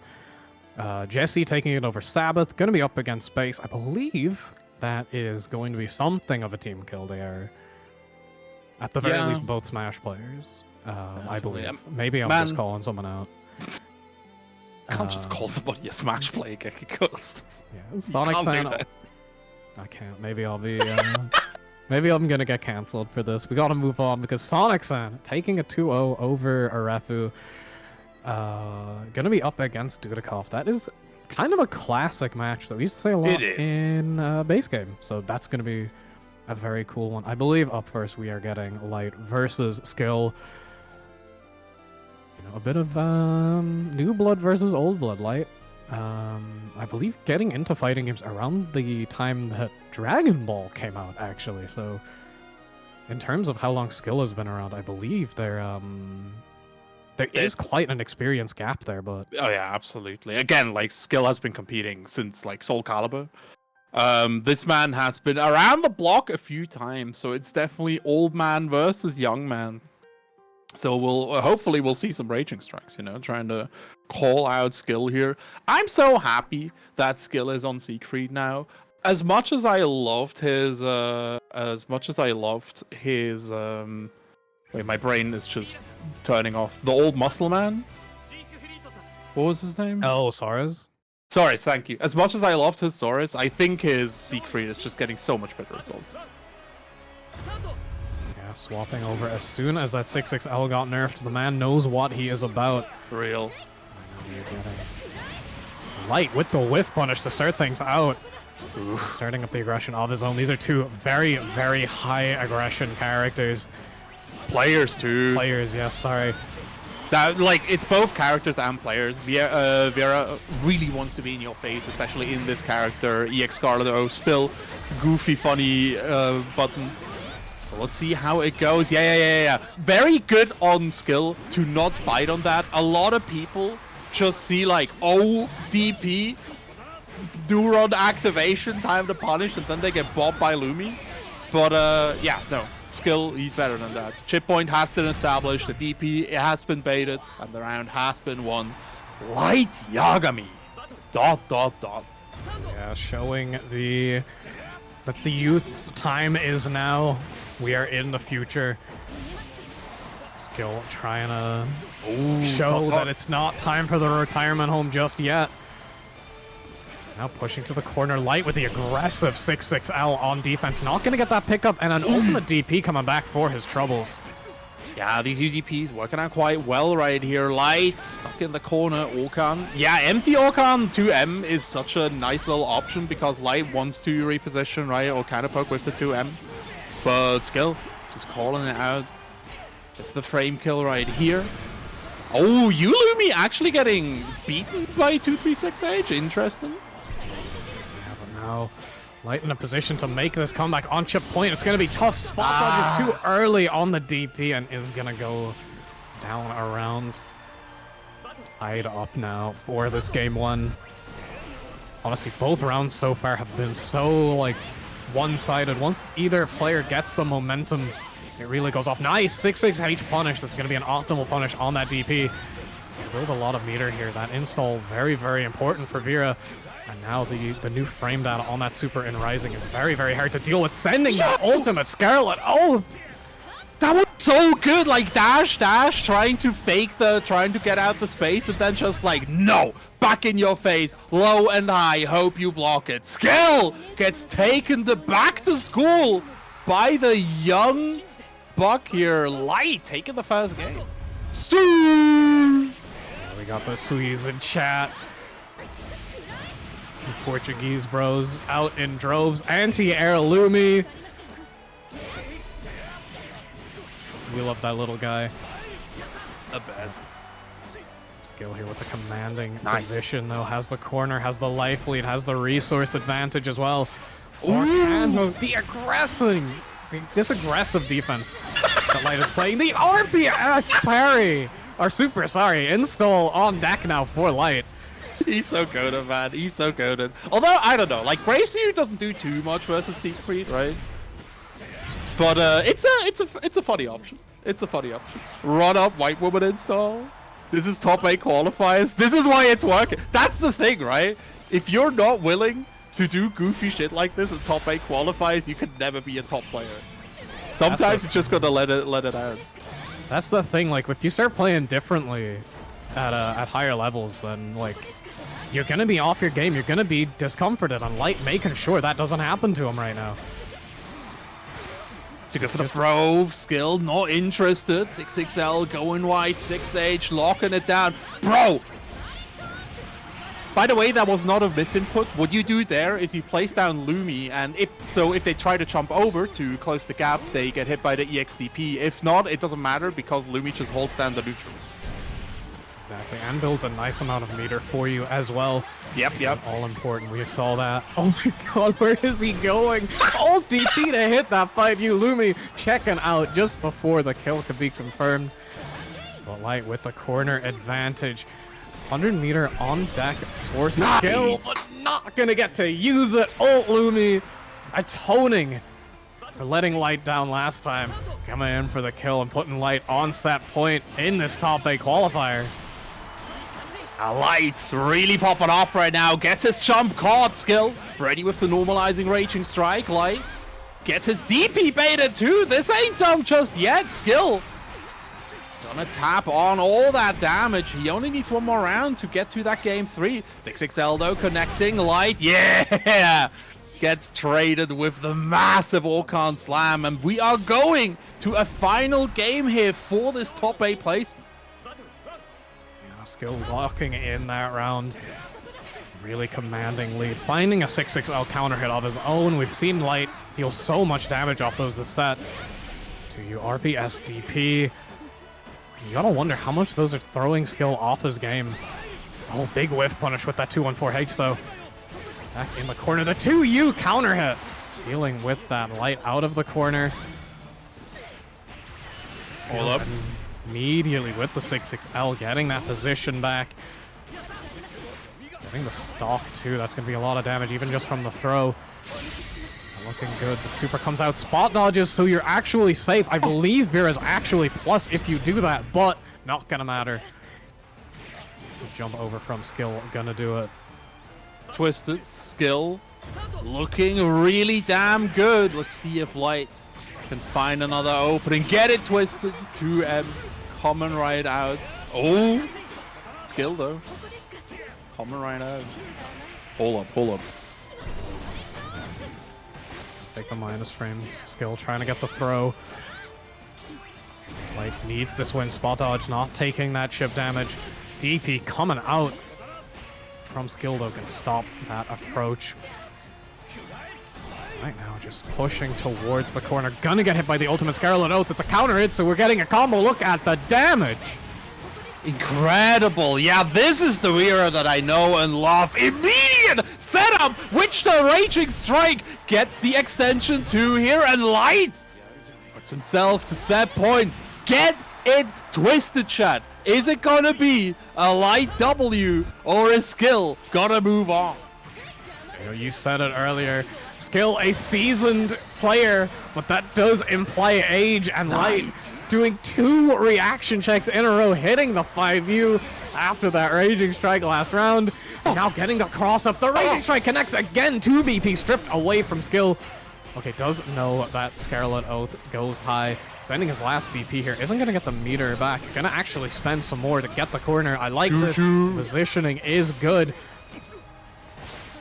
Another throw being rejected. Nice. That's it. That's it. That's That's it. top 8. Holy shit, Light taking it in what I can only describe as a maximum violence set. Both players just leaving everything in the ring this time.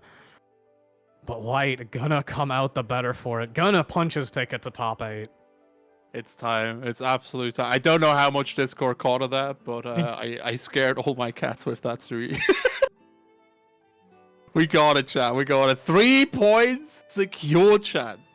A whole 3 points. It's time. Light Yagami coming your way. By the way, Sonic-san moving on. No, wait. I don't know which one we were waiting for. Oh yeah, Sanguine moving on over Release Bogus. There we go. Just for your information. Next up, going to be the one and only Space against Jesse Kumiko. Jesse playing Lance a lot. I love Lance. He is so underrepresented in Europe, right? Like you have Jesse, and then you have Ash EXE, and that's more or less it. Like there is not a lot of Lancelots. Yeah, we used to have PETA as well, but that's true. That's true. Not super active in the game anymore. So yeah, it really is just Jesse and Ash carrying the torch. I believe there's a Spanish player who also plays them, but yeah, by the name of Salva, who, you know, hopefully they're putting all of their chips behind Jesse here. Gonna have to overcome Space on the Bea. Right, let's. And I do believe these two both from the same region, good friends, so they are playing each other quite often. We are going to see quite a bit of player matchup shenanigans happening here. Absolutely. It's very exciting. Yeah, it's gonna be cool, right? Because we start like on Yomi 1 or 2. I say that as both players just immediately start with the 6XLs. DP baited out as well. Space taking a lot of damage at this round start. Yeah, gonna block this out as well. BC coming out. No back throw though. Oh my days, how did that hit same side? That's rough. Probate from Jesse. Okay, clock is active. Are you able to kill here? That 66H looking good. Oh my lord, this combo is going. Wake up, EXDP. Trust me. Okay, never mind. EX Freebar going to be the choice instead of going straight into the SSBA. We are animating. Look at all that power needing to be contained. Jesse taking the full blow. Guess for game. BC giving him more time. Oh, that super didn't work. Nope, it did not. I thought that was going to be good versus the throw, but not quite. Space making the comeback. That is something Beatrix is very, very capable of doing. Oh my god, sends the projectile and then checks the riding free with the 2M. Really, really good awareness from Jesse. That's what you get from playing this matchup a lot. Pretty darn nice. Let's see you fireball extension. Space needs to deal with this pressure. Very nice 5L. The back throw incident starting to get in there. She's not at full potential just yet. BC getting her a little bit closer. Tap coming out. Can Jesse finish this before Space pops off with the Delta Claw? Low on resources, but it could be done. Not quite going to try and set up that fireball. The BC coming out, putting you on your last BP. This really is a one-touch game for either player. Spending the clock on that Thunderbird. Now Jesse has to play so scared because any hit from Space here is going to be enough. The DP not going to work out. Woo! Space. 2 rounds in a row. More Space on the back foot for so long and just keeps it solid. Waits for Jesse to crack. And just takes. It makes his strike. Would you wake up DP for 3 points, Gekiko? help me. I'd wake up DP for none. Real. See? For the love of the game, I would wake up DP. I would wake up DP for the culture chat, and you could not stop me. BC coming out from Jesse. Goes for another turbulence reset. 6XL connecting, but no car. Oh my god, that counted! That hurt me in my liver. You know, Jesse's gonna build a 100-meter here and get that bravery point back. That combo is so long and so powerful. But again, we've seen Space in this position time and time again. That 0 BP now, so needed one hit regardless, but like that clock is out there. We're gonna get a ton of damage here. We're gonna end it in the SSBA, so 0 BP for either player right now. No. Space gains one back. Oh, of course. So Space now at such a good resource position right here. No gems left for Jesse. He needs to deal with this, and even if Jesse can get back the round, immediate PC. What did I tell you? Yo, UDP though? Get it? Working out this time. That's it! That was high enough? Yo! Okay. Full potential. We are clocked in. Get it twisted. Plus frames just gonna BC right away. No. BC, get off of me. Space. Oh my god, the footsies. That's what the game is about, baby. Plus frames off that Uraka. BC real quick, just gonna come in off that projectile. No! Blade picks it up, gets the wall bounce too, so Space gotta get put into the contraption right now. Yeah, block this out. The low coming in. And with the 100-meter, yeah. Just to make sure, spend that last diamond. Time to see some interesting damage here. This is actually the first round so far that Jesse's been able to close out Space. Able to hold on from that position so many times and make the comeback, but now Jesse able to stay alive. Big whiff punish, too far away for the pickup, unfortunately. But is going to get a bit of corner advantage here. The 6XL going to be stopped twice from Space. Really, really good. He just woke up with close L, huh? He just went on swinging. Jesse coming through. Getting the damage. These combos, like, feel so unintentional. The rhythm is so weird of him. I respect every single Lance player, man. I could not do this. I need easy things. Oh my days. It's the full Raging Strike confirmed to the wall. We're gonna see the window too. Yeah, there it is. This is tough though. Nice! That's the air throw! Jesse taking a game back on the board. That was a very, very scary position, but Jesse keeping his cool. Not letting it get to him. Yeah, chat. Saying what we're all thinking. That was a last hit scenario for both players. I love these tight situations when both characters are one hit away from Dev DP coming out, but not a big punish right here. Like Jesse at least usually gets the corner carry, but nerves starting to get to him. A lot of pressure for these top 8s. Gets the wall dive coming through. Yeah, goes for the reset with the U Gorilla Blade. Wall bounce coming out too. It just keeps going. Yeah, and a lot of the strength of that combo is to build meter, but unfortunately a lot of that was under the effect of meter penalty, so it doesn't have a whole lot for this one. Never mind, he's gonna get 100 meter. Oh, but on the combo limit, unfortunately. Not able to cash out, and look, we're in this position again. One hit needed, but the ult DP working out this time. This is why you wake up DP for the 3 points. You gotta do it, Chet. You have to do it. 6XL connecting Jesse, finding the link. BC though. Gets him off for him. Back throw for Space. Gives him some space. Oh my god. No way he mashed there. That's it. They're playing on the daily. Space gonna be ready for that kind of shenanigan from Jesse. Has the comfort in the matchup right now. Gonna be taking a lot of damage here. Will surely not build 100 meter here. Yeah, just gonna go for the setup. Yeah. Keep him in the corner as well. BC Wars coming right through. My second favorite Transformer season. Jesse finding another hit right there. The throw is going to be more than enough because all the diamonds are gone. And Jesse moves on 2-1, eliminating Space. Another, I think this is another upset, seeding-wise, right? I would say so, yeah. Like, Jesse, you know, a very strong player, but... Jesse is great, but, like, Space is Space, man. It's crazy. Buff Bia, real. Yeah, Jesse usually, Jesse typically loses to Space. I'm confirming this. So yeah, Jesse locking the heck in. That's gonna be, you know, it's gotta be a good feeling. Probably a big pop off from Jesse's end. This is you know, a long time friendship and rivalry that seems to always usually go Space's way. So big one for Jesse here, and you know, into that top 8, 3 points secured. 3 chat. How many points? 3. A whole 3. Bet the farm on these 3 points with the UDPs, but they worked out.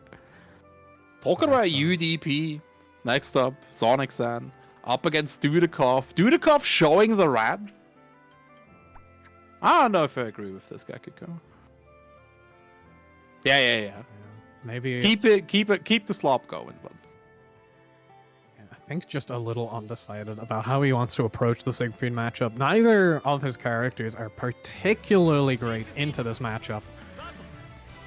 But I think having the projectile and full dive kicks can be helpful against a character with such a strong heavy projectile. Sonic San with the helmet off, denying us the luscious locks. Really starting out here, the backward from Dudikov, evading the throw attempt. Sonic San getting it started, gets the Uwe. Oh my days, what are you throwing for? You're up against Dudikov. He's going to be in the end 90% off that match. Fireball getting sparged, but Sonic San not quite ready with the slam punish. The 2M on the other hand, quite ready. SBA getting cashed out. Destroy that gem. Mons crushes gem. It feels like an early cash out, but now is able to start building meter again pretty quickly. If this round goes longer, can start getting access to ult skills. That could have been the end, but just wasn't ready to pick up off of that, that fireball hit. Chip there. Just gonna BC the Rekka, not dealing with it. Doesn't blocks the dive, and yeah, just a 6-6L gonna close it out. Is Fiddison not in this region or didn't enter? Fiddison lost. Fiddison dropped before top 16. He got upset twice by Sen KH and then again by Piontalki. Incredible matches, both of them on stream. I highly recommend you watch. Oh my lord, that traded. It absolutely did. This game's got some funny interactions. Oh, big interrupt here for Sonic San. Has 100 meter on deck. Just gonna send it straight away. There's a lot of damage with that. More damage. Yeah, that animation. It's good. It's really, really good here. Empty jump back throw to the corner. Tile to deal with these gates of demons. More throws being rejected. All of these are mash rejects, so there's still some damage to be won for Dudikov. Back to mid-screen. Good interrupt on that Orkan. The blocks as well. BC though, coming out. More throws coming out left and right. Gate of Demons comes in. Gets a Raging Strike extension. He can surely not kill here, right? Yeah, I don't think the damage is gonna be there. It's gonna be close though. One more interaction from Sonic San. Gonna be picked up by Dudikov. Round a piece in this game 1. We get it, brother. The spot's better. Janet's time. No air to air here. Thunderclap. Getting Sonic San out of there. Empty hand. Catching the backdash. Ooh. Sonic just waiting until he's pushed out and then counter poking. Let's get it. Oh, big hit. Again in this corner. Raging Strike. We're going to see the super cash out as well. Full animation coming out. Doesn't have the damage penalty, but that does not matter. This is so much damage. SSBA on deck for Dudikov, but might not get the chance to use it. Trapped in this corner. Chip from the Orkan. Has to be worried about the projectile and the 214H and the DP. This is going to be a tough comeback to make. Definitely. The throw not connecting, and Sonic San finding It's ever important. First game up against Dudikov. Incredibly patient play there, by the way. A lot of people would have like get themselves baited into like an anti-air or a 2H, which I don't think would have worked there because the spacing was kind of awkward. Dudikov presented, but Sonic San's just waiting until Dudikov like does something too panicky, and yeah, then just taking him out, slam, spot dodged, but the DP stopping Dudikov in his tracks. Yeah, that 2H looking for something. Dudikov not ready for the punish, but this to find a hit regardless. Now gets out of the corner with that held 5U. Big spot dodge, just a little too late on the throw, so it gets tacked. The 2U gonna connect though. Oh! Another super cash out for Sonic San. Now the damage penalty is in effect, and you see it racking up already, even at just 20%. Counter hit. That's going to be the round and set point for Sonic San. Very nice. Yeah, Sonic San, he don't drop these. Dudikov getting hit by the late tap. All right, one more round. Sonic San starting out strong. 6XM, stopping any potential movement. Goes for the command grab of the old times. Yeah, wants this win. Hungry for it. Is willing to bust out anything for it. Oh, he's dead. No, So. never mind. Not with that cash out. I didn't quite believe he would get the 100-meter. Oh my god, ending it with a perfect though, the throw. Working out. Dodge! The throw! Sonic San, hold up! 214U is Gate of Demons. The cross slash. The big X. But yeah, Sonic San getting top 8. This is actually a pretty big result for him. Like, he said himself kind of struggling with this game. So that is going to be a big confidence boost, making it into top 8. Maybe would have preferred to make it in the winner's side, but, you know, a top 8 is a top 8. 3 points secured. And hey, if you enjoyed watching Siegfried, I got news for you, buddy. we got 2 more in this top 8. And you're saying 2, but there's only 1 game. You Yeah, like Siegfried? You have 1 Siegfried. Now I got 2 Siegfrieds. 2 for the price of 1 only. Right now, on this final match for top 8, I got you not just the KH Siegfried, right? But I also got you the French Siegfried, right? The Sanguine, that French pack. Smoking it real good. Last match for top 8 coming your way. KH versus Sanguine. KH, how the mighty have fallen, man. Yeah, former vain believer, but, you know, points on the line. Sending the Siegfried. Sanguine, of course, a player that I feel like is heavily underrated, but once again showing off how strong he truly is. 1 game away from this top 8. Now, Sanguine with the corner so far. Sanguine just trying to fight out that Orkan whiffing, gonna send the Uwe and gonna get punished because he's in the corner. UDP though getting Sanguine out of here, wants to keep his turn, and it's his turn again. Mom said it's my turn on the DP, brother. Preemptive Sparge not doing anything. Senk in the meantime able to get this jump in over the 6H. Throw rejected once again. Sparge through everything. Very good block on that low there. A lot of people wouldn't do it. What? Only Siegfried can deal with the nonsense Siegfried puts out. That JL just flattening him so that the super would whiff. Oh, that's a big miss. Getting the DP punished, but that VP is gone. That's a huge counter hit on the crouch as well. DP still connecting Sanguine, letting it rip. Goes for, like, Sanguine is one of the few people that really, he used to really like to go for U projectile as well, just for that full screen jump scare. DP cutting through the all-cam follow-up, tap, raging strike, Sang. Gonna go all the way to the kill there. Choo-choo, brother. Oh, checking with the 2H. Saw Sonic San doing the same. This is very close to kill. Immediately rips the SSBA. Not going to get the animation, but is going to get the corner. And only 1 BP left.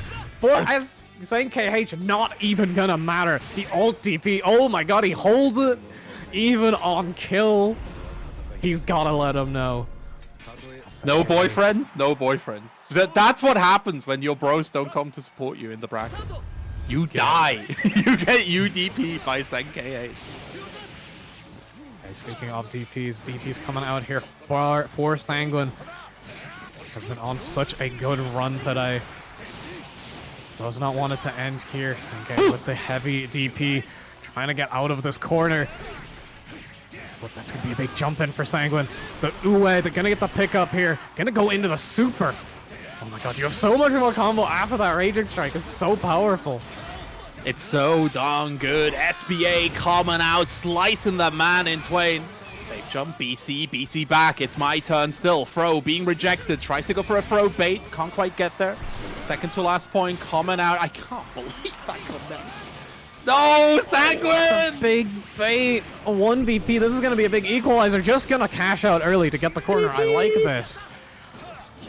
Now in the corner, one hit is all it's going to take. 0 BP for Sanguine. That BC going wide but not getting punished. Has another chance here. SenKH almost on chip point. Going to beat out that ultimate projectile that you mentioned earlier. I'm telling you. Oh my god!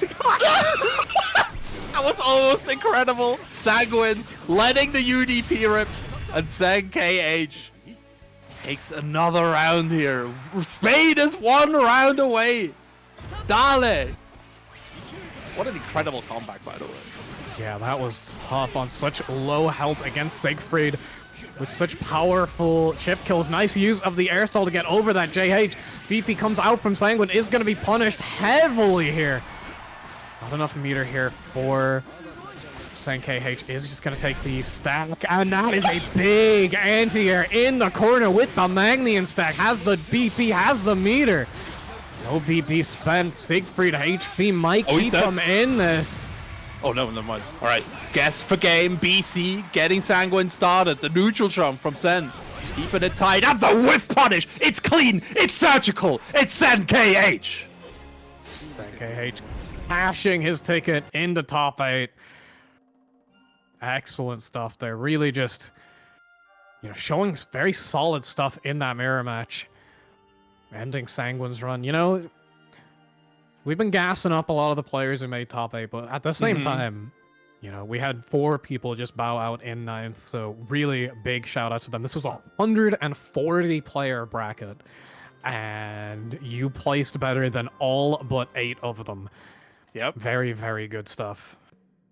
Incredible performance, and again, like all of these every single person in this top 16 could take this bracket on a good day. I genuinely believe this. Every single one that made it here today has the opportunity to get in there, but some people, after that, it's just your daily condition, and the daily condition of our top 8 looking absolutely incredible. Our top 8 is looking just like this. We got S1 going to be up against Usagi, Zaki going up against Miri. In the losers bracket, though, we got some sick matches too, right, Kekiko? Yeah, no, we got Light versus Sonic Sam, which is going to be a bloodbath. 2 very aggressive players on very aggressive characters, and on the other side, SenKH, who we just saw, very solid on that Siegfried. Going to be up against Jesse Kumiko on the Lancelot. Which is going to be an interesting matchup. Of course, very excited for the winner side. Both S1 making it, and the winner side, that is just very exciting. Right? That's so good. Especially considering the commentary team for top 8, that is pretty nice. Absolutely. Virum is going to have an absolute field day. Y'all are going to eat so incredibly good. We are gonna go into a break. Top 8 is going to be starting at 1900 CEST. So in 58 minutes, the players, the commentators, the producers will take some time, let people actually eat, let them recover, let them gather strength so they can give you you the best first to free Grand Blue Rising that you can. Make sure to go support the French restream as well, !France in the chat. And if you're enjoying yourself, of course, you know, tweet about the event, get your best clips out, get some follows, get some subscriptions, give people money or give them your attention. Either way works, but support the community, man. Support the community. Germany? Yeah, I'm sorry, Saki. unfortunately. Where's the German restream? Huh? Yeah, what the hell, guys? One of your guys is in top 8. Where's your restream? Do we have any? Oh, we do have a French top 8er. We got Sonic Sound. We do. Where Toasted? He's in top 8. He's waiting. He's ready. But yeah, Chad, we're gonna go into a short break. Go eat something, refill your water, and we will be back at 1900 CEST 57 minutes from now. Take care. Goodbye.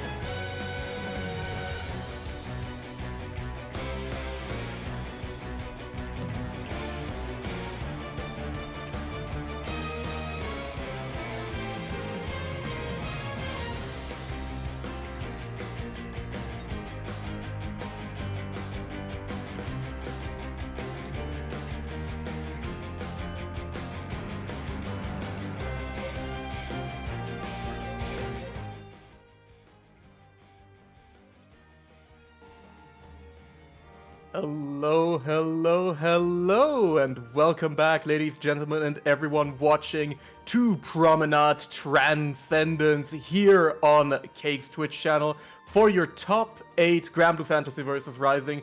I am so happy to be here. It is your boy Toast on the mic, joined by the smoothest voice in Granblue Esports, Lord Virum. How you doing today, brother? Absolute pleasure to be here, as always, with you on the mic, Toast. It has been an crazy, absolutely insane event so far. The biggest European Granblue Fantasy Versus event to date. Almost 140 entrants. Now we're down to the final 8, and we have some incredibly heavy hitters throughout this entire bracket. On winner's side, we've got S1 versus Usagi, Soki versus Miri, and then on the loser side, we've got Sen KH versus Jesse, and Light versus Sonic San. So faces familiar, some maybe not too familiar to everyone who hasn't been in the scene for too long. But I believe first up, we are going to be having S1 versus Usagi. Yeah, absolutely. And I mean, this is a true matchup of the OGs versus the new blood here, right in this top 8. Of course, Usagi, an absolute known terror throughout the entirety of the base game. She had a stranglehold on European Granblue, doing incredibly well, both online and offline, placing in the top 8 at EVO for Granblue Fantasy Versus as well. So incredible performances from her, and she's been back and she's been ready to dominate once again, showing up against, you know, some new blood to the Granblue scene here in particular. Do you want to give us the lore on S1 here, Viren? So let me tell you a story, right? Once upon a time, in the land of the Netherlands, various players, all here today actually, they found the sacred location known as the Fountain of Gaming. And so these players drank from said fountain. They indulged in its beautiful waters, and thus they were imbued with incredible gaming ability. And S1 here is one of those fantastic players. He has been a long-time friend of mine ever since the days of Smash 4.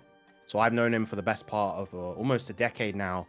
And he played Percival back in base game as well, but he's really been getting stuck into Rising, and he is absolutely fantastic with the Percival. I would have no reservations calling him the best Percival in Europe right now. So, but he has quite the mountain to climb in Usagi right here, repping the Grimnir.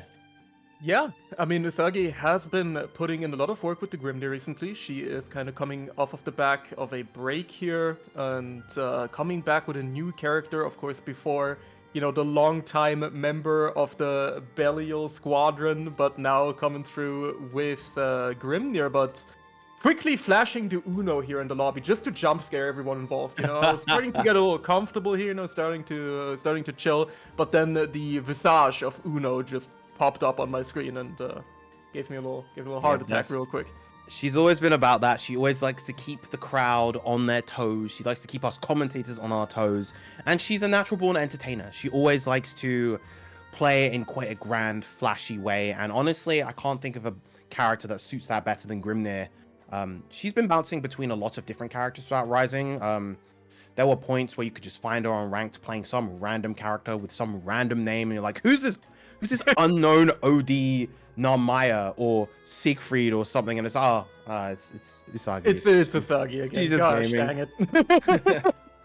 Every time. You know, not unlike Swampin, one of the terrors of the ranked grind. You know, you'll be fighting for your life trying to get the Masters, and then you run into one of these players on their 29 sub character just terrorizing you. It can be tough out there in these streets, but it's going to be even tougher in these top 8 matches right now. And I'm really looking forward to this particular matchup. I mean, we have 2 really underrepresented characters who I both think have some really, really strong potential in the hands of these incredible players. And I'm really excited to see how this one is going to shape up here. Yeah. This is speaking from personal experience, I've never particularly liked this matchup as Percival. It's always been kind of tricky. Working around Grimnir Fireballs as well as the Far Heavy are usually quite tricky for Percival. Usually against that Far Heavy in particular, you like to try to low profile it. Percy's not low profile anything. Yeah. Doesn't have anything to really low profile anything, and just there isn't really a range where Percy feels particularly comfortable. That said, though, of course, if you're able to establish your offense, Grimnir is a little bit limited in the defensive options that he has. Doesn't have a good sweep to mash. Doesn't have a meterless DP. So I think it's going to be all about who is able to kind of establish that offense and start moving. Absolutely, and I mean, I see what you were talking about with the fountain of gaming here in the Netherlands. I mean, S1 pulling up with the gamer sword here on Percival, got that RGB install going, the Razer Synapse going through, and immediately going for a really aggressive DP right here. Wow. And speaking of aggressive, going for the 5U already, but Usagi introducing the jumps. Absolutely. You cannot check Usagi with those. She is a very young gal, so you cannot reaction check her. You cannot check her like that on offense that early. That's gonna be a very tough endeavor. Ultimate Uncertain coming out as well very early here from S1, and once again just trying to establish that space. S1 so far playing this incredibly aggressive, not allowing Usagi to really get too much in terms of offense going. Okay. Will confirm, of course, kind of a Percival classic. If you played base Granblue, you will have seen confirms into the EX stab a lot of times. Ooh, but we are moving. 0 BP as well. All the resources on the side of Usagi. This probably is going to be the kill. Yes, the link into the SSBA, that is going to be enough. Yeah, and what a start here for Usagi to a really aggressive first round. Both players not really content to sit at that mid screen and instead just going for all of those mix-up options. Grimnir, of course, has some unparalleled mobility with the fields that he can put out, and they are incredibly threatening once they're out on the screen. Unlike what you would maybe expect with some other characters with a similar design, those fields don't go away when Grimnir gets hit. So they are always a really threatening presence, and right now S1 is kind of getting caught up in the corner.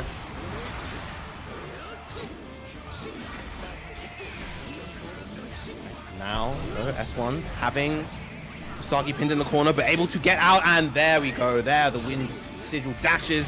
They're not going to get the KO just yet. Oh, that's a big punish. Got all the BP to spend.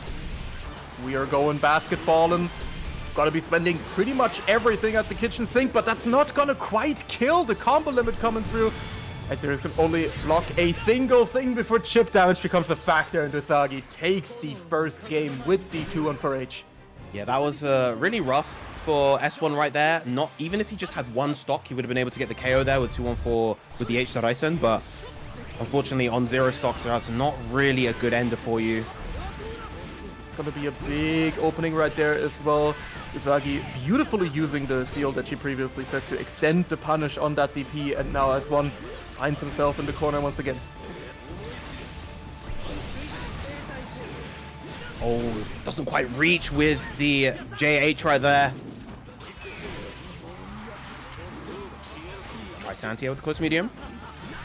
Yeah, I can definitely see, you know, Percival, especially being somewhat on the slower side, can struggle sometimes with trying to prevent these approaches from Grimnir. Grimnir is such a mobile character, so many options, and that should absolutely be a kill confirm here from Usagi, keeping it simple, keeping it stylish, and getting another round on the board. Yeah, a combination of preventing the approaches as well as not allowing Grimnir to set up the sigils. It's very kind of difficult to contest those sigils. Not able to get the 2U there. Still out of range, unfortunately. Oh, another overzealous expected an approach. Another thing that's been doing a ton of work for Usagi has been that heavy fireball. Just being able to put out that whirlwind can make it quite difficult for Percival to deal with it, especially because Percy, you know, has a lot of lingering or early hurt boxes on some of his better normals as well. Yep. And there, of course, there's the far heavy coming into play. S1 trying to whiff punish, but unfortunately, that 8-frame far heavy crushing the 6XM, and now Usagi 2-0 up. All of our sets here in top 8 are, of course, first to 3. Absolutely. I mean, given both the players and the people what they want here with even more Granblue action. First to 3. And this is going to be yet another nice extension here from Usagi. Look at the optimization going right for the combo limit at the end. Oh, the extended hurt box from the Flame Carpet preventing that. Wow! The aerial 2-2-U from Usagi.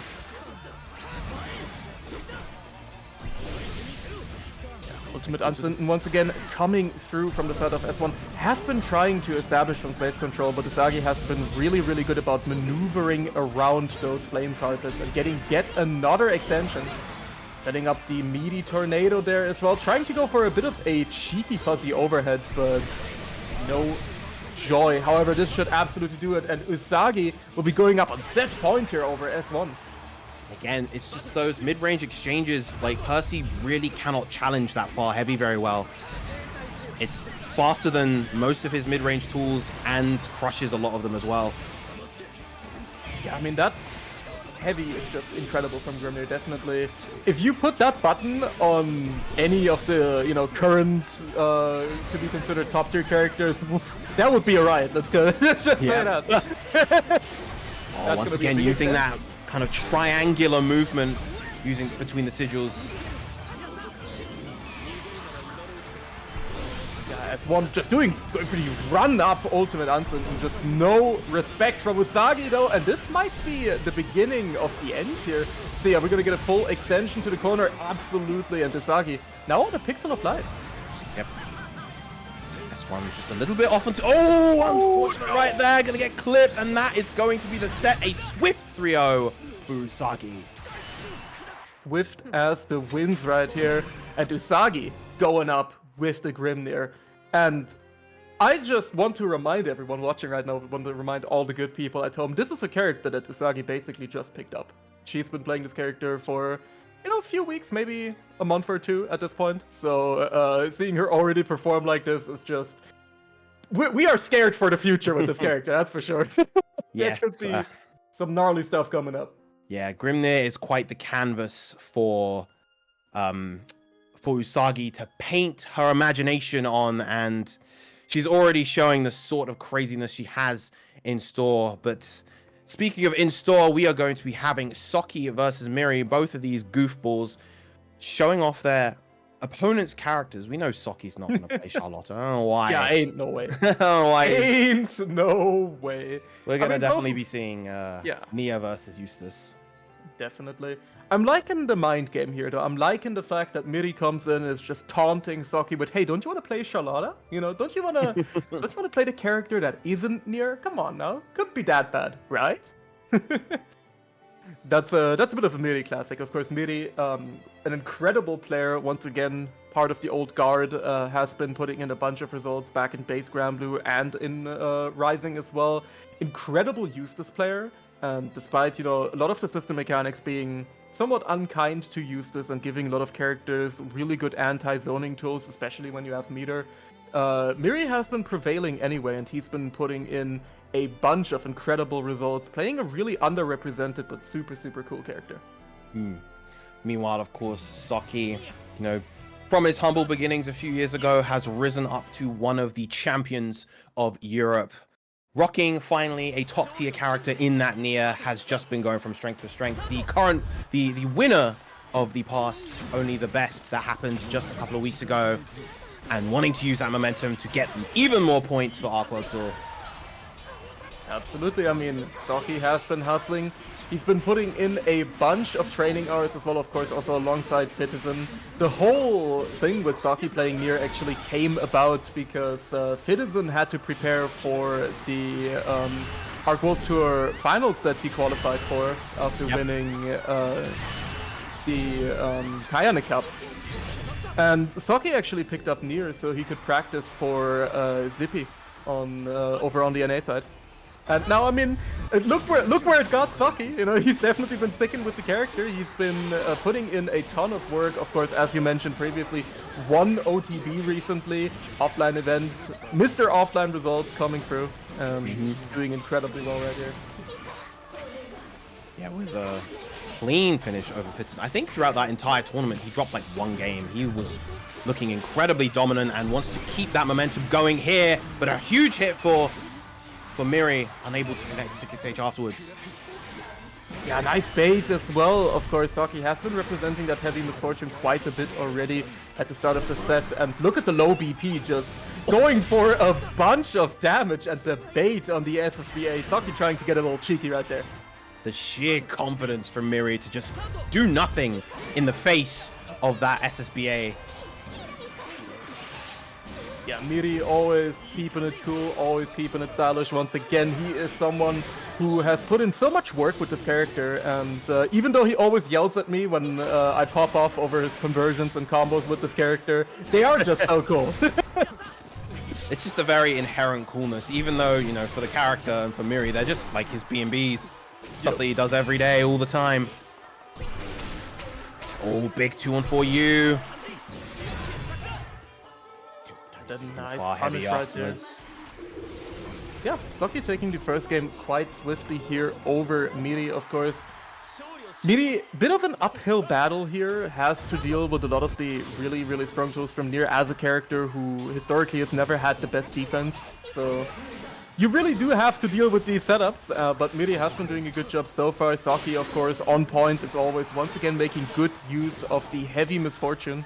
And has been trying to bait Miri pressing after those 2-on-4s a bunch of times now, but Miri has always just waited out that misfortune. It looked like Miri tried to go for a throw, but actually not quite in range against that, the U misfortune right there. That would have been a big opening for Miri had he landed that. Good defense so far. Honestly, great defense from both players. They're not overextending too much. They're making sure to remain composed.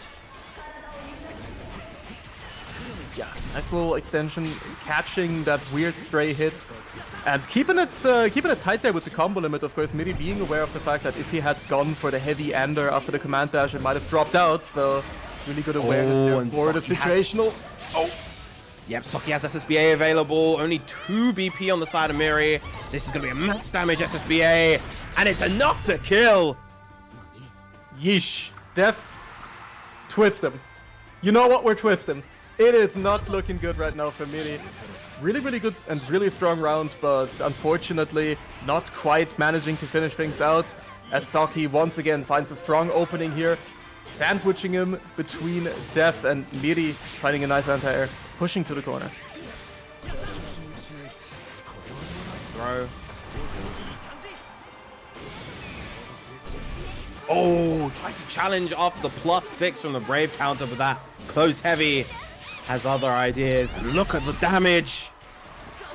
That is a grip and a half. Only 3 stocks left on the side of Saki, but he's not even gonna need them. Nice little whiff punish right there. And Saki will be taking yet another game, going up 2-0 here over Miri.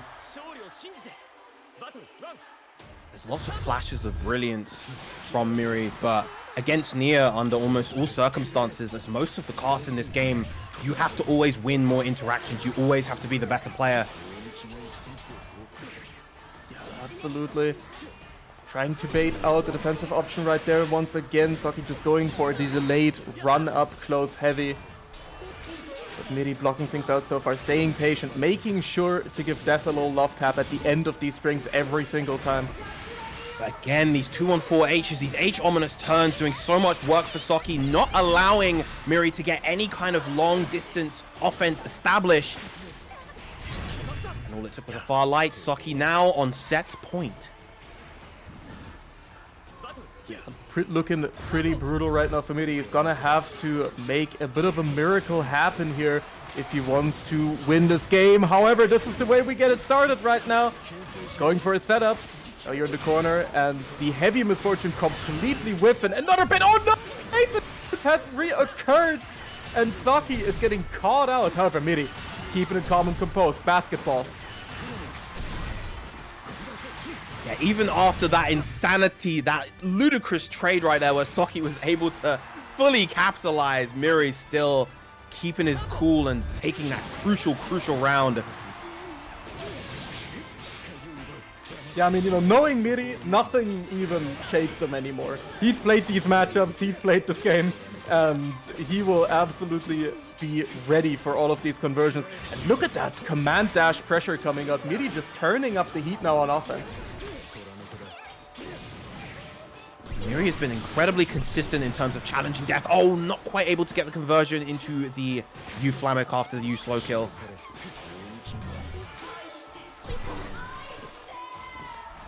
You just not doing anything right here as Miri finds yet another good hit. This is going to be a push toward the corner into yet another knockdown. So now Saki has to find a way to get out of the corner, and You Misfortune is a good way to get it started.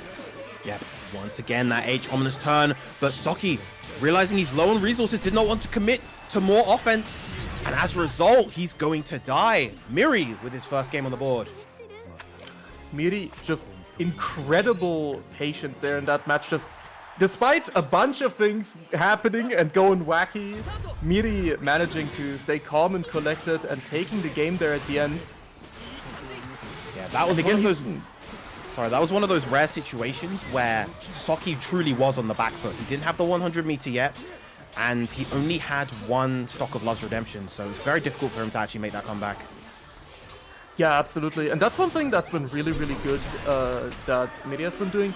He's been playing defensively until Saki just kind of goes to a point where he doesn't have enough stocks to kill off of the next hit. Now down to only 2 once again. And now Miri, I think, is going to be turning up the offense once again. Misses the combo ender, but does not matter that much. Looking to find yet another hit, but the 2-1 for you, the oomphy spin, once again doing a bunch of work. We're seeing Saki now, in order to get those plus frames, going for the medium specials to conserve that last Love's Redemption. And the throw to once again put Saki on set point. Oh, unsafe. And Miri trying to go for the jump scare. Oh god, that's a nasty setup. Of course, we've seen this time and time again from all of the high-level Nier players that have represented this character all over the world, and every single time it looks so spooky to me. I can tell you I'm not blocking that.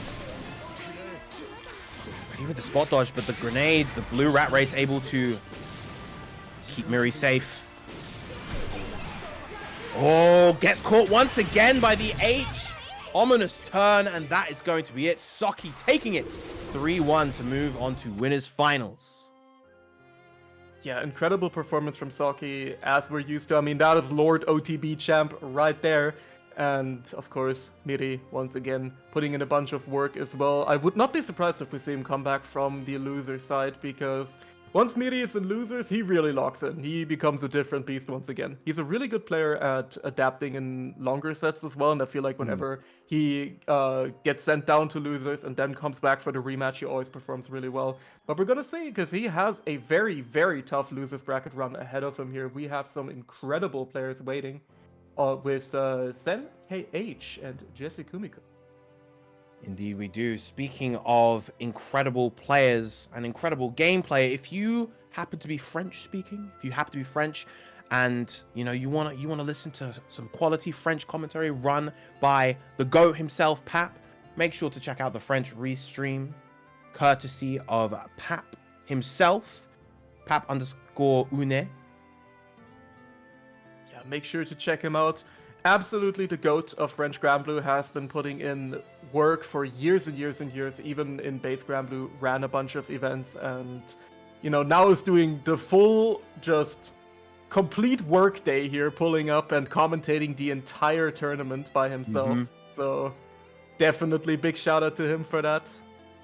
Yeah, absolute champion.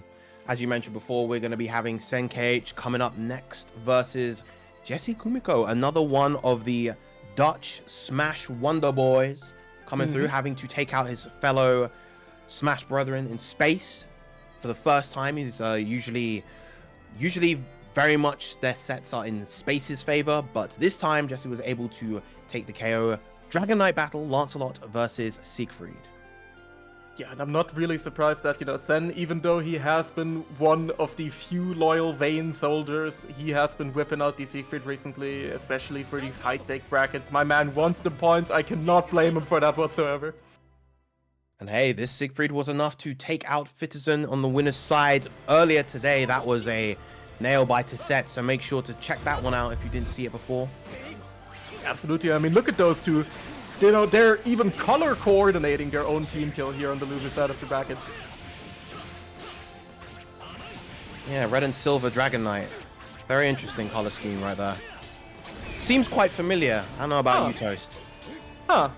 If only there was some character, maybe the Patriarch of Fire or something, that has a similar color scheme. But right now, Sen looking to find a hit right there, getting domed, and a beautiful little trade conversion here from the side of Jesse Kumiko, going into the super and taking that ever so important bravery point from Sen in the process. Smart, of course, of Jesse to keep that combo short as well, knowing that he got the anti-air, the SSBA in contention against the overhead triple attack. My man was Suddenly. locked in. More than ready right there, NKH. Let's see. Trying to go for some cheeky block button checks right there. You always got to pull those out. I'm always very much in favor of Lancelot players, especially early in these types of sets, just pulling out those block button checks, making sure your opponent isn't getting caught up by these left-rights. Yep. Both players slowing it down quite considerably, trying to get those plus frames from the U Southern Cross. Yeah. Again, block punch There's the again. boomer check, baby. And make no mistake as well, in that situation, if either of them got any sort of hit, they would be dead. It wasn't just SenKH being on incredibly low life. Nah, if you have 0 bravery points and Siegfried even looks in your general direction, you will explode. Brave counters coming through. We are being incredibly brave right now.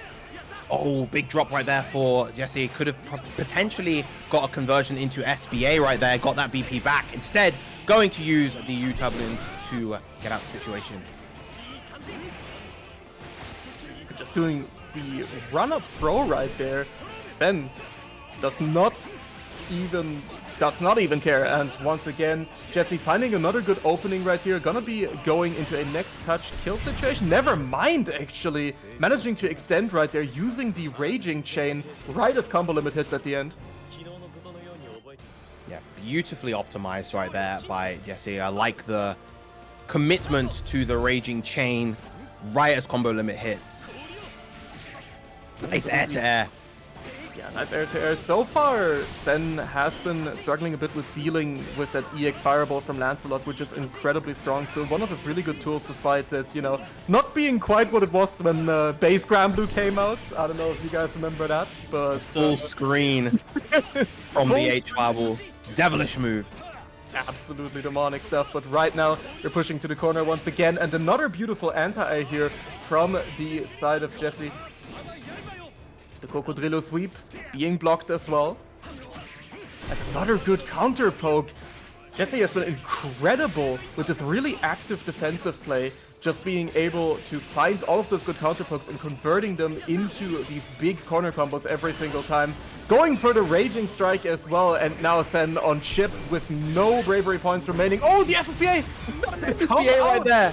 0 PP on the side of Jesse as well. This might be death. Oh, so close.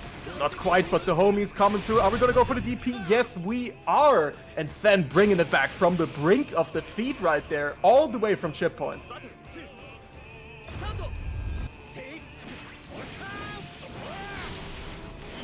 Bringing out comeback. Yeah, insane comeback, and of course bringing out the big Uwe there on the touch. That's a move that we have seen all day, and it's been putting in so much work.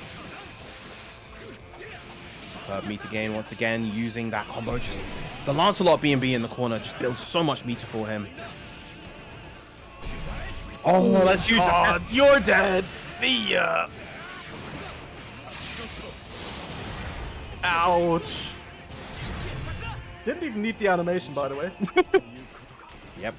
Didn't need the animation and went for close medium instead of close heavy prior to the SBA, so that wasn't even fully optimal, but still more than enough. SenKH evening up the set. Yeah, Jesse, take it a second to breathe here. Take it a second to process. Just getting domed from more than half of his HP remaining. I mean, that is the thing. Once Siegfried gets that close H counter hit on you in the corner, the game actually uninstalls itself from your computer. So nice speedrun, getting it back on there from Jesse, keeping the set going, and going for these block button checks once again. There's that 2M, of course. Lance, aside from that 6XL, which of course is an incredible mid-range button.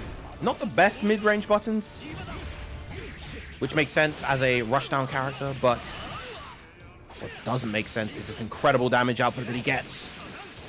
And the meter gain into SBA, of course. Drain that BP, leave him on 1. And now should be 1 hit away. yeah, setting up that next touch kill situation. Even throws here become very spooky, and oh, you are on no BP, good man. That is no way to get out of anymore. That was an incredible sequence there from Jesse, setting up basically a checkmate there at the end. Yep, There we Jackie go. Old did not react in time to the Raging Strike and lost his life for it. Oh, good challenge versus the Orkan afterwards. And again, gonna build that meter, build to 100. Probably gonna drain that SBA, drain that BP again with the SBA. Yeah, and I mean, once again, we see Jesse just playing an incredibly good active defense game right here. Not really letting Sen get away with a lot of offense that Siegfried usually has an easy time getting away with. And will be taking yet another game here as well in the set, going up 2-1. Yeah, very difficult to assert yourself at mid-range, even as a character like Siegfried with that fantastic 2M against Lancelot, just because that 6XL is so good. Once again, we see the run under. Jesse doing a superb job so far. Absolutely, yeah. But again, that EX Fireball has been doing a lot of work for Jesse. Not quite a full confirm right there from Sen, but still good anti-air. Of course, Lancelot is a character where you have to be incredibly ready with your anti-airs. Both of the EX Fireballs clashing. I mean, both of those Fireballs do a lot of work for you. They will pay your rent, they'll tuck you into bed at night. Yeah, I am surprised that we didn't see the Dragon after the big 2H. That is usually the go-to for Siegfried. For sure. Gonna be setting up another next touch kill situation right here.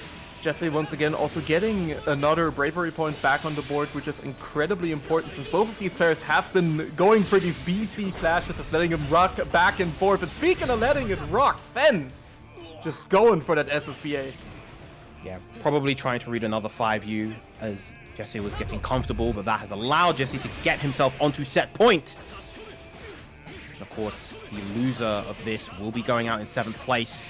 Both players fighting for their lives. Beautiful counter hit confirm right there. Absolutely, this is going to be another really strong situation right now, and Jesse just choosing to keep things very patient, not trying to go for any sort of mix-up right there, just waiting it out. Oh, the anti-air attempt unfortunately will get stuffed, and it's looking really dire here for Sen. We're probably going to be converting into that SBA into next touch kill situation once more right here, and only one bravery point remaining. SenKH is going to have to perform a miracle here if he wants to bring this back.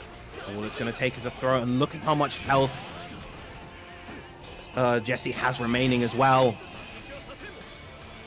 So much to work with. Put a chip on. Oh no! Probably thought that was going to get the chip kill on the final hit. Now is SenKH's chance to make this comeback with this SSBA. Jesse, don't let it happen again. Do not let it happen again. The DP again. is going to come. Don't get too close. You know it's coming, but no, instead the wall jump. The Dragon Knight Jesse team right kill. there. Going the way of Jesse Kumiko. Repping that Lancelot, and SenKH will be eliminated at a very respectable 7th place, performing really well, whipping out a big Siggy, and, you know, if there's anyone to take him down, you know, it's at least gonna be somewhat lore accurate here with Lancelot coming through. Indeed, and on the other hand, we're gonna have yet another banger of a match coming up right here, because we have Light, Promenade's own, versus Sonic-san. Of course, both of these players are base Granblue veterans. Both of them have been playing incredibly well, have been putting in results over the years, and are no strangers to the community. Light, of course, a long-time Vera enthusiast, had a brief little stint with Beatrix, but, you know, after the nerfs, these Zoomers have no loyalty, you know, immediately switched over. But Sonic-san, ever since the game came out, has been sticking with the Siegfried and has been putting in the work. Yeah, Sonic-san, as of late, having a little bit of trouble in terms of recent events, as well as just when it comes to this kind of spark towards the game. He's been feeling a little less in terms of motivation, coupled with underwhelming results from the last couple of events. But of course, now we're seeing him here in top 8, which is what I think a lot of us would expect to see from Sonic-san. He is an incredible player. I mean, he wouldn't have made Arc World Tour Finals this year had he not been. But it'll be really great to see Sonic-san once again back on form, especially against Light. Light's been cooking this entire bracket as well. Absolutely. And it's really, really cool to have Sonic-san back. Of course, you know, as you mentioned before, he recently announced his departure for now, but here he is. I mean, my man's still trying to get some points on him while he's still got it. So I respect it for sure. Rocking the esports color as well. This is how you know he's taking it seriously. Yep. Big punish with the 668. Gonna optimize that as much as possible. Extends using the U-Lumi. Look at full corner to corner. Yeah, I mean, the combo visionary once again coming through here. Light, someone who has really been pushing this character forward ever since she came out, even all the way back in base Grand Blue. Unfortunately, little drop through right there, but look at that situational awareness confirming off of the weird air hit. And the ultimate DP will be feeling out a very scrambly first round right here for Light. Yeah, I'm honestly kind of shocked that that JM from Sonic-san didn't hit Light in the air, didn't get that air-to-air. Lovely whiff punish with the far medium. Absolutely, and there is that heavy verdrängen that we were talking about earlier right after the fireball. It really is a brutal situation with Siegfried. If you go for the spot dodge, you can just get domed by that, and this character just has such a commanding presence on the screen. But Light, not looking to the turret right now, trying to jump out of the corner, but a good 2H here from Sonic-san. Yeah, we're seeing Light play neutral, very defensive. At these mid-ranges, he's backdashing a lot to try to get out of that 6XL range from Siegfried. But as a result, it's putting him in the corner and allowing Sonic-san to really establish his offense. Gonna go for the full combo into the Schwarze-Banger. Absolutely, next throw is absolutely gonna kill as well, so Light has to play very carefully here. Sonic-san putting on a bunch of chip on the board, going for the Orkan, but just canceling it. Thick RPS will not be paying off. Sonic-san taking the second round right here, looking calm and composed. Yeah, no need to overextend for Sonic-san right there. One round apiece. Let's see who takes it. Yeah, of course, people already saying in the chat, you know, the unwell RPS, the diseased RPS, but that's what Light is known for. My man does not pay taxes yet, and he plays accordingly. He has no fear of anyone or anything. He will let those DPs rip. And you'll see that as well from his usage of the 5U. That's the one thing that's never really shed away from Light. His adamant. He's so adamant to try to get those 5Us in every now and then. Straight into the combo into SBA. Finished with the MVP most likely. Oh, misses the link. Big whiff, but no punish. Of course, that MVP doesn't really have all that much recovery, and Light will be scooping up the first game right here over Sonic-san. Yeah, that the 5U, the Grace View, not even able to anti-air the Siegfried JU. I think the only thing I've really seen anti-air that at conventional timing is Siegfried's own 2H. let that sink in for a moment. Please don't, please don't go down that path. Otherwise, we'll start looking at personal SBA again, bro. Oh, okay. Once again, trying to go for that 5U, but Sonic-san ready with the jumps. Of course, once again coming through. Beautiful whiff punish from Sonic-san. A big oof coming out as per usual. No punish mid-screen, of course. A little bit too much pushback. Out the corner goes Light. What a reaction to the use Scarlet Oath with the SBA. Take that BP away from Light and knock him down to that final BP. Yeah, and of course, you know, both taking the BP and taking the meter because of the ultimate skill, of course, not connecting there, is a really big swing in Sonic-san's favor right here. Keeping it very, very patient on defense.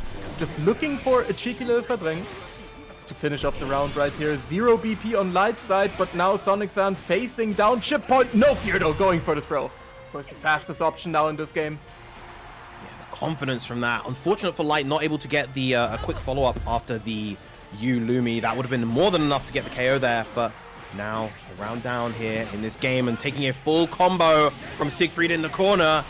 Yeah, nice little crouch confirmed there as well from Sonic-san. Always has the optimization on deck. That's something that Sonic-san has been very good with, both in previous appearances and offlines and online tournaments like Wanted.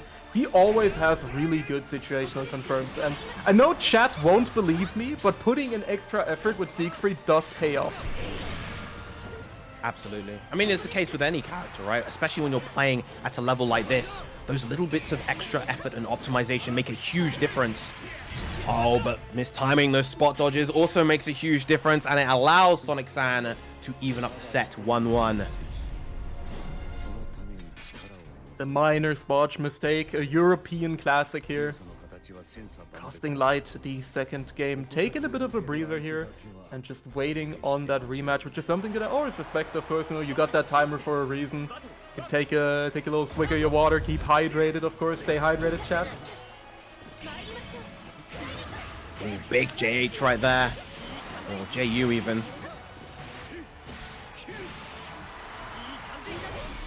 Lovely block. One of the strengths of Sonic San, and has been for a while, of course, is his offense. He's so good at disengaging in order to get those DPs. Like trying to challenge, Azra is not going to lose his life. Yeah, challenging on Big Uwe, definitely a perilous undertaking here from Light. That Orkan stance from Siegfried, really strong risk reward in his favor a lot of the time, so you can't be too antsy with your defense. And speaking of which, here's another DP baited from the side of Sonic San. His offense, as you mentioned before, is incredibly well structured. A little bit of a drop right there. Probably won't matter too much though, as he still retains an advantageous position and baits the 50th DP of the set, as Sonic San takes the second game for his side, going up 2-1. He's remembering the youth that flows through Light's veins. He's remembering that these sorts of young blood players tend to be rather impatient on defense, and is capitalizing on that beautifully. Meanwhile, of course, he's answering back with his own DPs, and they are landing their mark. Sonic San looking incredibly strong right now. Absolutely going for the preemptive spot dodge there as well. He's trying to call out these defensive options, but Light keeping it a little bit more patient right now. Just fishing for one of those big hits, of course. Trying to build some meter as well, because Vera, once she has that 100% on deck, can go into her install. Beautiful reaction! And that's gonna be the power of the world, stopping time, zoop into Light's location and beating him up. Siggy SBA still arguably the best super in the game. We've seen considerable slowdown on Light's defense now. Not challenging nearly as much, not using those DPs nearly as liberally, and it is keeping him safe for now. Great challenge right there. And another great challenge. He's out of BP though. Gonna get the full corner-to-corner carry combo. Yeah, combo limit will prevent him from getting the kill. And Sonic San letting the SSBA rip. Beautiful defense from Light, expecting the option right there. And will be staying alive here. Not gonna go down to the Siggy Menace just yet. Yeah, we of course were complimenting Sonic San's defense, but Sonic San's offense, excuse me, but Light's offense as well. Absolutely fantastic. Really good at staggering his timings. Doesn't get the follow-up after the Nelanav. Yeah, this time Light staying patient as well in the face of Orkan pressure and punishing the Uwe, of course. Once you are in the corner, it doesn't push you out far enough anymore to be safe, so that nice far Light into the EX Scarlet Oath will absolutely be doing the job here. And Light, once again, just pressing on his own minus frames and still getting the reward for it. Ooh, big anti-air, very low whiff recovery on that U Scarlet Oath, no sorry, the U Darkane even. And that should be enough to get the KO. Actually, I'm not sure, might not have the resources. No, doesn't! Trying to get cheeky, oh no! Light, we have talked about this, my dearest son. The 5U reset got too cheeky here at the end, and now this is a big chunk of damage. Look at that, 0 BP remaining, and the chip damage here is gonna be one of the most brutal factors. However, SBA will seal the deal, and Light stays alive. 2-2 going to our final game. Yeah, we've always got to look out for that. And as Siegfried, it's actually can be a little bit awkward to punish. It's -9, so he has to go for a medium button in order to punish if he's outside of the close heavy range. But you have to make sure that you don't spot dodge it as well, as 0 is plus if you do. Big anti-air with the close heavy. Close heavy anti-air, of course, you know, doing her best Jita impression right now. Trying to bait something on defense. But now Sonic San once again staying patient and just letting the DP rip this time, just as I jinxed it. Never mind.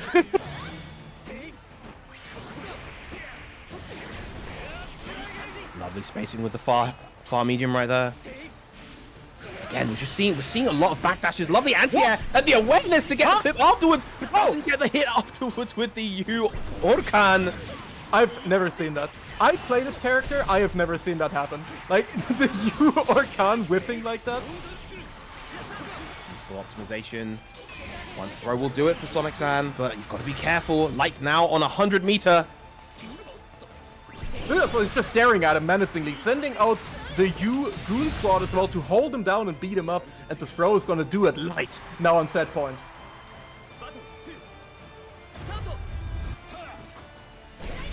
Big anti-air once again. This time actually gets the H Scarlet Oath, but a little bit too far to get the Darkane afterwards.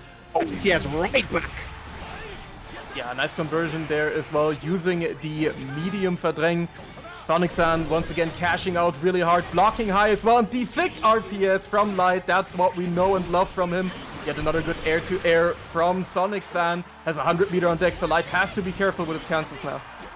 Yeah, these two are scrapping, these two are playing this very aggressive, very close to the neck. Absolutely, Sonic-san just fishing now, 6-6H, spaced out of course right there.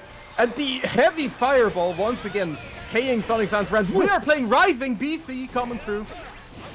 And that should do it. Yeah. Big 2M right there to just intercept the approach. And now, double Luigi. Final round between Light and Sonic-san. Ooh. This has been a stressful match to watch. I can't imagine how stressful it is to play. I was feeling the DP there as well. I was thinking, my boy Light, he will do it. And speaking of which, he's going for the 5U, this time paying off.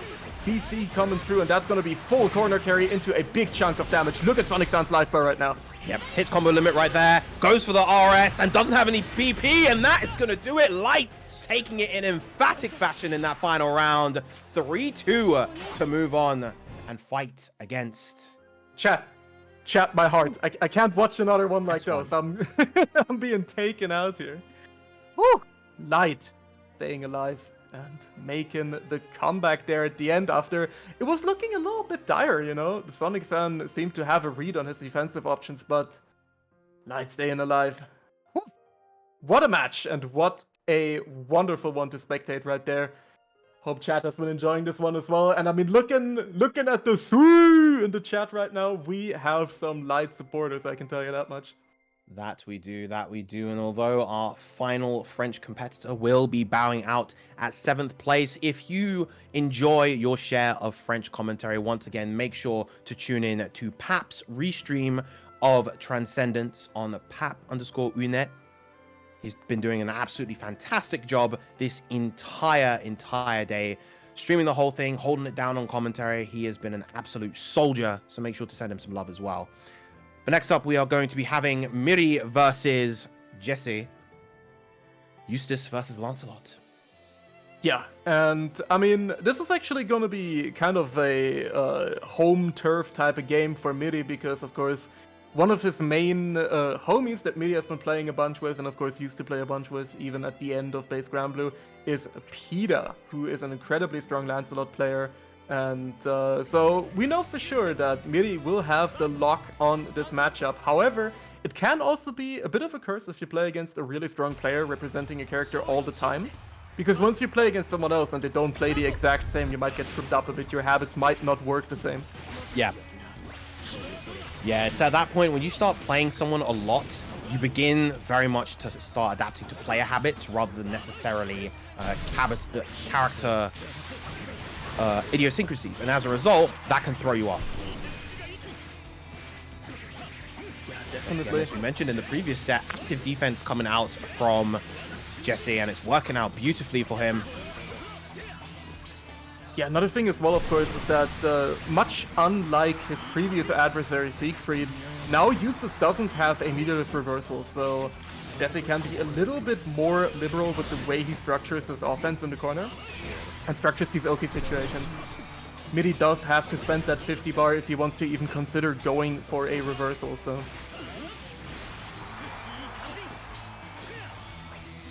Once again, that passive lance pressure coming out. Great challenge from Miri. Has 2 BP to spend.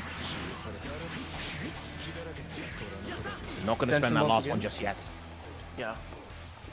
looking to find just one more little stray hit, one stray Flaming Thunder, and nice, beautiful bait there on the SSBA, but not in range to punish it.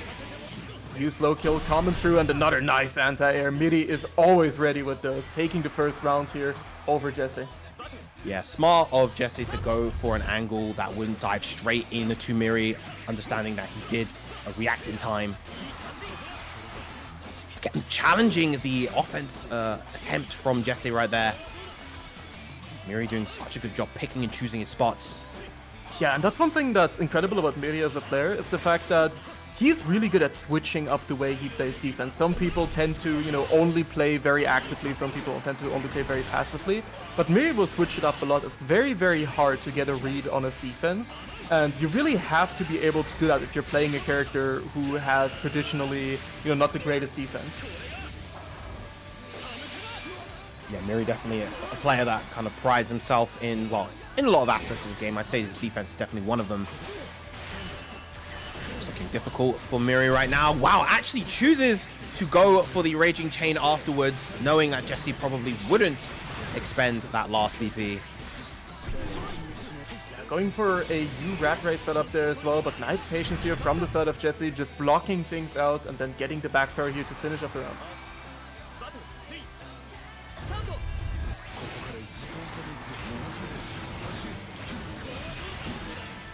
And one of the tools that Eustace does have access to. The charged Flamek is able to pierce through those fireballs. Yeah, absolutely. And one thing that, you know, if you guys are watching some EU Granblue for the first time, or maybe you're new here, something that you might not know is that Midi also plays pretty much every character. Eustace is definitely his favorite, and whenever he wants to lock in, he's definitely whipping out the Eustace, but he's played pretty much anything and everything in tournaments, except for top tiers, because he doesn't like him. But, you know, we've seen Midi Ladiva, we've seen Midi Lancelot on stream. He's played pretty much every character, so his expertise in the entire cast is just incredible. Yeah, he is absolutely amazing with so many characters in the roster. And honestly, he's one of those players that could easily do incredibly well with a top tier character. But as you said, they don't really inspire anything in him. They don't interest him at all. And he's definitely somebody that, in spite of how much he labs, how much time and care he puts into the game, I feel like he plays from the heart. He needs to play a character that he truly enjoys. Yeah, he's definitely someone who has to have a character that resonates with him, and he is someone who likes to pick up characters who reward a character specialist. You know, he's a long-time Venom player in Guilty Gear Xrd as well, so definitely you can see the similarities here. Even though Eustace doesn't quite get to have real carcass raid, he'll take the closest thing he can get. Yep. Oh, imagine if that M slow kill actually went at that carcass raid angle. That would be incredible for him. But I know that's something that Miri has wanted for this character for a long time, but I don't think he's ever going to get it, unfortunately. Yeah, maybe it would be a little too good. But, you know, I'm all for Eustace getting good things because he's such a cool character, and I love seeing Miri do well, as he is right now. Nice little confirm, going for those really stylish conversions that he always yells at me are just B&Bs, but they're cool B&Bs, dang it. And just that offense, of course, you're making him scared of the throw and then just going for the spread shot afterwards from the close combat. Layering that offense in that situation when you have the H-Rat race on you is incredibly, incredibly scary, especially when the next hit means death. Miri is so good at capitalizing on that. Yeah, 100%. And now Miri actually, you know, only needs one more game to take it over Jesse right now, who is definitely looking a little shaken up on defense. Miri's offense has been working out really, really well. He's been baiting out a lot of options, and currently it's just looking incredibly strong. Good use of the JU, but the recovery on that is so long that Jesse just gets to have the punish anyway. Nice counter poke there, using that for heavy. Yep, good tech on the throw and a good DP as well to relieve that offense. DPing right back. And another DP. We are DPing right and another DP. No DPs left on either side right now.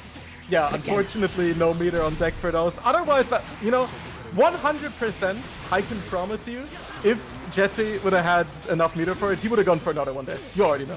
Yep. We're not letting those slide.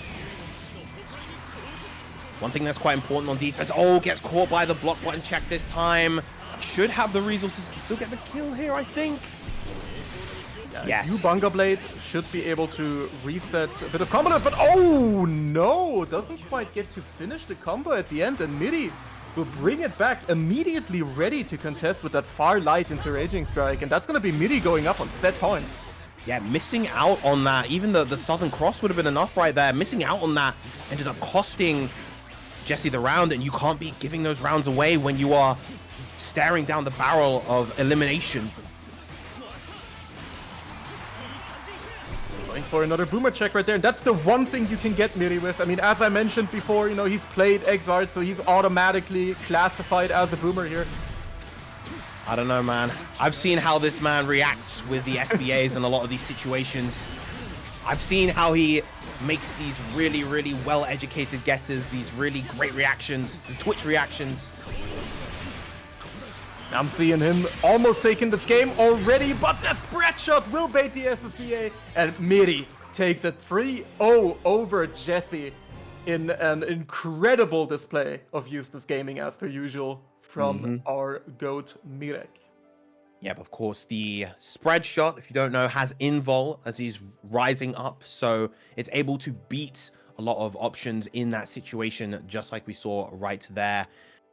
Good stuff once again to Miri, advancing on to losers semis, where he will be fighting the winner of our next set, Light versus S1. Light having plenty of experience in this matchup in base game, having fought me a lot. And it's part of what allowed him to kind of become the player he is today, I would like to say.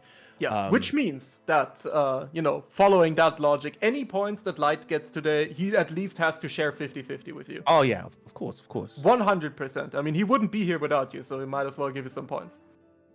That said, though, he is fighting a very different beast in S1. S1 taken to Rising a lot better than I have, I must admit, and he is incredibly strong with this Percival right now, so definitely curious to see how Light deals with the powerhouse of S1's Percival.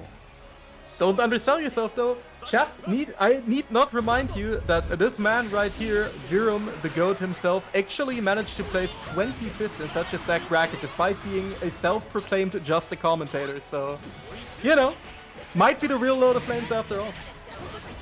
Yeah, but that's something that Light knows very well to do against the H-Lord Strike. You got a fuzzy mash. Beats a lot of the options. Oh, watch your toes against that U-Scarlet Oath. And just aggressively going for the U-Darkane. Get those plus frames on block.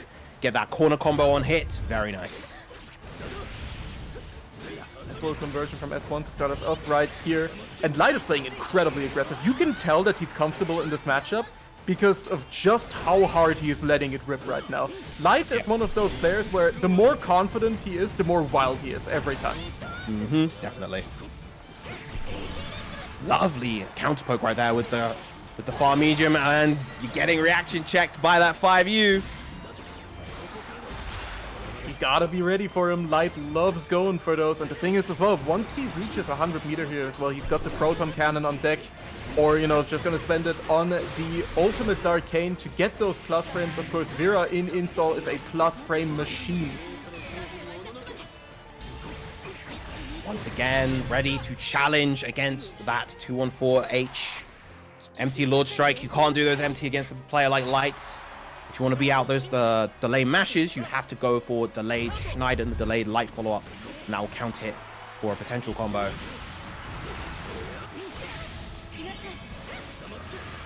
And sending out the Lumi as well, getting the punish on the Lord Strike, and this is going to be another big corner extension. S1 getting a little bit impatient, and let's see, are we going to build the meter? No, going for a cheeky little setup right there. The first time I actually saw that funny LDP setup was when Vera first came out and Miri whipped it out on people day one. That were absolutely flabbergasted. Looking high though, nice reactions right here from S1, not getting caught out by the overhead jump scare from Vera. And again, just using that ultimate Uncertain incredibly aggressively. The stocks back. Slowing down the pace, trying to catch Light at that mid-range. Finally gets a little hit there. He has to be very careful. A DP will mean the end of the round. But this is where S1 can turn up. This is where he gets very aggressive, but the beautiful patience on defense from Light, ready for the jump. Yeah, really, really good patience there on defense. Not falling for any sort of shenanigans, just looking for that anti-air and knowing that next time he has a situation where he can guarantee the DP at least landing on block, he can just cash out that chip kill in that way. And of course, that's one thing about this game. Once you are on that chip point, any blocked special move will kill you.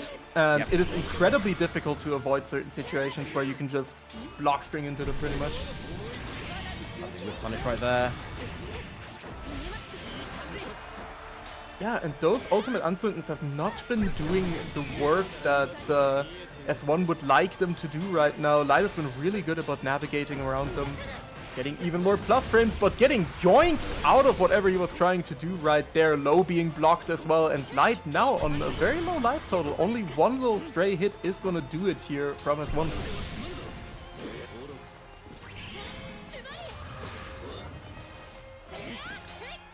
Like on the jump, a big challenge, and it's just enough with the DP with the stock.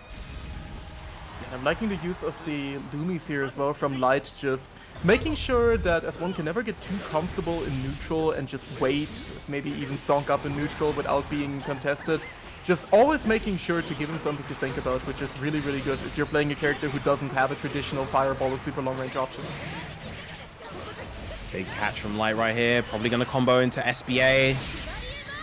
The MVP ender, of course. No, goes for the Grace View setup instead. Light always pulling out a new bag of tricks right here. Trying to find another stray hit, and that's absolutely going to do it. Light taking the second game, keeping it simple. And now going up 2-0 over S1. Yeah, it feels like S1 feels kind of unfamiliar with this sort of degree of Vera from Light. Not ready for certain things, not ready for certain approaches. Definitely. I mean, also, of course, Vera nowadays isn't quite as represented as she used to be at the end of Base Grand Blue, so a character that has been a little bit underrepresented. Of course, Light has been rocking her, and anyone who regularly enters Promenade events, which you should, by the way, has been facing the wrath of Light, but if you don't really enter those that much, it can be hard to get matchup experience. Nice. Oh, I like the idea right there. Tried to bait out a delay mash using the U Anzuden, but unfortunately not going to happen. Light's got to know the SBA, but still plenty of resources on the side of S1.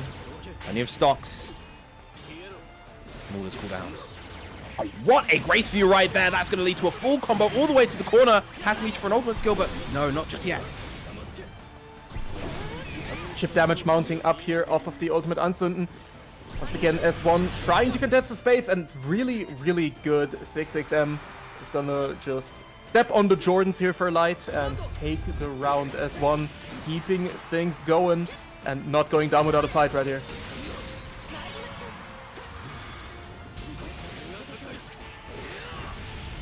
Good challenge this time from S1, able to get out. Oh no, backs himself back in. That's a count hit on the U Scarlet Oath. This is gonna be a ton of damage for Light. Oh no, this is a tough situation to be an ultimate DP, letting it rock right there. Of course, can't safe jab any of those, and now Light once again getting things going. However, a big whiff right there on the attempted Raging Strike. Now S1 is back in the game because on only one BP, he can find one good hit and kill. So he has to be very careful, anticipates the throw, and it doesn't come. Instead, the 2M is going to punish and put Light on set point.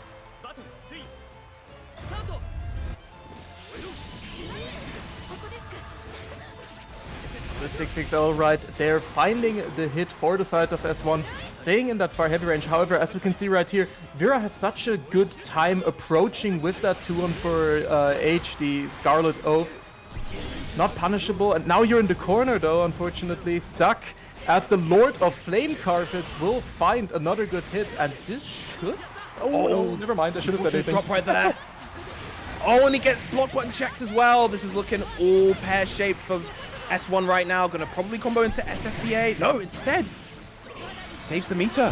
What a spot dodge! But he gets clipped by Lumi regardless. What a gnarly setup. Light saving it for Nationals with that one. I don't think I've seen that one even happen before. Now, however, Unsunman once again, look at the damage ticking down, and another one will catch Light before the Lumi does. And what a way to stay alive right here for S1. I cannot believe that the Unsunman actually won in that situation over the Lumi. It felt like Lumi was out first, but quite. No stocks. Do you know the route? Oh, he has the route into 9 stocks. Oh, big 2H. Yeah, this is going to be a chunk of damage. Next situation is absolutely going to kill. BC's being thrown out left and right once again. Didn't block low, unfortunately, but yoinking him out of the command grab. And now, once again, we have 9 stocks. We have almost enough meter for another Unsunman. So this is going to be a tough spot to make a comeback from for Light. Nice counter poke. Yeah, Light's being a little bit too overzealous with that press on the minus frames. Oh, but the big jump again, and the 5U. Always got to be ready to just challenge there. Light is a greedy boy, and he will capitalize on the damage that he can take all the way to the bank. Let me tell you, fellas, if you ever have to face Light in a tournament bracket, hold up while he's comboing. I'm telling you. This cheeky boy loves going for a 5U reset, and what a beautiful single hit confirmed into the Proton Cannon, putting Light back up on that beautiful set point once again.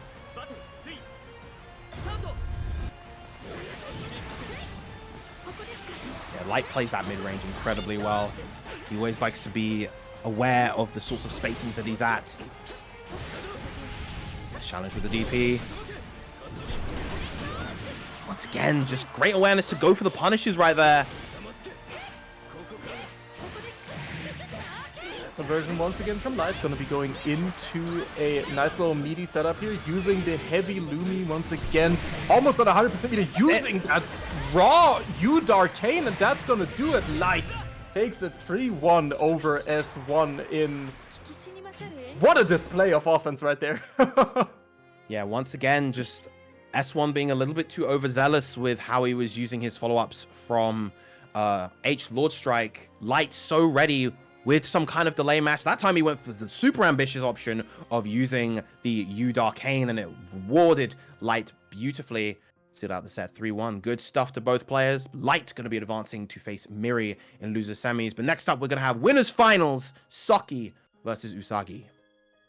And I mean, I couldn't ask for a better winners finals, honestly. 2 of the most storied players in Europe, 2 incredible community members who have been doing a lot for the community. You know, Saki especially, always happy to help people out, always happy to help new players improve. Of course, you know, has for a long time offered set reviews to people, has contributed to the Hard Edge weeklies a bunch. So it's just an incredible pillar of the community who has done a bunch of work to make sure new players have a good experience, to make sure everyone keeps learning and grinding. And, you know, watching his success now is really, really nice and very, very well deserved. That it has been. Meanwhile, of course, Usagi, I would like to think of as we said before, an actual entertainer, but also kind of a ray of sunshine. You know, it's always lovely to see her interact with the community, always lovely to see her perform well. And I'm looking forward to what she has to offer with the Grimnir in this set versus Saki. Saki definitely not going to make it easy for her. He's become such a stable, such a foundational player here in the community. The Grand Blue Fantasy versus Rising. We're in for a banger set for sure. Absolutely, and with that, without any further ado, let's get into our winners finals. Get hyped, as Saki and Usagi will be thrown down right here.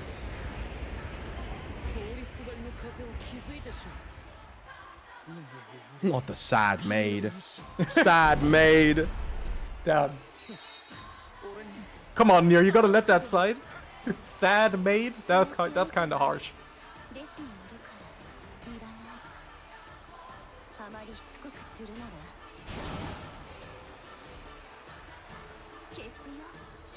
I really like that every single Nier interaction is just like every other character in this game is like, oh, you know, let's have an honorable duel. You know, all the Dragon Knights are like, oh, you know, show me how strong you've gotten. And Nier is just like, hey, I'm gonna kill you. I'm genuinely, Yeah. I'm going to come to your house and I'm just gonna strike you down.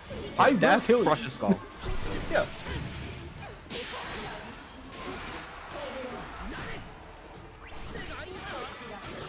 Setting up a new set of sigils, closer this time.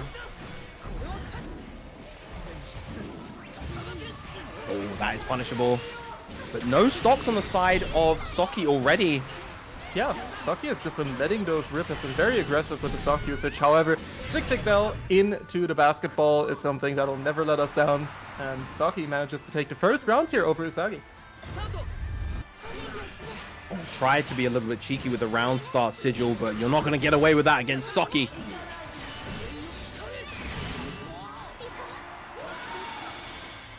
Getting put into the setup here once again. Plus frames coming through. That's going to be a big conversion.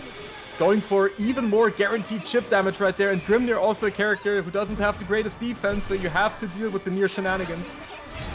Yeah, that was a very suffocating game from Soki right there. Just not allowing Usagi to get anything started. We may see a character switch coming out from her. She has a full bag of tricks. Yeah. Will she go I for the mirror? genuinely, like, this is how many characters Usagi has in her back. Like, I have no idea who's coming out. And the Nier I couldn't have predicted, but it doesn't even surprise me because Usagi truly has played every character and I would not be surprised. Like, even if the jump scare Uno would come out, it wouldn't even shock me anymore at this point. At this point, Yeah. I just want to point out to anyone who might be new in the chat, anyone who wasn't around for base Grand Blue, in one grand final in a tournament with several €100 worth of prize pool, Usagi picked random select against Citizen. Like genuine random select. So that's the type of player Usagi is. We are getting treated to the Nier mirror. NA Gaming out here. Shout outs to CEO. Yeah, absolutely. Shout out to the CEU Grand Finals here. We're getting a little rerun, of course. All the Nier action we could ever ask for. I mean, I would turn down my volume personally if I were you guys, but Oh, what a spot on. She's young. Chat, she's young. she is young indeed. Can't check her reactions like that. And we're getting back into it right now. Trying to go for a cheeky little, I believe, 2-on-4U right there. And a nice counter poke once again from Usagi. I mean, incredible awareness here. And one of the few characters who does really well against Nier. Take a wild guess who that is. Oh, a little bit too hasty with trying to challenge right there. And that's going to lead to a full combo from the frame trap 6XL. Look how much damage that did. But the challenge from the 2L doesn't matter. Gonna go for the RS extension. Probably could have comboed into SSBA for a guaranteed kill. Doesn't get it as a result. Yeah, but the 6XM. Didn't quite get it, but the Oomphy spin into the 6XM will finish things off. And now Usagi is going to be evening us up right here. 1-1 in the Nier mirror. I mean, if this tournament ends up having any sort of bearing on the free edition enjoyers once again, I mean, all the Nier mains are gonna be happy. I'm pretty sure anyone who mains Nier is so mad that they even purchased this game because she's been on free rotation every week. People keep winning tournaments with it. You know, Nier has been in the free rotation a grand total of 7 times. And I think 5 or 6 of those times have been because of tournament results. I mean, at this point, they should just make her like Grand, just a permanent fixture. Still hasn't shown up as much as Siegfried, funnily enough, but great first round for Soki, answering back against the Usagi Nier, but now it's Usagi's turn.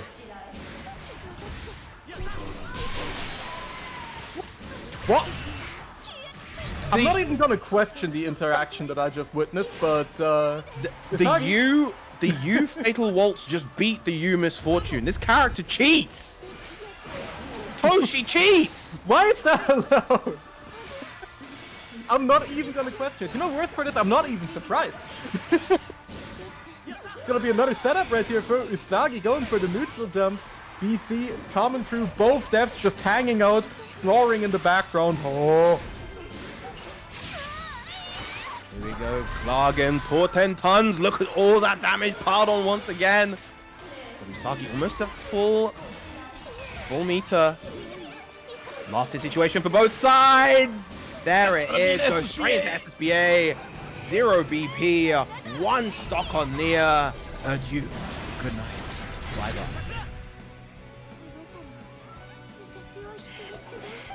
You won. Usagi making that character swap work right here. I mean, just beating Saki at his own game. And Saki this time choosing to go back to the room. Let's see, are we gonna get a Charlotta pick here, or is Saki just gonna try extra hard to lock in, you know, taking a little breather, making sure to get those few extra seconds in, and of course that's always an option. These games are all about your mental. They're all about you keeping your composure and not getting tilted, especially in a situation like this where your opponent swaps to your mate and suddenly starts winning. You have to take those extra few seconds to lock back in, and it's looking good right now from Saki. Superb pickup from the anti-air. Non-counted 2H, getting all of that damage. No BP spent and set up a 50-50.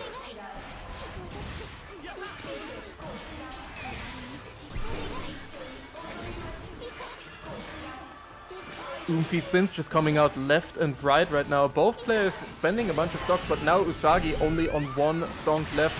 Not gonna matter though, because basketball is still here for us, and Saki will be facing the loser's bracket right now. Usagi only one round away from sending Saki down to face Mirek.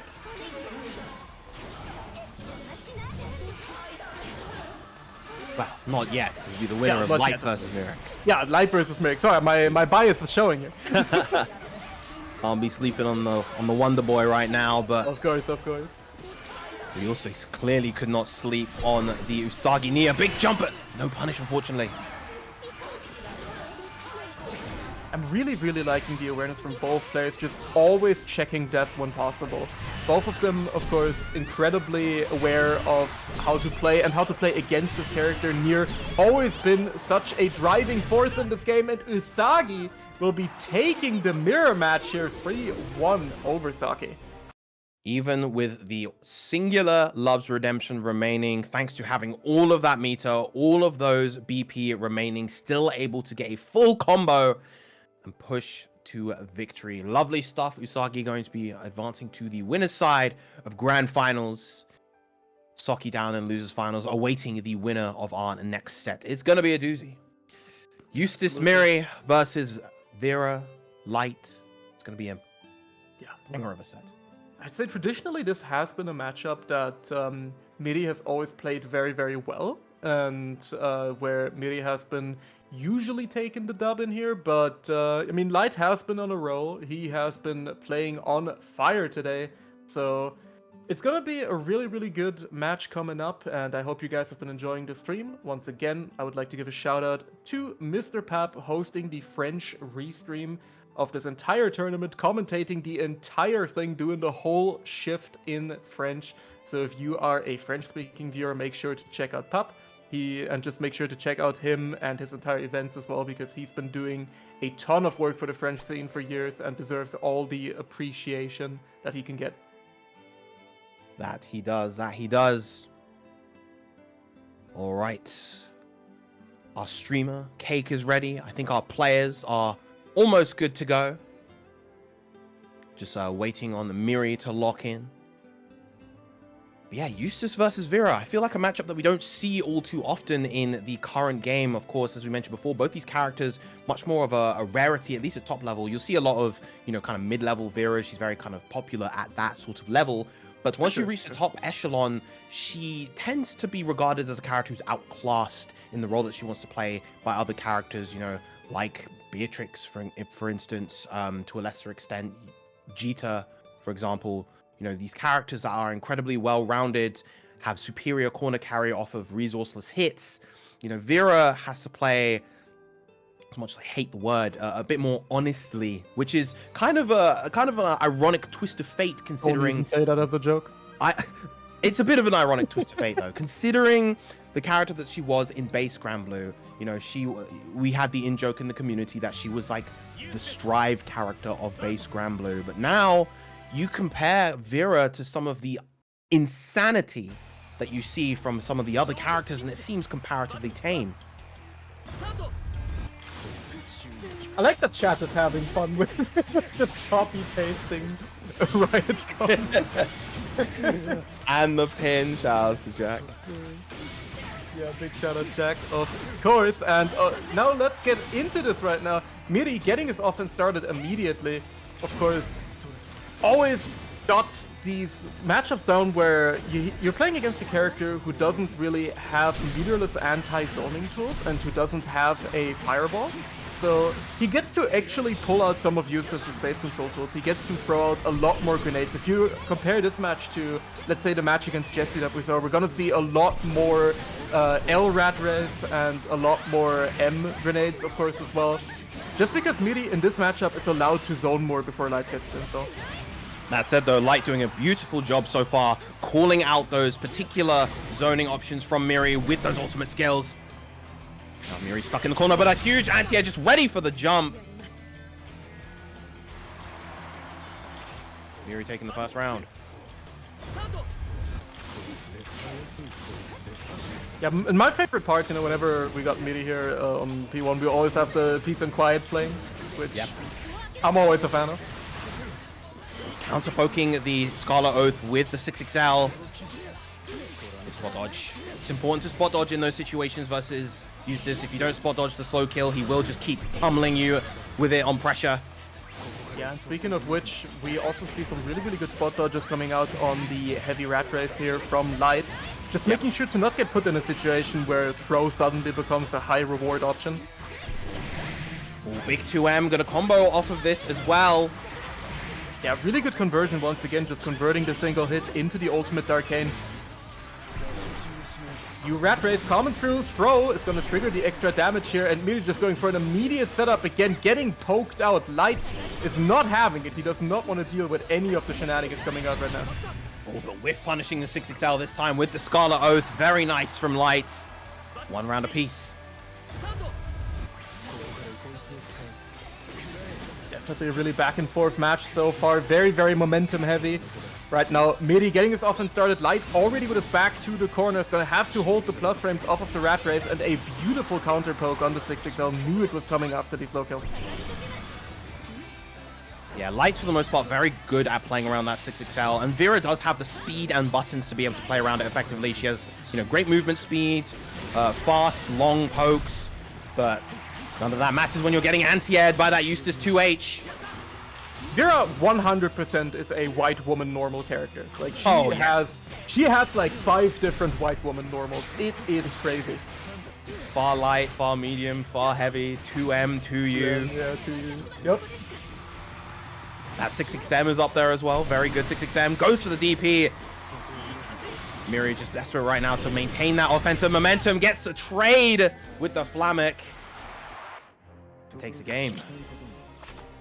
Of course, that Lumi, one of the few full screen options that Light can put out to contest the zoning. And in these very low health situations, you have to be careful because that Lumi in particular is just a jump scare. It will zoop into your position. And you have to be very, very careful of how you play around it. Again, seeing a lot of Flammic Thunders, seeing those medium rat races being thrown out from the side of Miri, making it hard to approach right there. Nice use of the U Flammic Thunder as well. Yeah, big punish right there. Nice awareness of the spacing to go for the roll versus the M-Rat race.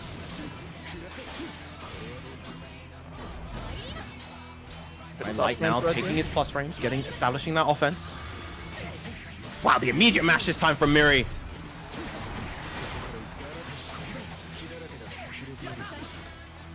Setting up the meaty grenade once again as well. Yulumi coming through, leading to that knockdown and also, of course, getting rid of the grenade. However, this is going to be the kill as Miri picks up with a nice little Raging Chain extension. And that's something that I feel like going from base Grand Blue to Rising, this is something that Eustace actually really gained, is the fact that he's got very, very situational confirms, and the fact that Raging Chain and Raging Strike allow you to normalize a lot of those weird, awkward hits that he can't usually get much out of, it's really helping the character out. Yeah, that stabilization is incredibly valuable for a character like Eustace, as you mentioned. Wow, what a 2H from Light! Zoomer reactions, I tell you. SSBA, of course, gonna do a chunk of damage. Look at that, and only 1 BP remaining, so the next touch is gonna hurt even more, but no fear from the side of Midi, just choosing to wake up with the far light. Takes the second game here over light. Yeah, that was a great decision to go for that far light, knowing that Light really didn't have the resources or the options to get a particularly substantial punish had he trapped that far light. You know, Vera's mid-screen confirms without meter, without BP, not the best. So Miri willing to challenge. I've very rarely heard the voice line on You Darkane. When does it sound like that? When she goes, Freddy Fazbear over here. Gonna be another nice conversion from Midi, of course, as per usual. Ooh. Ambitious DP right there. Might have led to a huge punish had it been blocked, but good stuff. Too light, landing it regardless. Set up into the U-Rat race. Get the damage from the throw, and now Miri at set point. Yeah, maybe I was just predicting the future instead of messing up the bracket when I said that Saki will be facing Miri going forward, but don't count Light out yet. We saw him make comebacks before, so definitely not out yet. Oh, the count hits. Going to be able to combo into the far medium as a result. Probably going to build the meter for SBA. No, just off. Right. Going for the funny setup, of course, with the LDP, and now Midi just kind of stuck in the corner. Has to be incredibly patient and just slowly fight his way out. Light has 100-meter stack, so the next touch will absolutely do it. Unfortunately, it already buffered the Lumi there, so no one-hit confirmed this time. Sending out the U-Lumi to hold him in the corner, and it's looking really, really scary right now for Midi. Oh, BC's the L Scholar Oath. That could have actually been a punish with close light at that range, I think. Oh, big throw. Gonna be able to follow up. No, doesn't get the 2U there. Not quite, and the 6XL stuffs out the ultimate slow kill just barely. Midi almost managing to make something happen right there, but still on set point. Light staying alive, staying in the fight right now. Oh, and look at that now. That adaptation from Miri, so crucial. Making use of the close combat cancels in order to bait out those spot dodges from Light. A little bit too active on the offense now is Miri, and getting clipped by a lot of these count hit normals. Yeah, using the ultimate decay as well as a get off me tool. However, an immediate punish right here coming through from Light, who's really putting on a show on offense right now. However, back throw into the corner. Back throw incident, this is where it starts. 6XL. Big clip. Next touch should kill right here. Baiting something out. And the counter hit conversion on the U follow-up is going to be sending Miri up 3-0 against Light, taking the set. Wow. What a way to end things. Wasn't even actually a count hit right there, just able to hit it late enough to get the punish and be plus enough to actually combo into the 2M. Good stuff once again from Miri. Miri loves to go for that particular setup in that situation, and it works so often. And even if it's blocked, you know, he's plus after the spread shot, so it's a very strong setup for Eustace right there. But of course, getting his run back is Miri against Soki's Nia. It was, of course, 3-1 on the winner's side. Let's see how Miri is able to adapt and adjust moving into this set. Yeah, let's see if I've been given the gift of prophecy here. I did say that I can definitely predict making Miri getting his rematch going and maybe even getting the adaptation in, because he is that type of player. He definitely really likes to collect the data at first. So gonna be interesting to see whether he makes the comeback. And I mean, no matter what we can say for sure is that if you like Eustace, you should definitely watch this top 8 and so on and so forth. Legit one of the most impressive performances I have ever seen someone piloting the character. It is true. He immediately just throwing out the zoning right there when that ultimate Umfi spin is not on deck. Nier can actually have a bit of trouble approaching characters just throwing out projectiles like that. Since, as we saw right there, those Flamex Thunder projectiles can just kind of dome death on her way over to Eustace. That they can. The thing that makes this still kind of difficult for Eustace and honestly anyone still playing this Zona game, we've seen how many hits that Eustace has got so far off of his zoning tools. But had Nia got one extra hit right there, it would have evened up the game. In fact, it would have put Nia in a great position because she'd also have an Oki set up. Absolutely. But right now, Midi is keeping it very, very patient, just has to slow the pace of the game down. He can't really afford to be particularly aggressive here, just trying to take stocks where he can, trying to play very, very patient defense. Right now, Saki down to one stock only, so now even Basketball is not going to be able to finish off the round if he gets a touch right here. And Midi taking the first round. Love that decision to charge the H Flamek right there after Saki had gotten so comfortable with the rhythms of these L and M Flameks. Mistiming that spot dodge as a result. We've seen Saki go for a lot of these sequences where he's going for with a 2-on-4X into the L Misfortune, which so far Midi hasn't bitten pretty much at all. He's just been blocking it out, getting the little punish, just blocking death out every single time. So far, those sequences have not really been working out that well for Saki. However, this spot dodge absolutely will, and we're gonna be going into a next touch kill situation right here. I'm more shocked that Miri challenged on plus 27 from the 2-2U. I mean, sometimes you gotta let him know. True. Right, big hit here for Miri. Gets the corner carry. Just a little bit off on those timings of the takedown afterwards. The M follow-up, it is a manual timing. Almost a chip point, and yeah, there it is. Yeah. You Fatal Waltz, the chip damage is utterly brutal for a move that you can't really BC either. Definitely, Nier has a very, very easy time putting a bunch of chip damage on the board. Gonna be going into the contraption here as well. Now you're stuck in the corner. Midi fighting his way out slowly but surely, but look at all this pressure he has to take. 6XL getting a nice little punish. You know, Saki calling out Midi's habit of going for the far L against Death after that sequence. And getting a punish with the 6XL. Yeah, and that's one of the things. Oh, lovely. That's the counterplay to that U Flamek. You can spot dodge into the roll or double roll. That leaves him minus 12. Saki's just a little bit too slow on the punish, unfortunately. Saki once again down to only a few songs remaining, but at this point, any hit into Basketball is going to do it. So Midi still has to play incredibly carefully right here. He'll hit into Basketball or even the hit into the SSBA. Well, actually, doesn't have the meter for SBA. I was looking at the wrong side. Go for the U. Yep, there it is. Yep.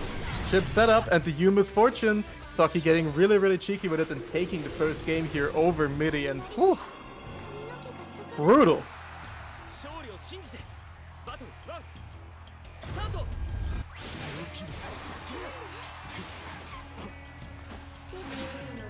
Oh, like every time I've looked over at chat in the last 20 minutes, it's just been copy-paste. This is what I want my fighting game tournament chat to be. Honestly, I would rather have that than people mauling over characters, so I'll take it. I love me a good copy-paste. Right, lovely little safe jab setup right there. Unfortunately, Saki able to defend against it. Big jumper, doesn't get the punish.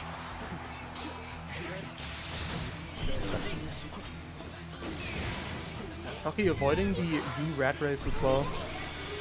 Getting even more chip damage on the board, however he is on 0 BP and this is easily gonna take him out. Miri, keeping it simple, taking the round right there. Something I think I'd like to see from Miri, just as a little additional thing to add to the gameplay, is that when he's blocking the U Fatal Waltz, just rapidly tap back so that you get those just guards for the additional meter. That is something that you can do against Fatal Waltz in general, since it locks you into block stun. Yeah. And you'd think the XR player would be loving those just guard opportunities. Yeah. H Misfortune coming through. At least, you know, at least trying to pressure Nier doesn't just instantly kill you anymore. So that H Misfortune, of course, lost the ability to be special cancelled. So the reward on that is significantly diminished, but it's still a really good reversal to have, of course, especially in a game where offense is as strong as in Rising right now. It's always good to have any sort of meterless reversal. It's always going to do a lot for your character. Miri just playing this so patient, just willing to block everything. Finally gets clipped by the U Ominous Turn. once again at 0 BP. One Getting solid that hit shift from Miri is division all it's going once to more. take, but the H misfortune. Enough to kill. Saki just letting it rip right there and betting it all because that was the last stock he had as well. Round start 2-2-H. The H death reverse. It's working out.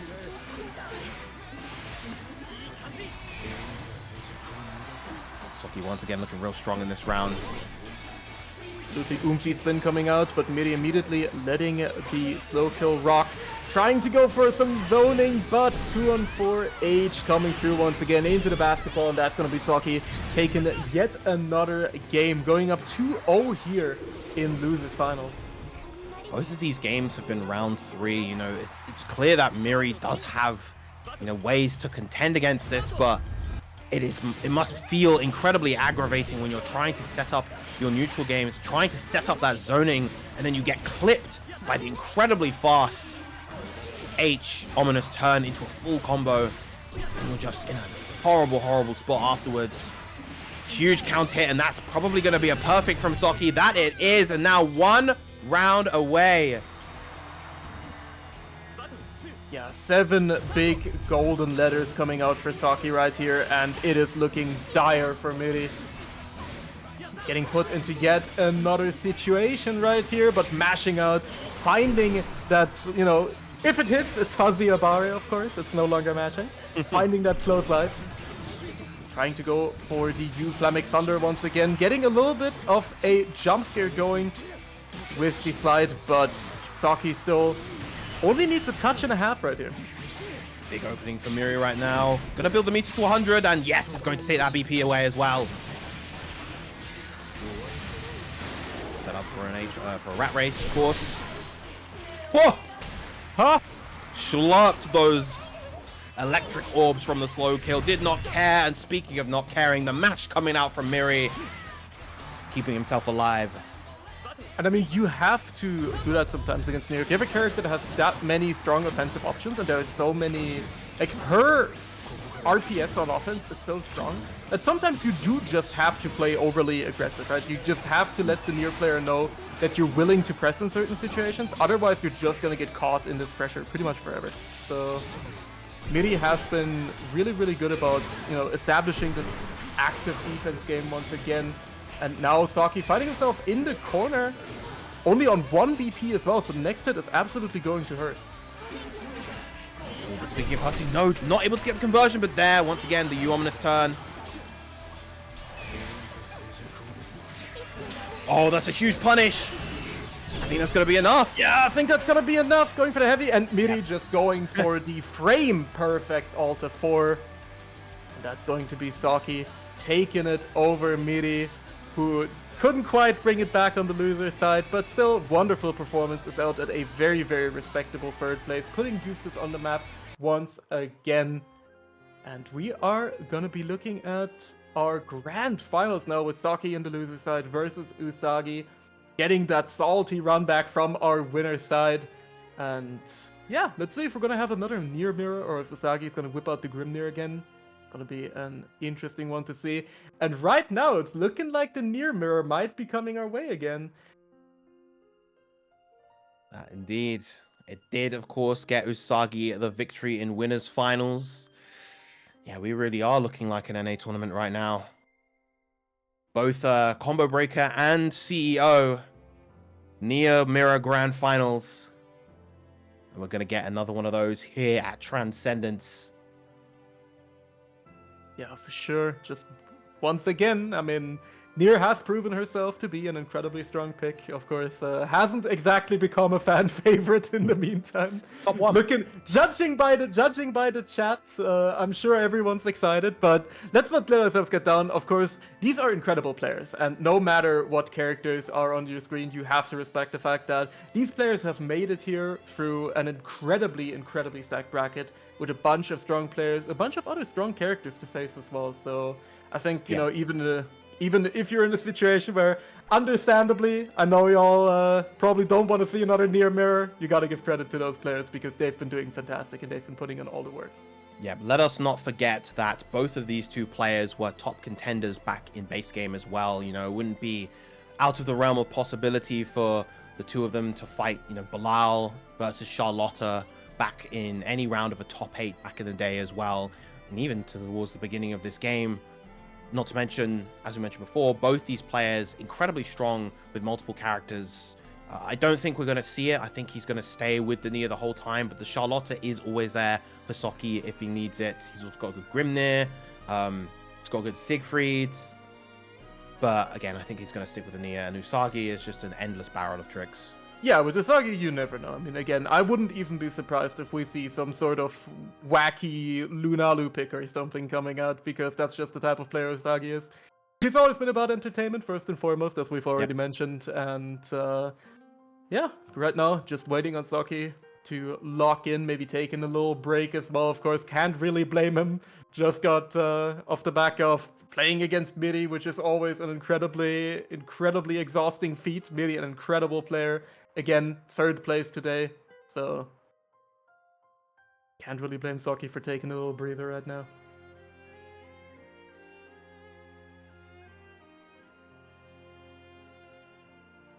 You know, it was always kind of interesting seeing. I know a lot of people, obviously they don't like it. They don't want to see it happen, just because of the sort of character Nia is right now. But I do think the mirror is quite interesting. It's interesting seeing the sorts of habits that the different Nias like to go for. You know, how they like to manage their stocks, or how they like to commit to certain options at certain ranges, how they understand how to play defense against their own character. Because honestly, I'm gonna be real with you. Sometimes, you know, you play a character for ages, and you can tell someone how to execute defensive options against them, but you don't actually do them yourself.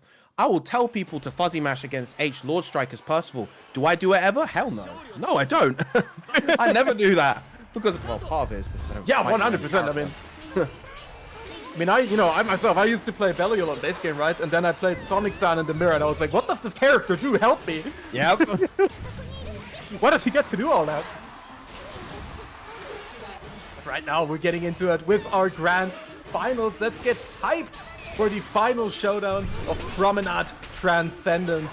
And let's see who's going to be taking home the biggest chunk of those beautiful Arc World Tour points, as Usagi gets it started with a big SBA. Max damage on that as well. Oh, the BC not actually hitting death right there, but it's not going to matter. Socky going to build the meter to 100 and get the SPA. No, hits combo limit on the 5U. I like that decision. You know why, Toast?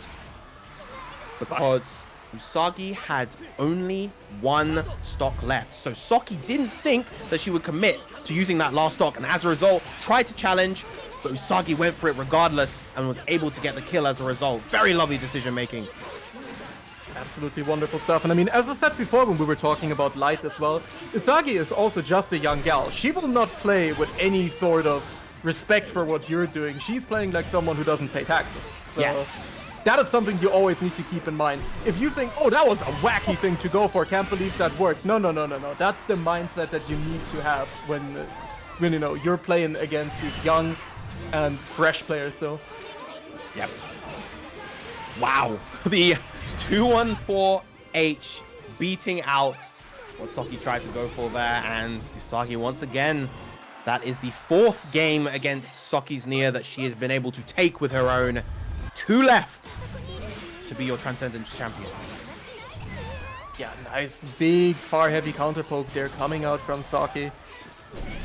I mean, both of these players, as we established before, you know, they are definitely not like us in that they know her actual own counterplay. They know how to play against Nier.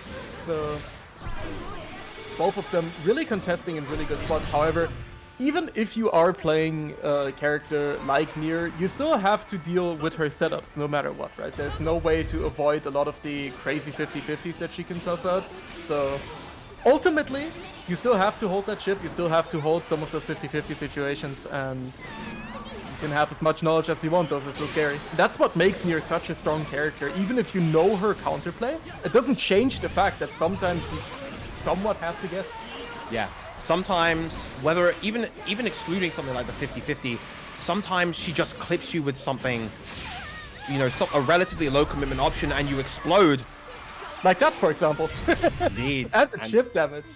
Very nice. Socky finally getting his first game with the Nia versus Usagi. Hopefully for Glims and Socky fans in the chat, that is but one game of many. And with the copy passes in the chat, I feel stop looking over. I'm just sitting here cracking up. Go, nice conversion. Keeping it somewhat low on the stock usage as well, and that's something that's been really interesting, I think, in terms of how this character has developed. People used to just get a hit with this character and then do 2H, 236H like 10 times in a row, instantly run out of stocks and then have to deal with it later. Yeah. Nowadays, people have figured out so many incredibly efficient routes with the character, and the optimizations have actually been really cool, and it's been really fun to see people like Socky, people like Usagi, just squeezing out all they can get out of this incredibly strong character already. Oh, trying to get cheeky there with the SSBA.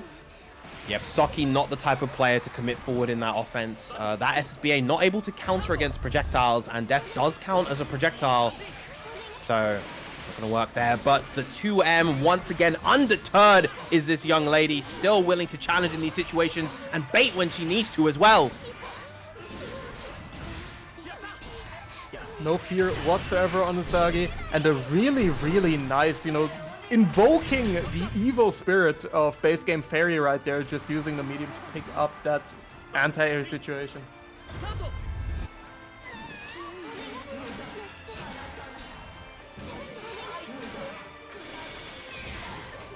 That is a lot of stocks already consumed for no hits on the side of Usagi.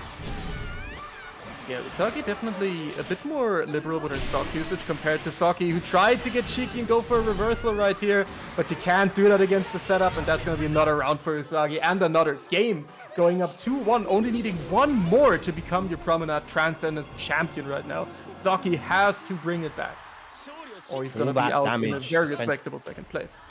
All that damage essentially from 6 stocks remaining on the side of Usagi. This time Socky going for the 5-stock corner to corner combo.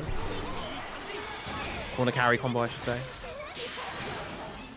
Usagi now in the contraption, has to hold the plus 10. Tried to challenge on plus 10 billion and getting punished for it accordingly. Socky with almost the perfect round right there. Yeah, once again, like this mirror can get very explosive and very volatile. You have 2 characters with low HP and incredible damage output in Okizeme off of basically any hit. Nice trap using the El Misfortune. Socky looking strong. That's gonna be it right there for this game. Socky in an incredibly quick fashion brings it back, and now we are up 2-2 going to our game 5 of this grand finals. Let's see, can Socky bring the reset, or is Usagi gonna close things out and become your champion? Chat, what do you guys think? Do you believe in Socky? Are you a Socky fan? Or do you think that the Nui is gonna take this one?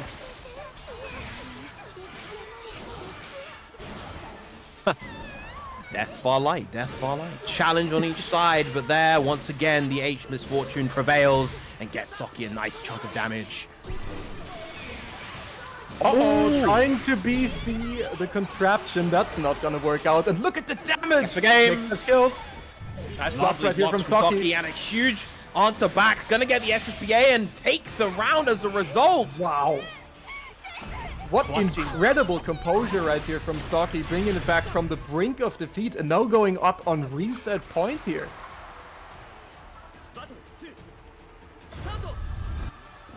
A lot of people saying, no, don't kill, as if that near SSBA doesn't do like 10 billion damage when you're on no VP. Yep.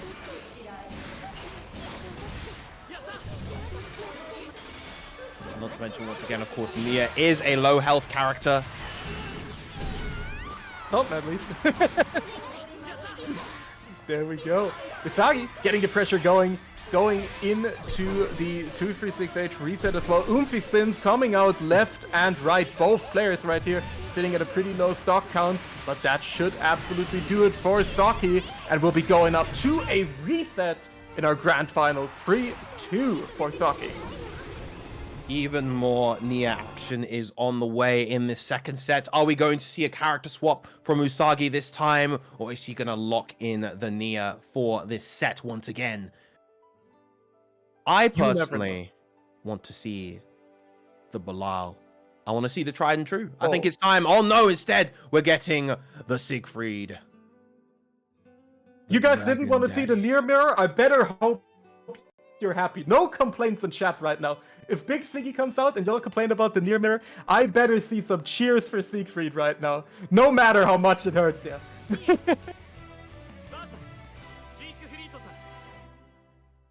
There we go. Siggy being locked in right here for the side of Usagi. Of course, as we've said previously, Usagi is someone who can pretty much just represent the entire cast at an incredibly high level, so I'm not surprised to see a character swap here now that Saki has made an adjustment. And he will now have to adjust back to the way Usagi is playing the Siegfried. Yep. That said though, Saki has plenty of experience against Siegfried, has practiced time and time again against Citizen, but we are going to be seeing a much more unhinged version of Siegfried with Usagi's. 100%. I feel like Usagi and Citizen, in terms of Siegfried players, are kind of the yin and yang, you know? Citizen always likes to play, and I mean this in the most affectionate way possible, as lame as humanly possible. Citizen always wants to slow the pace of the game down as much as he can. Meanwhile, Usagi, as you can see from this wake-up SSBA, has no such reservations. I cannot believe that cutscene to that length, and that's going to do loads of— oh, she's dead! Yeah.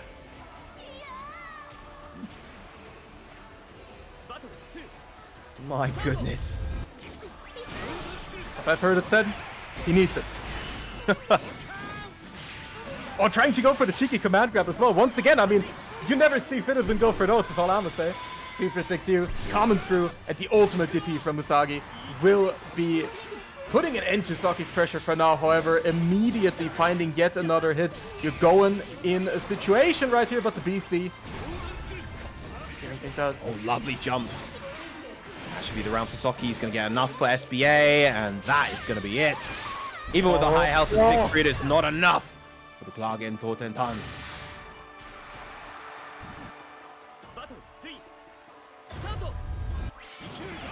So, kind of on a roll here, you know, despite the character switch to Siegfried, looking rather undeterred so far.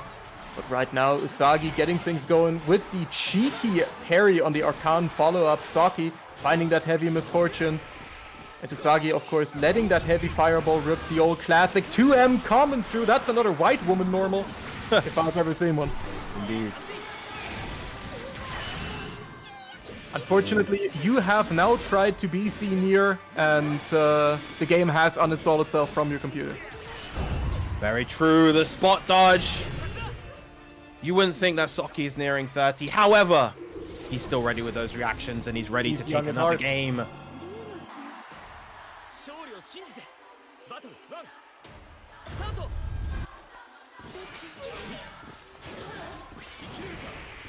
Back into it immediately. No character switch from Usagi, choosing to stick with the Siggy for now. Let's see if that's gonna be paying off. But I mean, last game was rather close, of course. So that H Fireball is gonna be doing its work as per usual. Ube coming out, and the nice little shimmy gonna be baiting out the throw. Big damage for the side of Usagi, linking into the Arcan as well.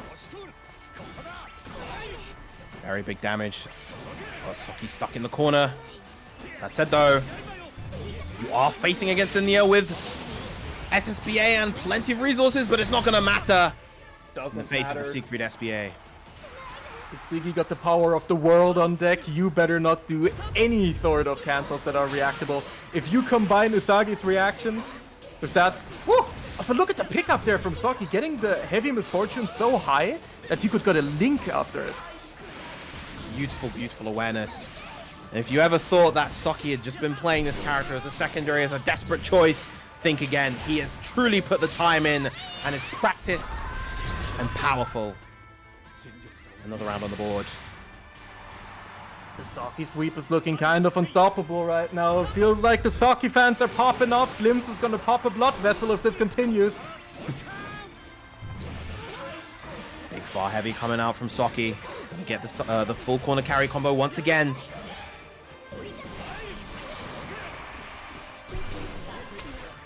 She spin, finding its target once again.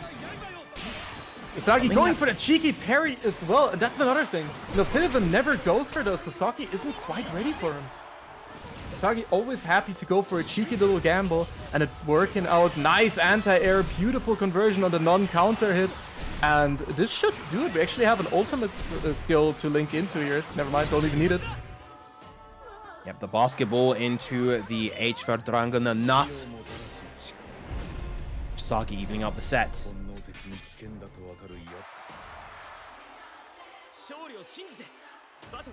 Yeah, the Siegfried pick right now looking pretty good for the side of Usagi.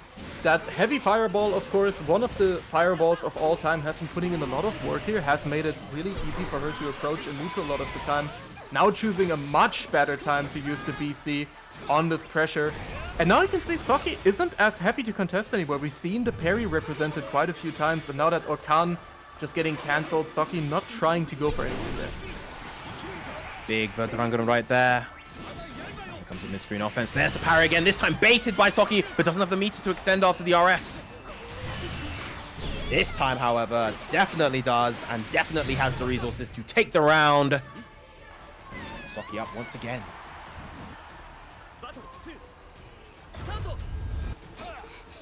Really great stuff from Saki right here. Nice 6XL coming through from the side of Usagi. Now Saki stuck in the corner. Gonna have to make it out against the overwhelming pressure of Uwe, but beautiful to M to check it. Doesn't commit to either of the 50-50 options, instead just goes for the side switch, values that screen positioning. Keeps the combo simple as well, wants to maintain those stocks. Loves redemption, so crucial. No confirm off the far heavy. Easy spin coming out yet again, and another beautiful heavy misfortune. Time stop not quite working out, but Usagi just presses after with no fear whatsoever.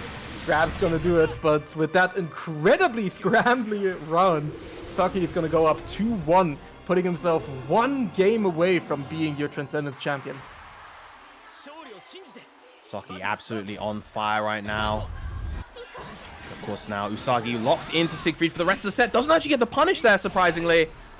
Yeah, surprisingly not getting the punish, which is really, really crucial right here. That's going to be a lot of damage that Usagi is going to be missing out on. However, this is a good way to get it started. Going, of course, for the double Dragon Blood stack. I am not surprised.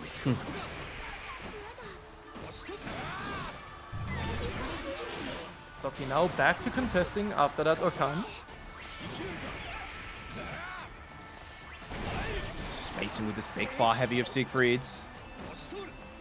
Yeah, Usagi very happy to throw those out right now. Of course, they are incredibly minus on whiff. So usually people tend to be a little careful, but Usagi knows just when to do them. And that's going to be Saki putting himself up on set point, though, off of the back of that SBA. And it is looking incredibly good here for Saki. Just has the momentum on his side the entire time. The round starts. H, ominous turn once again. Saki just looking ready to seal this out right now. Big Uwe, of course, not punishable at that spacing. And Usagi just whipping every heavy move under the sun out there. We are having those cooldowns and we are using them. Oh, not able to get the 6XH right there. Huge 6XL. That's a lot of damage. That's a lot of damage. That's going to be a very, very close one. Not going to quite kill here, but... Oh, no, never mind. That is it. Saki is your Transcendence champion, sealing out that huge victory, securing an additional 45 points on the ARC World Tour leaderboards, putting him right near the top over many titanic, powerful players. Citizen, Tororo, some of the best players in the world. Now, Saki, the only players he's below are the people who have auto-qualified like rookies. And I just want to point out that Siegfried is a high health character, by the way. Yep. That he is. That is just the incredible power of Nia, the incredible power of Saki coming through in incredible fashion. That was a beautiful showcase from both players. And an incredible bracket throughout the whole day. It's just been full of excitement and incredible, amazing sets from every player involved. Good stuff to everybody involved, and thank you to Cake for putting this on. It's been a stellar event. absolutely. Big thank you to everyone who competed today, everyone who fought it out through this incredibly stacked bracket, the biggest that EU has ever had. And just pulling up the entire day. As you can see, the stream has been live for almost 8 hours now, and this has been Cake putting in the full-time work shift here. This man has been working incredibly tirelessly the entire day, and even a long time before this to make this happen. So if you have any sort of stake in EU Granblue, you should be incredibly thankful to Cake, and we should be very appreciative of the fact that we have him. So thank you very much, Cake. Thank you very much, everyone who participated. And let's just run you through real quick through your top 8 once again. Yep, of course, 7th place, we had Sonic San and Senkage, double Siegfried holding it down there. In 5th, we had Jesse Kumiko on the Lancelot and S1 on the Percival, a whole Dragon Knight bonanza down there. In 4th place, we had Lights on the Vero looking incredible throughout this whole bracket. Miri coming through in 3rd with the strongest Eustace in Europe, dare I say, the world. And of course, 2nd place, Usagi. And 1st, after an exciting grand finals reset, taking it all the way with the Nia, we have Soki.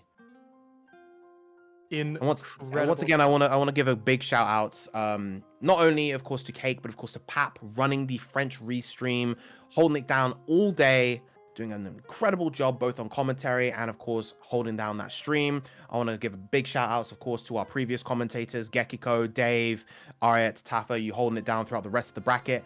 And of course, big ups to everybody who tuned in and the entire European Granblue Fantasy Versus community. Once again, 140 entrants almost for this event. It has been an incredible time.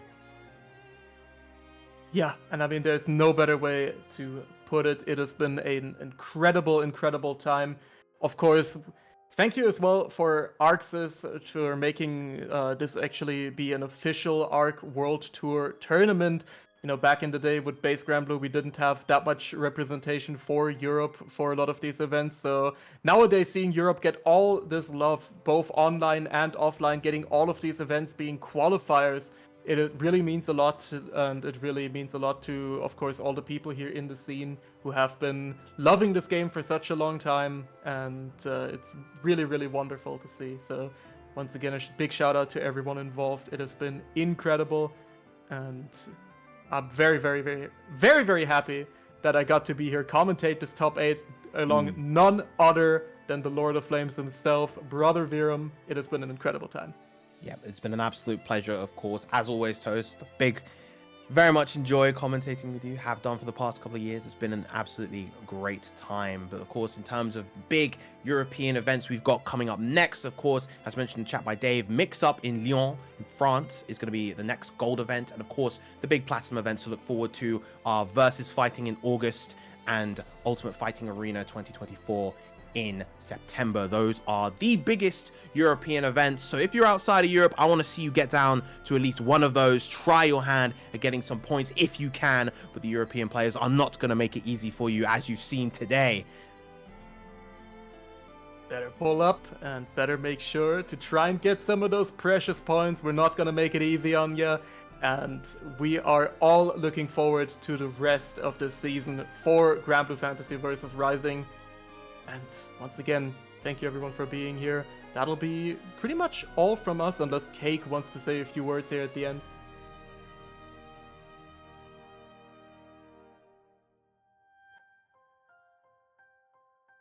Yeah, and apparently not. Apparently my man is done, which I can respect for sure, because he has been, again, grinding away for 8 hours making this happen today.